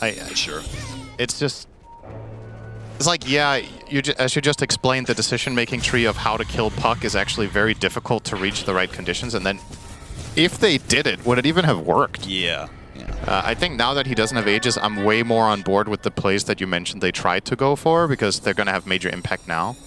But in that fight, just killing him off the once, I think you get rolled over after. So... They did try it. The kill on Chen was quick, but the response from the side of Paravision was equally fast onto the, I believe it was the Bat Rider that just got killed in the beginning of the fight by Crystalis. No, never mind, it was the Willow, I think. And they both fought back, right? No, it was the Bat. Why do I doubt myself? I'm never wrong. You're never wrong, Synderen. Never. Oh, Ducalis again? Satanic. Leading the charge here, clearing out the vision, but they need to get to top lane. Amp damage. They need to get there fast. Yeah, he does a lot of damage really quickly. The insatiable hunger with the facet. Yeah. The little babies that could. Almost. Almost. Maybe they could still do it a little bit later. A tower's 92 HP. I'll make a bold prediction here, Cap. I think that tower falls. Next. Pick up on Nyx Assassin. All right. A little bit of a find here. Spirit get out on the map. And they also bag a haste rune for Laurel. See if they can get some good use out of this. God, this is going to be so annoying. Yeah. You're going to have to deal with this top wave all the time, basically. Nyx has the Dagon 5, knowing 9 class the next up might be E-Blade. Then we're looking at him potentially being able to solo Pango and Doom. Oh, Paravision, did they get the read on this? The smoke through, just not a whole lot of heroes were showing. And despite he has really good high ground wards there at the top of the map to like kind of, give him some safety, but DM is not fooled by that ward, not seeing anything. He backs away. The smoke from Spirit finds no purchase. And Paravision mass relocate to the right side of the map. Why does Puck have 3,000 health? That's crazy. It's 2024, Synderen. That's an intelligence hero HP pool. I take it back. I take it back, okay? Why does Puck have 3,300 health? He has the same health as Alchemist. Well, I think a better question is why does an Alchemist have 4,000 health? That's actually a good question. Should buff his strength gain. He's almost level 25. Yeah. Dude, his supports are level 16. Satanic is also almost level 25. And that's a big one. He's got MKB and Daedalus. Yeah. So level 25 is going to be a lot to him.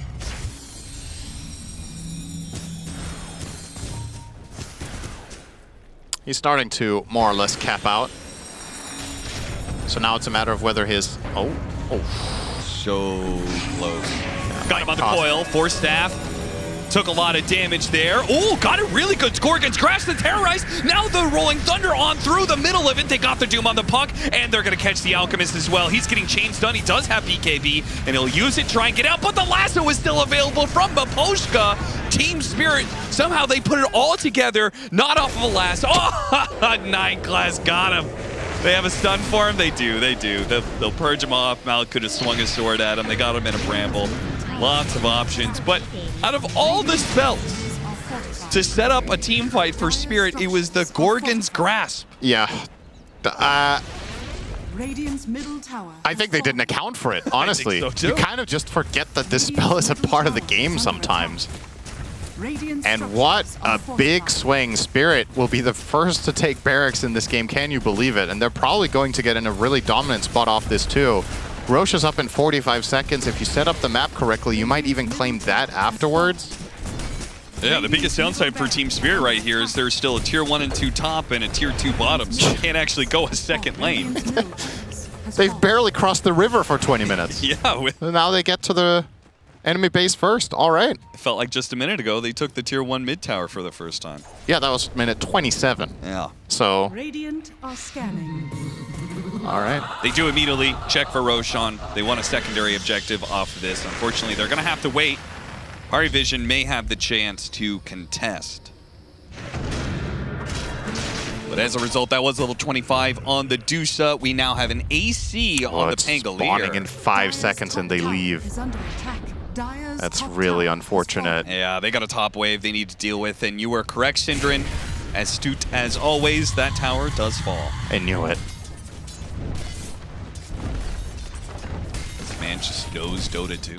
I wasn't necessarily expecting the creep wave to do it, but, you know, it'll fall some way. Some way, somehow. No one needs to be careful now. Not only has Spirit shown an ability to catch him in these fights, but there's also a Hex now on Doom. Yeah, now you're not relying You're giving him on... the Aegis, right? Yeah. I think they are. Now you don't have some crappy animation that you're having to contend with. Now you could just do the purge to break the Lincolns and instantly sight them. Yeah. And then you just do. Yeah, then you just do. You don't have to raise your hands trying to cast the spell on him. They will get the Aegis and Cheese here. Fortunately for them, Paravision. Was that Roche 2 or 3? That was Roche 3. Puck Refresher Shard in the backpack. Okay. Radiant's bottom Yeah, it's probably better on him than on Crystallis, right? You'd think so. Dude, that is... Puck really 25. scary. He gets 25, and he's got an Aghanim Scepter. If he double coils in a team fight, that could wipe out Spirit. Yep.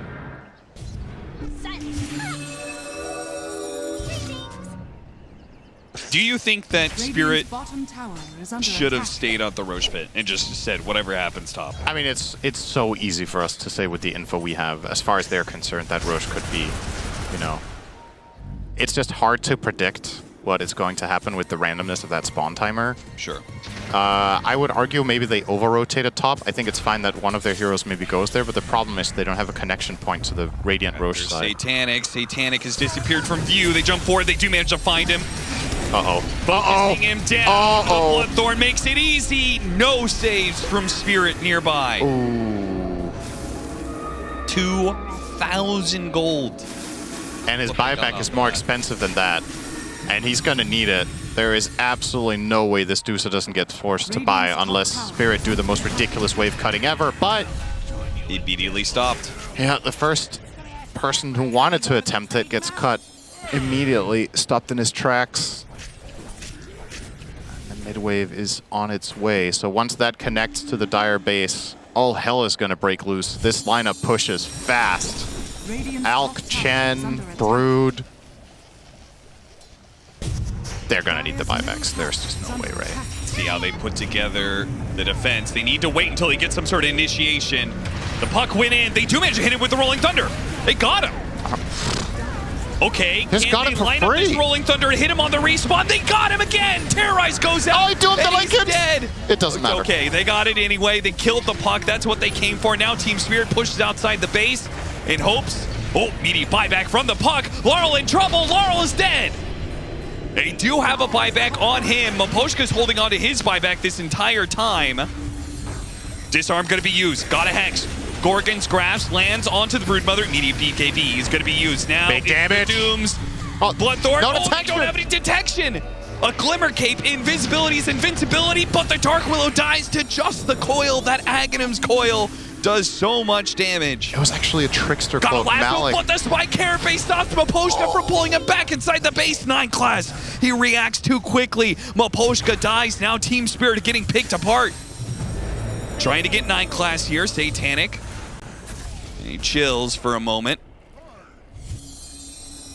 They bled out quite a bit there. They just need to slow things down, Spirit. They got a buyback out of no one. That is the upside. The downside is they have used a lot of their own. Yeah, no one has slipped up a couple of times, and it's actually been instrumental in keeping hope alive here for Spirit.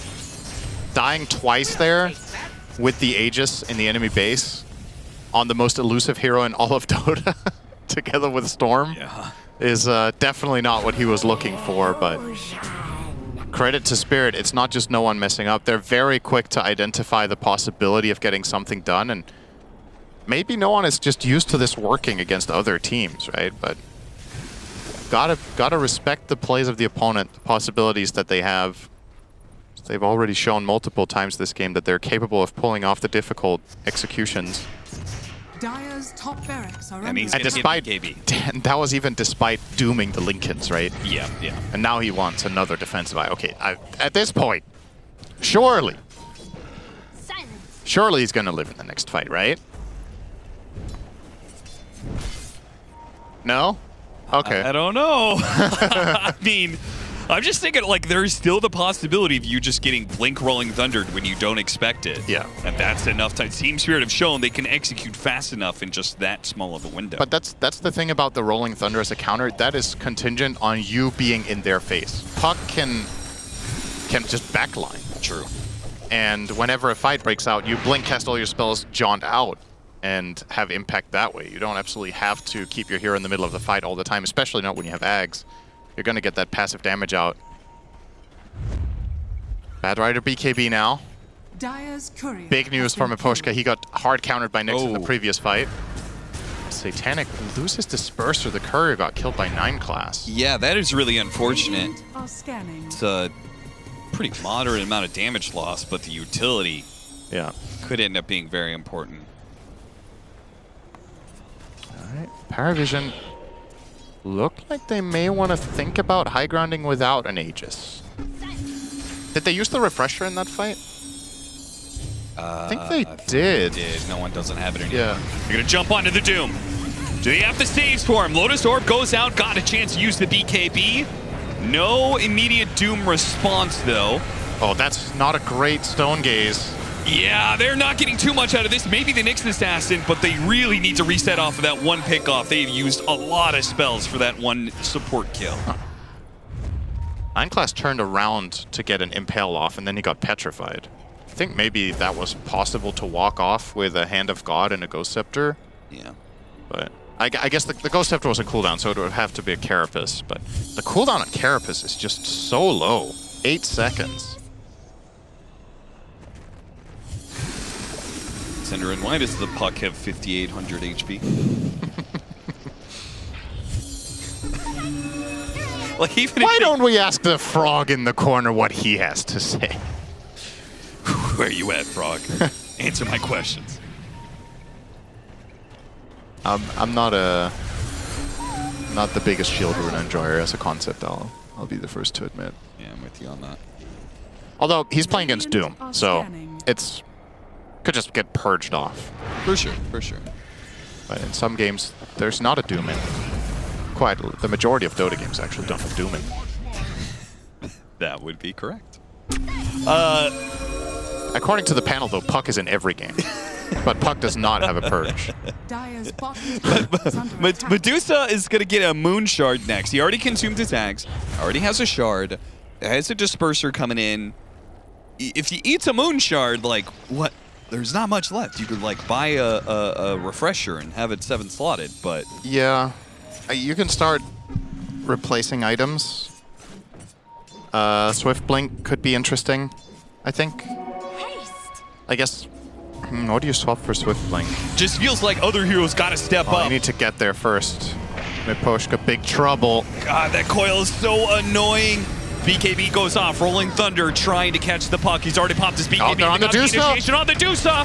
Do manage to get Not his enough. onto Chrysalis, and this time around, Satanic can't get off his Stone Gaze. DM does manage to run down Miposhka's Bat Rider, and they're trying to pull back the Deusa. The Stone Gaze extra movement speed is going to wear thin, but they do have the Brambles covering their tracks. Team Spirit get back to their high ground after dipping their toes out in the water. Find that the water is far too cold out there. Yeah, should have dipped them in a whatever sock it is Purge likes. I forgot. What? You needed to. Well, you needed to not be there. Actually, it's one of those. Be happy you weren't there. I also wasn't there, and I got the explanation, and then I still didn't get it. Okay. I'm sure. I think the panel will bring that up immediately after this game. I think Tsunami's first talking point will be, Purge, tell the story about what it is with the socks. It'll be there. and you'll be like, oh, I still don't get it. Just like me. Don't worry. Somebody chat is really interested in that story. Broodmother. Gonna do some Broodmother things. Yeah, well, that's I don't know when the range barracks died, but that happened. Yep. Aghanims on Doom. Okay. That could be their answer to Puck, right? Like, yeah. It's going to be a whole lot harder for no one to slip and slide in and out of these team fights if they're Do they have a AoE Doom. Force staff? They don't, right? Not a single force staff on the Radiant, so they can't separate him from Doom. Yeah, I mean, Night Class has a ton of gold, but it's in Dagon 5 and E-Blade, so no utility there. Yeah, what's he buying next? Refresher? Yeah, I mean, maybe. That second mana burn at the end of that combo sounds like it sounds like 4,000 damage mana burn or something. Yeah. Dire are scanning. All right, we're preparing for Roche. This is highly likely the killing blow to either team if the fight goes very wrong. If it's somewhat even, we could be looking at another hour-plus game. We've had a couple of those this tournament. This is a very, very important moment. Playing for top 3, this individual game. And Miposhka fails. Jump. Tried to catch DM, doesn't work. Parivision. All right, everybody missed. Yeah. They missed Gorgon's Grasp, they missed the lasso, and they concoction stunned themselves. It did hit, in a way. I mean, you're technically right. That's cool. I respect that. Best kind of right, you know? I respect that.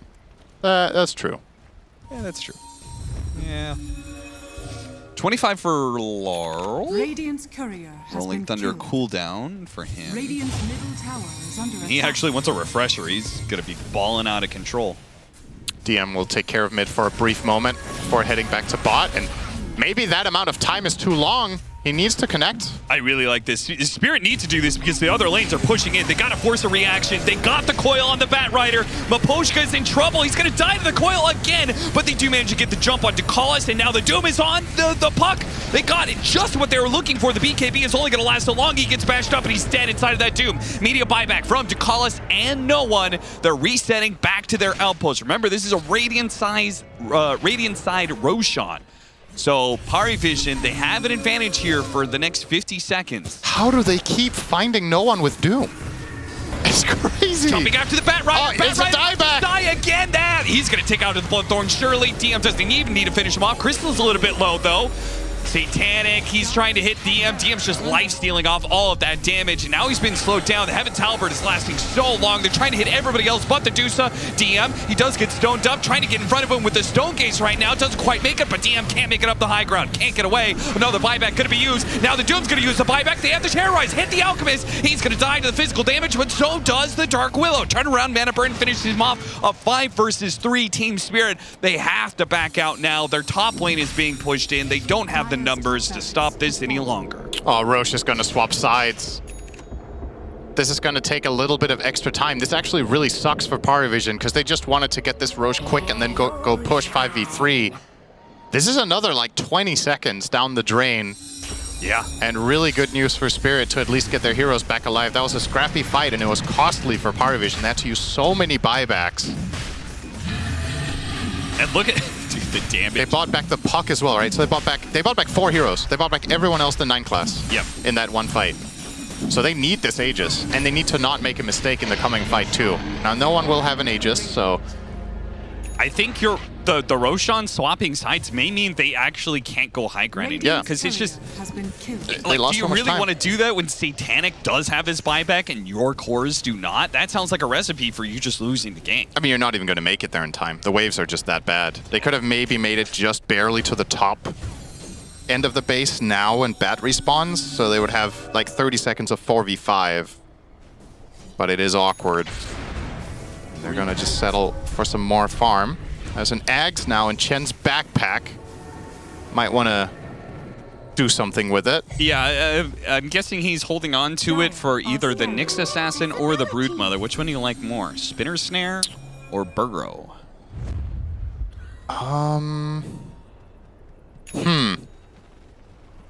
feel like maybe just setting up a fight around Spinner Snare doesn't sound Yeah, too they're bad. putting it on Nyx for now. Maybe he's carrying it over to... Are they actually using him as a courier? He gave it to Nyx so that Nyx can... I mean, he's probably just going to use it after Vendetta expires, right? Probably. But it would be funny if Chen's like, all right, your turn. It's like the 100-meter relay. You are the courier now. And Nyx is now going to bring it to Brood, and Brood's like, nah, I don't really want it, and he's going to bring it to Chen.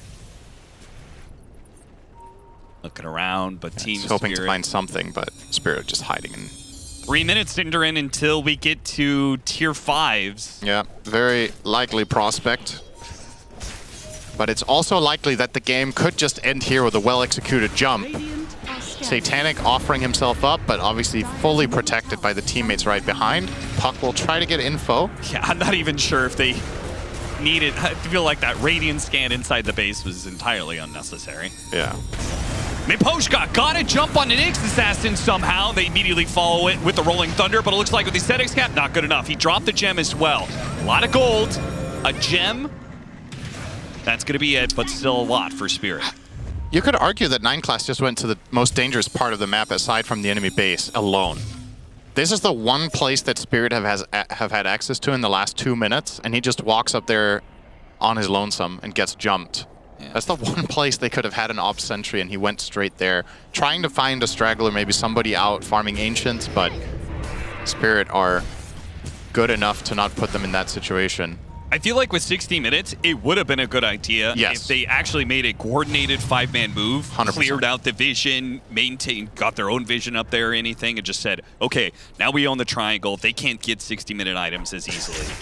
But instead, the exact opposite happens. He dies. Spirit get more ground, more area to place down vision if they want to, or have it. DM ends up denying the Amplify Damage rune here with his Spiderlings. They didn't feel in a position to go and take it. So they could have also had access to that rune. A little bit of butterfly effect here. Oh, does the pickoff on Nyx's Assassin turn into a pickoff on the Chen? He is smoked up right now. He's almost 25 onto Callus. That's actually a really big talent. Hand of God Strong Dispel. Yeah, yeah. Could combo break some of the plays that Spirit have going for them, so he would really love to get there. Look at the great vision he's getting down. Sometimes you got to get creative to find creeps late game. We'll let the Satyr bros farm it out for him. Top tower is under attack. Oh, nice! Spirit took the top tier 1 minute 59. Okay, the final tier 1 tower is What down. year is it? Do you remember we had that patch some years back where you always took the offlane towers and never the safe lane towers? Yes. Yeah. Well, he has 10,000 gold on Satanic. That's a lot. What are you doing with Well, it? he's queuing up Rapier. I thought Swiftblink was going to be next, but maybe he thinks the Rapier will be the solution. And there's the Ags on Doom. It's starting to get spicy now. Double Doom on himself. Level 25, so it applies Mute now, so you can't even BKB afterwards. Yeah. Force Staff is the item now, actually, for the side of Parvision, but are they going to realize in time? They can afford it on the Nyx, I think, but then he won't have buyback. Chen can afford it and have buyback. He is rich. Okay. He has 6,500 gold on Chen. What the fuck? Buy something, man. There's the Strong Dispel, by the way, unlocked. 9 class still hasn't used his Aghanim Scepter from Roshan. Do you think he is doing that intentionally so he has lower net worth, so his buyback isn't as costly? Maybe. Is that how that works? Like, I assume yeah, he doesn't have the net worth until he consumes it, right? I assume so. Maybe he does, actually. Let's do some quick math here. I don't know. I think he has the net worth from it, right? There's no way that inventory is 25k. Well, then I don't know what he's doing not consuming it. Yeah. But then again, maybe he doesn't know that, so. Maybe he doesn't know he has the eggs. Maybe that could be true, too. Maybe it got put into his inventory. He doesn't even know. Maybe he forgot he has to use it. Maybe he's like, nice, I have eggs. Guys, the burrow isn't working. Oh my god, could you imagine he loses a fight in the game because he didn't use the eggs? Imagine like 5 minutes from now, he pauses the game. Bug. You are the bug. Tier 5s. We have a giant alchemist. A giant doom. Looking like a boss from Lies of P, walking around menacingly through his own buildings and doing nothing. Puck has the one item he wanted to find, Mirror Shield. But now, unfortunately, the Doom is AoE. True. So, probably not going to do as much, but it's nice against the Lasso.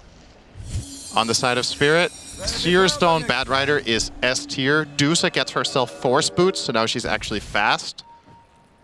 Pango with the Magic Lamp. Doom is Very big. Yeah, looking like a boss out of Diablo 2. Yep.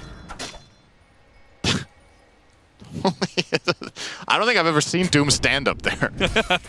Oh my god. My thrift rewarded. Tremble before me. Yeah.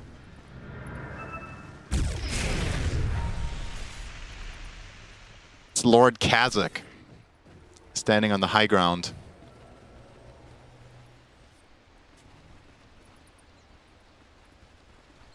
Seer Stone for the Dark Willow.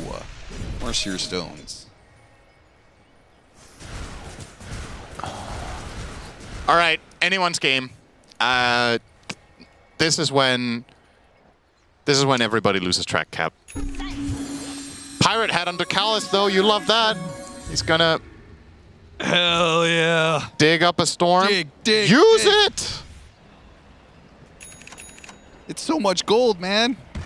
Okay. There he goes. Damn, 144 each. Man, be digging. He's going to get himself a Scythe of Ice next. Apparently, 9 class is deciding. Time for some conjecture. What do you think he's choosing between? I think the best item he can choose here is probably Book of Shadows, if he has that option. Okay. Second best might be Seer Stone, perhaps? Seer Stone or Force Boots, I guess. Because he can use Force Boots on allies. So it's a way of saving people out of the AoE Doom. Yeah. He will take the Book of Shadows. I like it. Okay. This is a way of protecting whoever Doom goes on. Yeah. Buying those precious seconds and maybe finding a way to slow him down and get them out of trouble. Or some way that you could move an ally somehow. He's got 5,000 gold. Just buy the Force Staff. Yeah. You'd think Force Staff would be good here. Slipping up the side.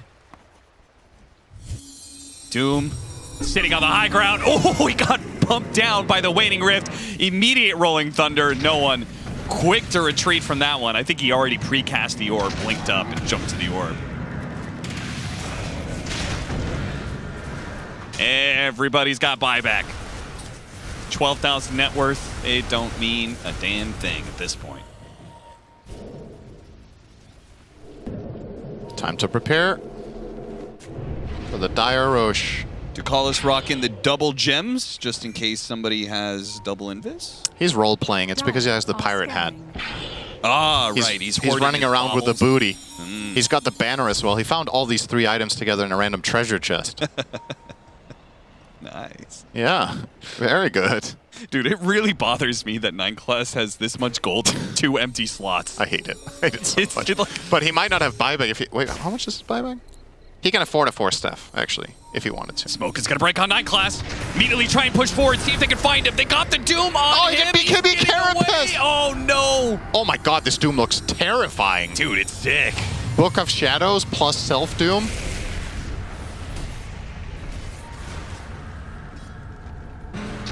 Wait, was that Book of Shadows? Wait, did he offensively book him with Nyx? I guess he did. It's a 6-second cooldown. All right, Roshan goes the way of Parivision. Wait, it's an 8-second cooldown. Why was it 6 a moment ago? Did he have Arcane? Divvying up the booty. Whatever. Yeah, probably.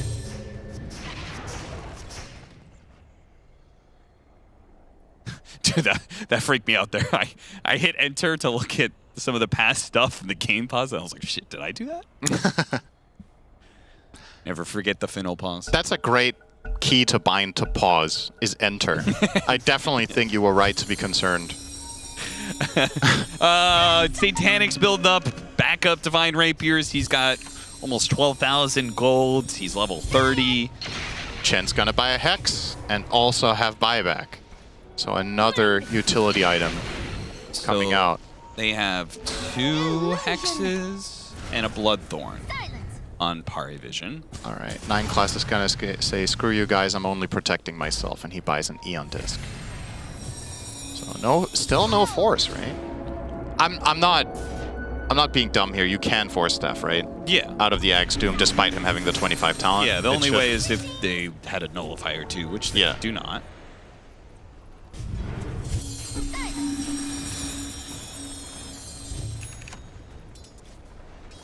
So who's level 30?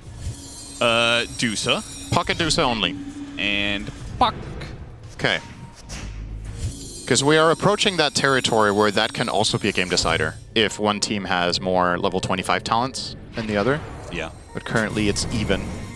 I mean, no one is not is quite gonna actually. go- The supports have 25s on Paravision and they don't on Spirit. I think you're getting to a point where no one should consider, you know, like he's going to upgrade his Blink Dagger. That sounds good. But like, maybe it's time to just go more physical damage. Yeah, Daedalus off would be of nice. your coil thing. I mean, it's miserable, man. Watching Maposhka get coiled and then Puck getting these free hits on him and he just dies. Can't do anything to do it. Yep. Didn't it used to when you broke the coil, it stopped attacking you? Yeah, it was a buff that Puck got. Yeah, why? Why'd they do that? Puck wasn't always this good. Puck has been in and out of meta. So I thought that was a nice, you know, you talk about trade-offs. I thought that was a nice trade-off. When, you know, you get Ags coiled, you have to make the decision, do I stun myself and burst damage, or do I just tank these hits? I agree. I would rather nerf it some other way. Yeah. Or buff it some other way, that is. But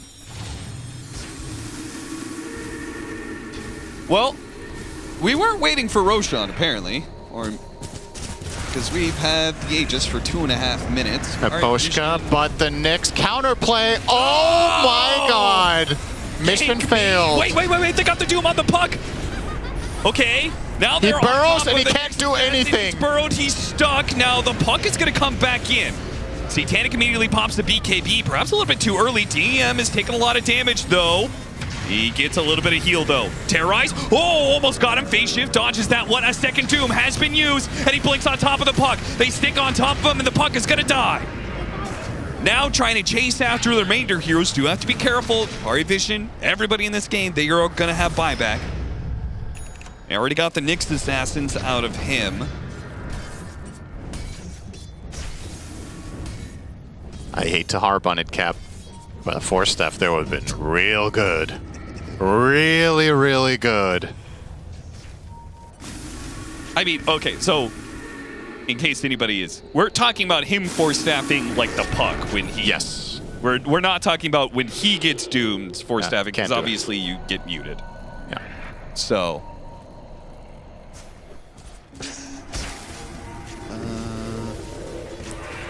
They have 0 force boots, right? Because that would have been an option to solve it. But I don't think anyone has that item. Chrysalis sees something. Got a Smitter Snare. Lotus Orb will protect Malik. It looks like he's going to walk it off. Meanwhile, the Rolling Thunder hitting the Brood Mother. Hex on Satanic. Hex on Satanic. No but follow they through. Don't follow it up. They do have a coil action. Maybe they will follow this up, but they're playing it slow. Oh, he's losing a lot of mana. Follow-up side. Now a He's losing a lot of mana. Coil. He breaks the coil. He's buried down all of his mana. They terrorize, push away the Alchemist. Force Staff getting Satanic. Another one back into the base. Awaiting Rift jumping after him, but the Deuce has already healed up a significant amount of mana. He was coiled twice back to back, and only no one hit him.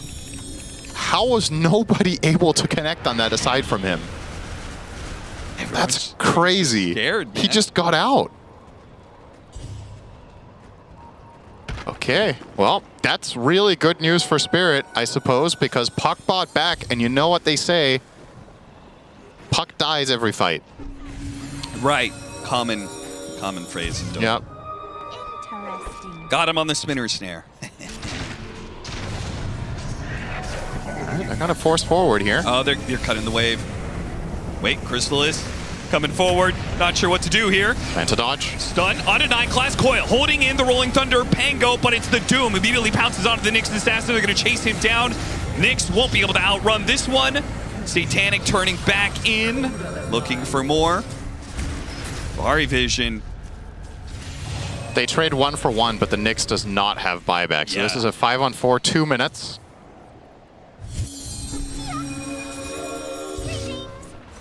Vision will want to dodge fights now and just push out the lanes. Yeah, my question is, does Team Spirit feel like they should push out and force things here? Because it would be very understandable if they don't feel that way. I mean, they have 2 heroes that do not have buyback now. Hard to say. I don't think you just siege high ground and win. I don't think it's that easy and obvious. But if nothing else, you want to push out the lanes and get a better setup for a secondary game-winning play that is not the high ground in that case. That could be getting a good offensive ward that you're going to catch someone on or whatever. Maybe they can do it, though. I'm not saying it's out of the question that this could be a game-ending push, but it's not that easy to break the base in 1 minute 5v4. But Poshka did make the call. He drew the line down mid. They're being forced to make a tough decision here by the Brood. The coil immediately goes off, goes after Glimmer Cape, trying to protect the Bat Rider. Okay, well then that's the coil out of the window. He has a second one with the refresher. They're actually just going to try and end the game straight up, but DM is ratting them right now. Can Satanic do this fast enough? No one. He's going to pop his BKB. Meanwhile, Malik went back to deal with the Broodmother. Got him inside the Doom.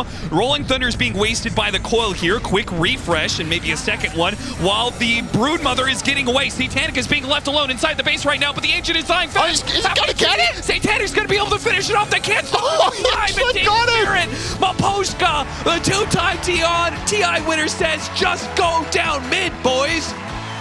And they do just that to win the game, win the tiebreaker, and they will go to the upper bracket to match up against Bet Boom. Wow, I did not think that was going to work. When the Brood started that heavy split push, they sent back the Doom, they even sent back the Willow, but not enough in the tank there for the side of Paravision to defend the base. Some late game, I mean, this is late game Dota. It's always just going to be crazy, but there's going to be a lot of what ifs on Paravision's minds right now in some of these fights, where it's like, what if we had just connected these things? Getting these coils and not doing enough damage in them, not connecting your heroes perfectly, not getting anything against the AoE Doom until the game ended. And Spirit will clutch out a victory while being down 21k gold. They win the game. But, I mean, this amount of gold late game against Pirates Hat is meaningless. So, What an entertaining affair.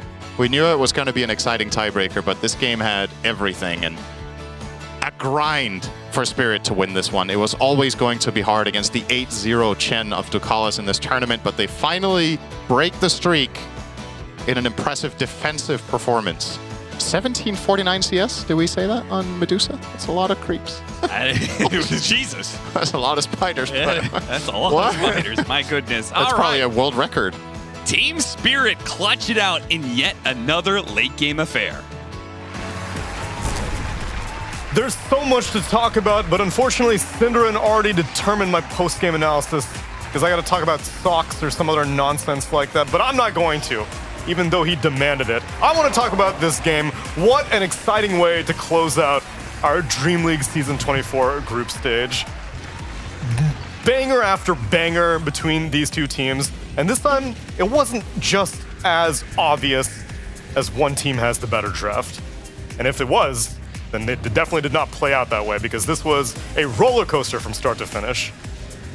It really was. It was a lot of fun to watch. Spirit have delivered us so many late game scenarios where it could go either way, and they managed to clutch it in the end. We saw it versus Falcons the other day.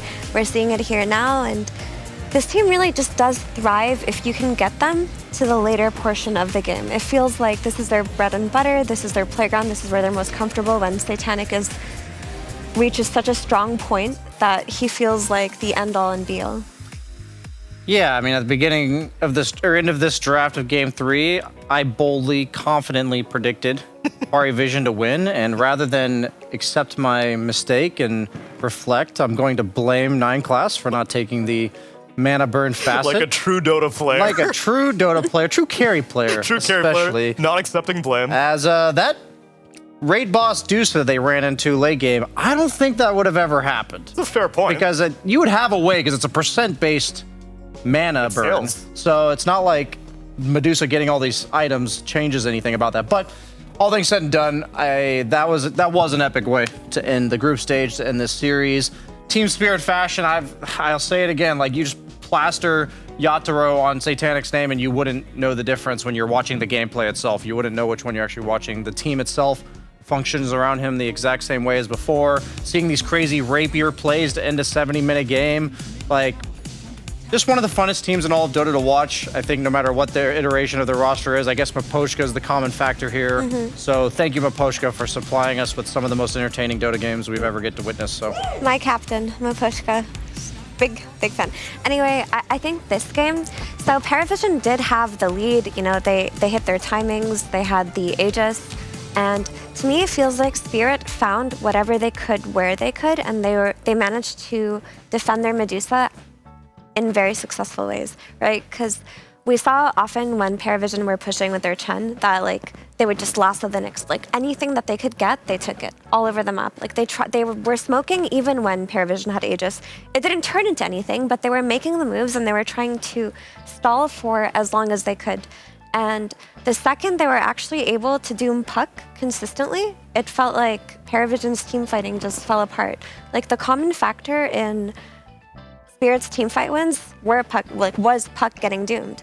And later on in the game, also we talked about Medusa scaling, but when Malik was able to get the Aghanims for the AoE doom and the refresher, it becomes a much easier ordeal to doom that Puck. can't agree more. It's like that. Those late game timings from the Doom do. So you said you heard from a pretty popular coach out there that the way to solve the problem of these split target carries is to just have a Doom. That was the problem we ran into in game 2 for Parivision. They couldn't kill the DK because they didn't have enough single target damage with the carry Medusa. And yeah, Satanic's allowed to just do 82k hero damage over the course of these fights. And he was dishing it out at the end, but it did take a while to get there because you go the items like Kaya Sanj, a little bit more utility. So overall, like we said, I mean, this game was just epic. So thank you. Thank you specifically to one of our winners for treating us to such a fantastic game. Laurel, congratulations on the win, my man. There's a lot of things that I could pick apart in that last game, but I guess the most exciting one is the last push down mid, because all of a sudden Broodmother is also taking your throne. What was the decision like for who stays in Radiant base pushing the throne and who goes back to deal with the Broodmother? I guess when we saw that Brood pushing our racks, I say that we need to go push Tron, because they don't have buyback on nukes, and if you don't get Tron right now, it's gonna be hard to end game, because like I feel like it's best moment to end the game, because nukes is huge impact in the game, and without nukes they like don't have control, like stun, this mana burn to do the, and he can like hit. When I use roll, I'm just free. So I say we need to summon the base, and we just try to hit the Tron. That's all. I'm gonna use roll and do some impact on the base and do the need to kill Tron. That's the idea of end the game. Gotcha. I'm surprised to hear that you consider Nyx to be a more important factor than like the puck, because if you're talking about your plan is to roll in to create chaos, then I would have thought that the Dream Coil was being quite an issue for you. Yeah, but I don't see there is nullifier on Alch, or no? I don't see. So there is no nullifier on Alch, and Brute has nullifier and he push base, so I have Invaker and I can just free. Yeah, so it's just free to me. Were you at all surprised that the Nyx didn't end up taking the Mana Burn facet, instead took the Scuttle facet? We saw it, but I guess Mana Burn work not that good like the Scuttle, because with Scuttle you can like kill the heroes very fast and like survive. So I think on Nukes it's important to play with Scuttle, I guess, because he can like kill the people and survive, and more like fast on the map with this. Makes sense. Yeah. I can see why you guys considered Nyx to be such a threat. I'm going to pass you on over to Purge, who's got some questions for you as well. Hey Laurel, you had to play against Puck as a counter to you 2 times this series. How annoying were those games for you to play against? Pretty annoying. It's hard to play against Puck last pick always. So we have to decision like ban anti-mage and pick Duzo, because maybe they can swap. It's like hard decision. I know they're gonna pick Puck because like 3 game to Puck. Just annoying to play against Puck when you have like 0 stuns literally. Yeah, that makes sense. Don't like it. What about the Chen timing lineups? You know that they're going to group and team fight around the 15-minute mark or so. In the first game, you guys lost that fight pretty badly. Does it give you anxiety during the game, knowing that that's like the crucial moment?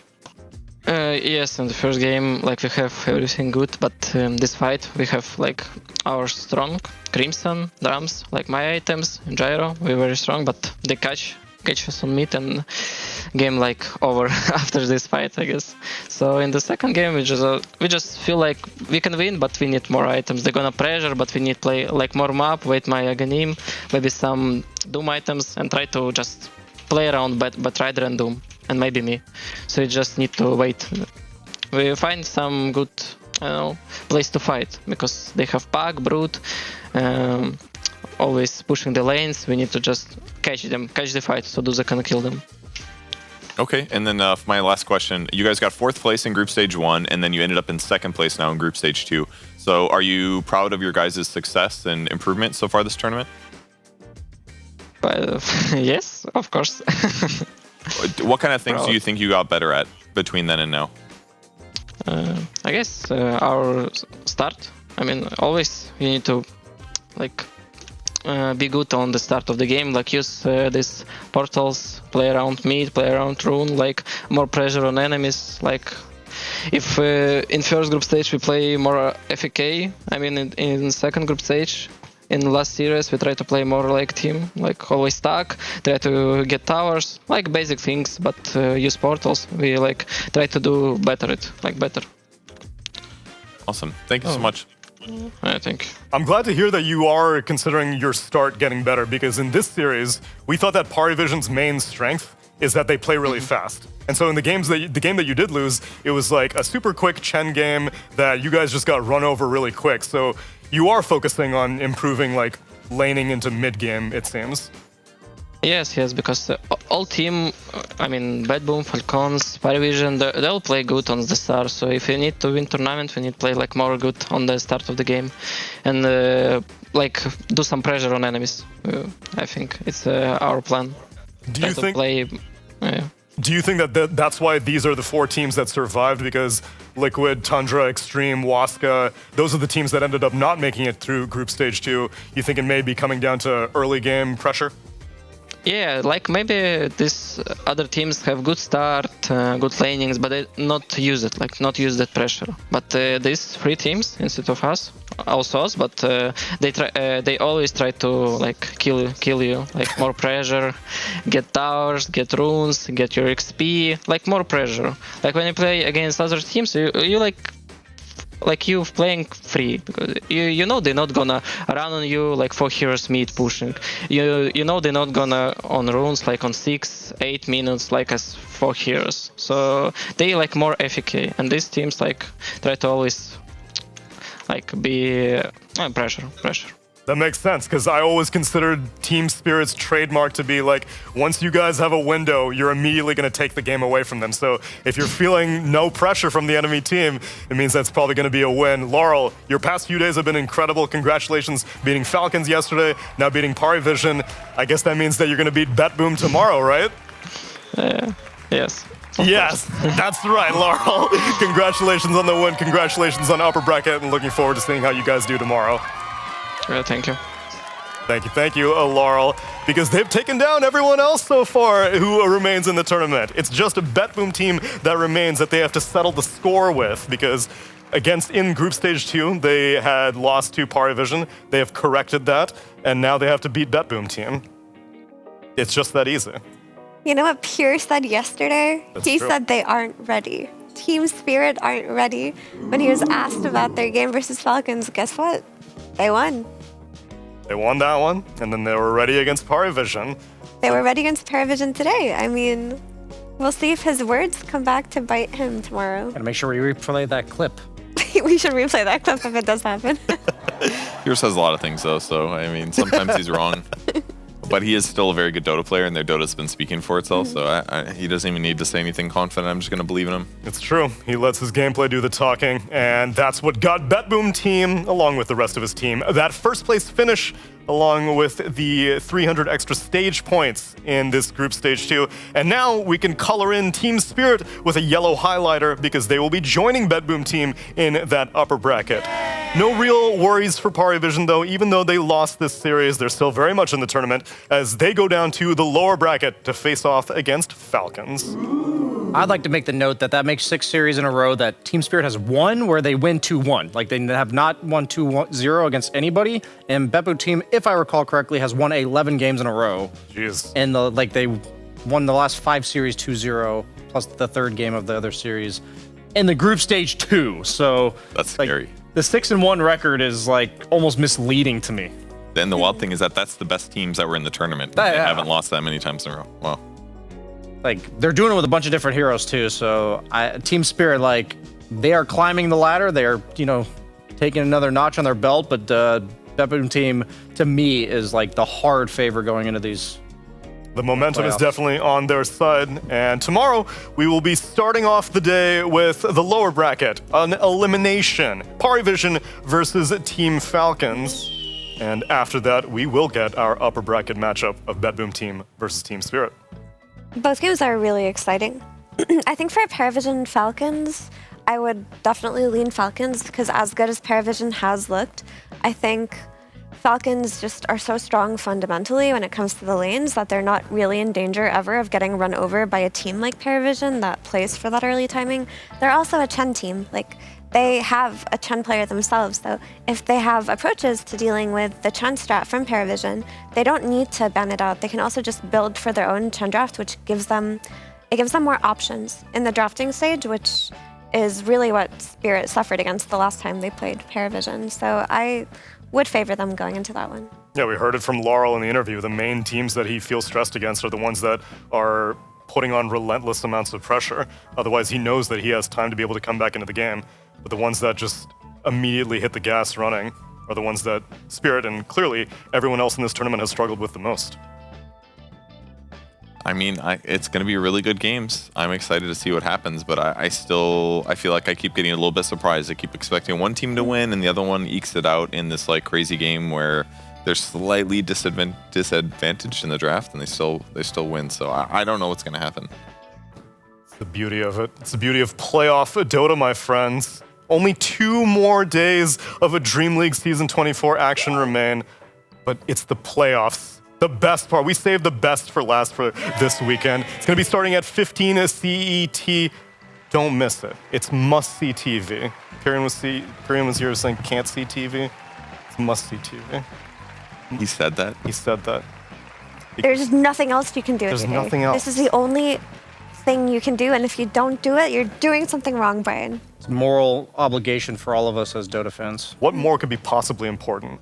Other than playing Kez. That is true. While you watch the games. Exactly. 2 monitors. They exist for a reason.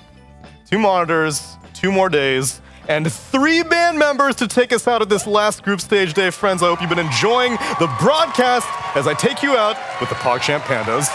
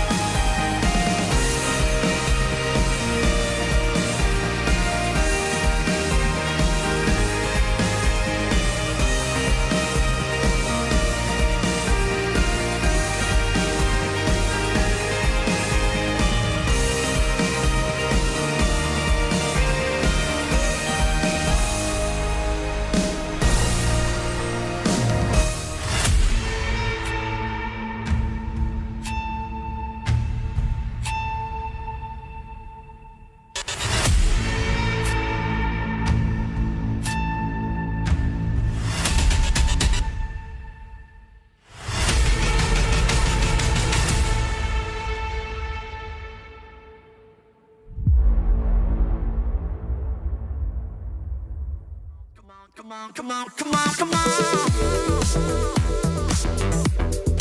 Do it now, baby.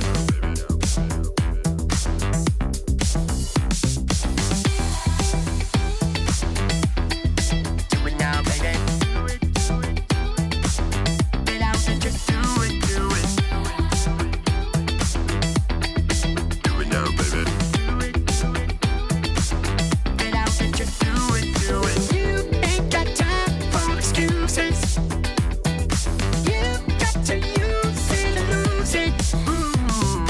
Do it now, baby. Oh yeah, baby. Oh yeah, baby. Got to jump, baby.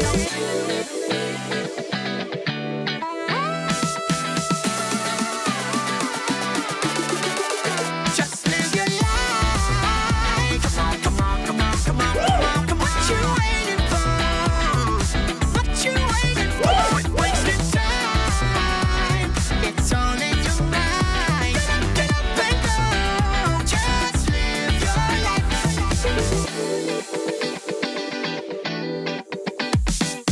Hey, you better get up, get yourself in gear.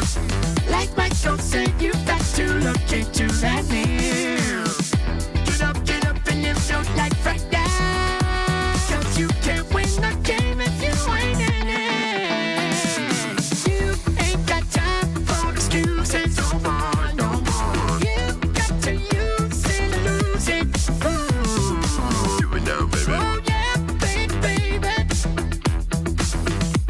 Oh yeah, baby. Oh baby, tell me why you ain't living your life. No, no, no. So get up, get up, get up, get up, get up, get up, get out and just do it, do it. Get up, get up, get up, get up, get up, get up, get out and just do it, do it. Get up, get up, get up, get up, get up, get up, get out and just do it, do it. Get up, get up, get up, get up, get up, get up, get out and just do it, do it. Just live your life. Come on, come on, come on, come on, come on, come on. What you waiting for? What you waiting for? Quit wasting time. It's all in your mind. Get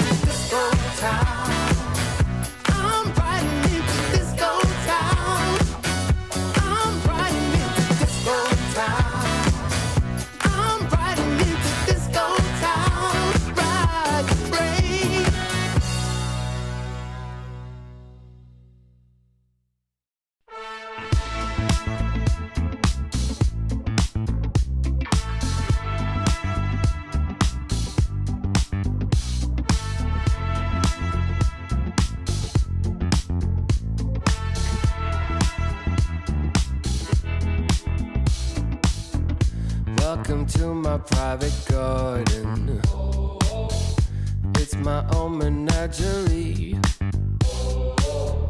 If you're looking for a party, I own everything you see. Heavy is the head that wears the crown. They said it's my time, and I'm gonna run this scene. If you don't like the way I rule my empire, you can go ahead and you can kiss my ring. All eyes on me, yeah. When I enter the scene, quit it. All eyes on me. All hail to the king, get it? If I say so, then it is so. If I say no, you better get low.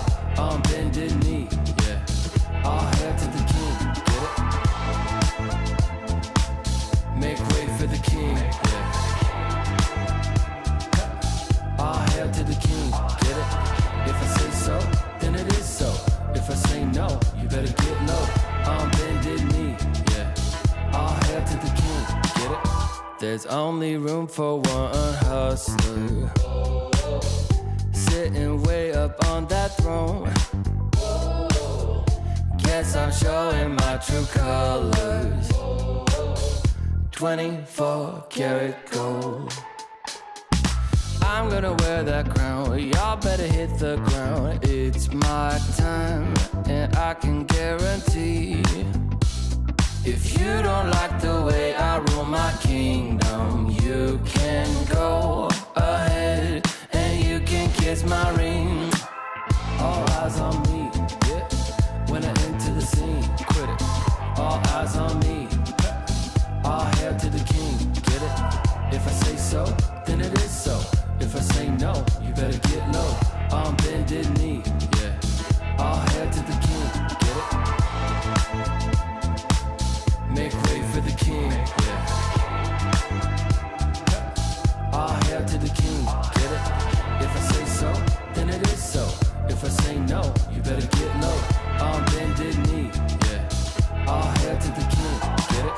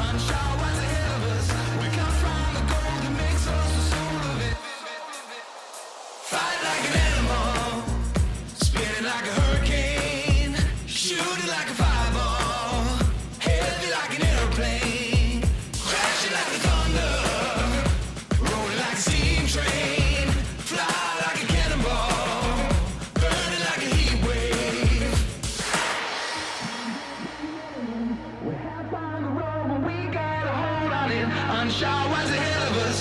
We come from the